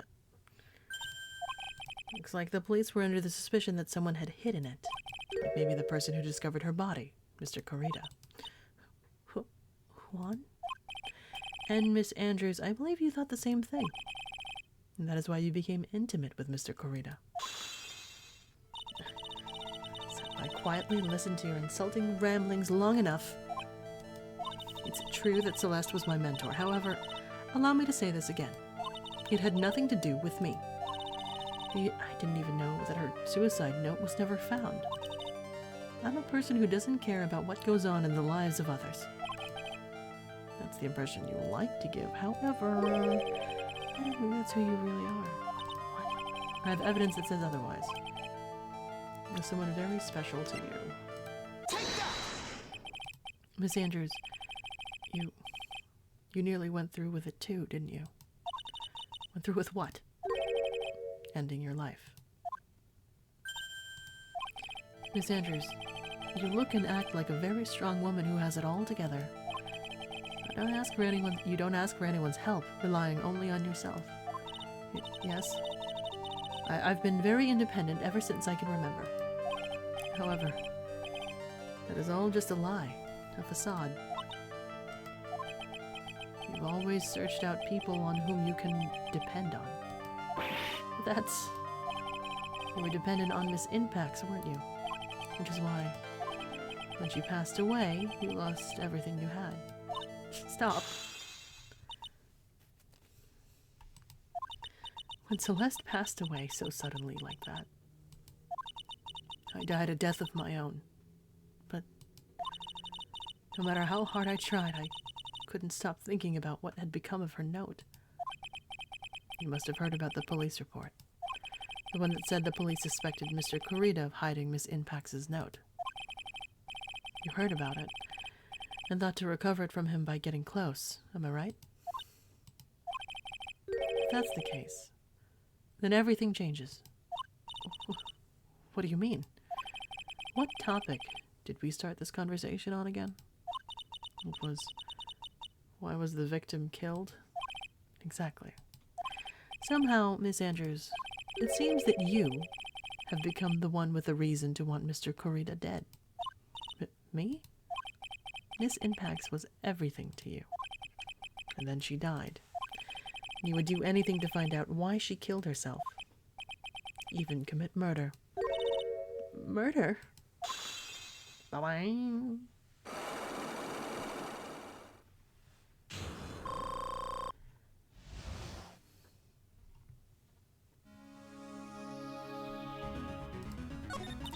It's true. I am a woman who can only live in insecurity. I'm physically small, and I don't really have a lot of self-confidence. I pushed against all that, though. I've tried to live strongly. I never wanted anyone to find out the truth. Miss Andrews. This one thing. It's the one thing I wanted to take with me to the grave. It was my secret. Mine and mine alone. I'm sorry. You probably think I'm a worthless human being right now, don't you? Please, Miss Andrews. All I want to know is the truth. After Celeste passed away, I heard that someone had hidden her suicide note, and that someone was Juan Kurita. Celeste. Without her, I became scared. Everyone seemed like they were out to get me. So you got close to Mr. Kurita to recover her suicide note, correct? Looks like that tabloid reported the truth after all.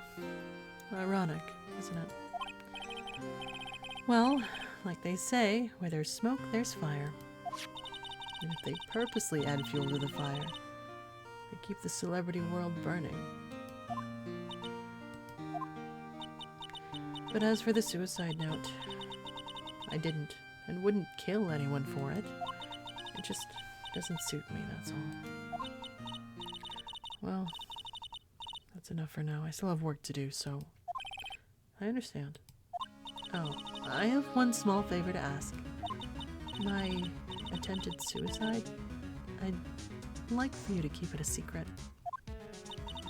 Miss Andrews, if people found out about my weakness, I would sooner choose to die than live. All right, I understand. We'll keep it a secret. Miss Andrews. I guess she's the overthinking type. She probably never says anything without carefully thinking it through first. Thank you for your discretion. Mr. Nick, can I ask you something? What is it? Miss Andrews has been playing with that card in her hand since a little while back. That card? Yeah, I guess she has. Miss Andrews, what is that card you're holding? Huh? Oh, this? I don't quite know. It just suddenly appeared in my handbag.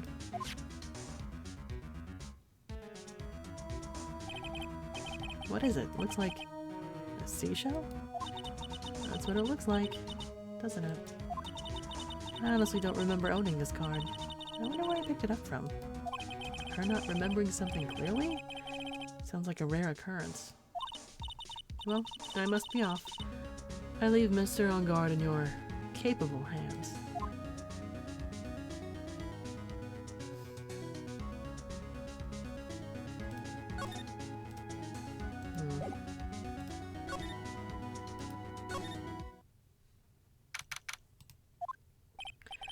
Well, I think we've gathered about all we can.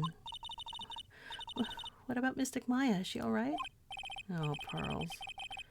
She looks so worn out by all this. She hasn't slept at all, and she's been walking all over the place with me today. What's wrong, Mr. Nick? Let's go back to the office for a little while. You're really tired, right? No. I'm okay, really. I'm fine, I really am. You don't look fine to me.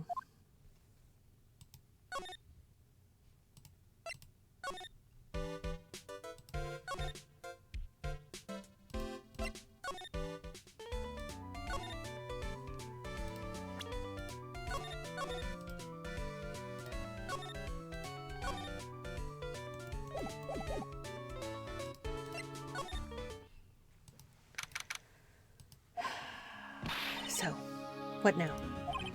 Well, we did find one thing out for sure. Miss Andrews has a motive. You mean Miss Impax's suicide note? That's right. She was also the one to discover the victim's body. Clever. Mr. Nick, the transceiver. Hello? Wright and Co. Law offices. Mr. Attorney. You're not answering a phone. Maya, where's Maya? As I promised, I have not gone within a few feet of her this whole time. Which is why, I suppose, she is absolutely famished. What? So I suggest you win a quick acquittal, my friend. At any cost. Wouldn't you agree? Wait, Maya, let me hear her. Very well. Ask my... Maya, is that you? Sis. Ask my sis. Maya, Maya. Damn it, he cut me off. Mystic Maya said ask my sis, didn't she? Sis? What'd she mean by that? Come on, Phoenix. Oh, you're a hopeless one. Sorry. Ah. Mia. I have a message from Maya. So come, ask me anything you want about her. How's Maya? She's safe. For now. The kidnapper is one to keep his word, it seems. Glad to hear she's safe, but... Mia, how did you know? As soon as she was locked up, Maya called for me. I read the note she left. And I gathered as much information about her surroundings as I could. I didn't know you could use spirit channeling like that. Pretty smart of her. The kidnapper. What's he like? I don't know. Apparently Maya went to answer a phone call at the hotel and was drugged there. And? She didn't see the face of her attacker. Ugh. Maya's locked up in a very dark place right now. I'll tell you everything I heard when I was with her. When you were with her.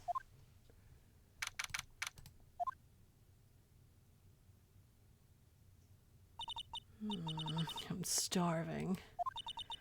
Could really go for some apple pie. I mean, at a time like this, sweets are the only way to go. I have to stay positive. He promised he wasn't going to kill me. I'm not gonna die. Sis, I wonder if you're with Nick right now. Someone dropped a card here. That looks like a business card? There's no name on it.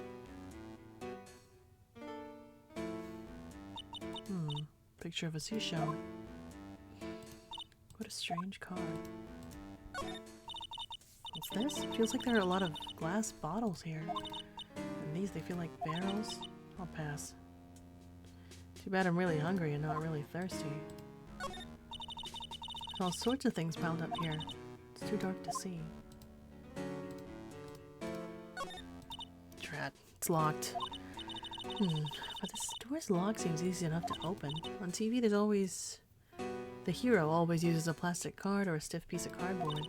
Then, click, they magically open the door. I wonder if there's a card like that around here I could use. That's it, the shell card.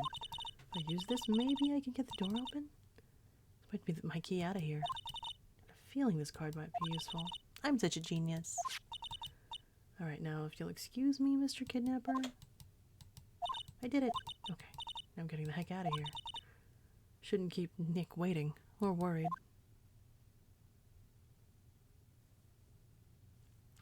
Dun dun. This is actually a perfect place to stop, though. This is actually a good place to stop.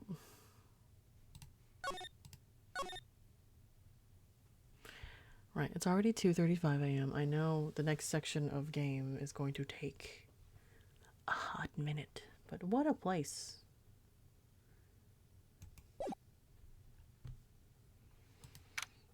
Yeah, We in court today. Alright, yeah, I will pick this back up again tomorrow and get some sleep. Thanks for hanging out, y'all. I'm tired. It's gonna be... It's a rough week. There's a lot going on. There's a lot going on. And I have to, get ready for my extended trip in March. Again. Yeah. Well, thanks for hanging out, y'all. Thank you, Kinsara. I hope you enjoyed all of my awful accents. I never want to perceive myself doing them. Okay. I hope you'll have a good day. Good night, wherever you are. Thank you for hanging out. I appreciate the company very much. I do like the puzzles. I do like the observation, like, problem solving. Some of them feel really, like, hyper-specific. And sometimes the reach is wild, but I do like it. I am liking it so far. Okay. Good night. Thank you. Bye-bye.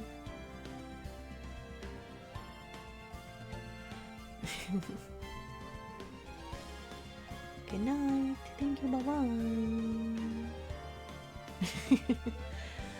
I'm glad you get to watch instead of play it. Oh.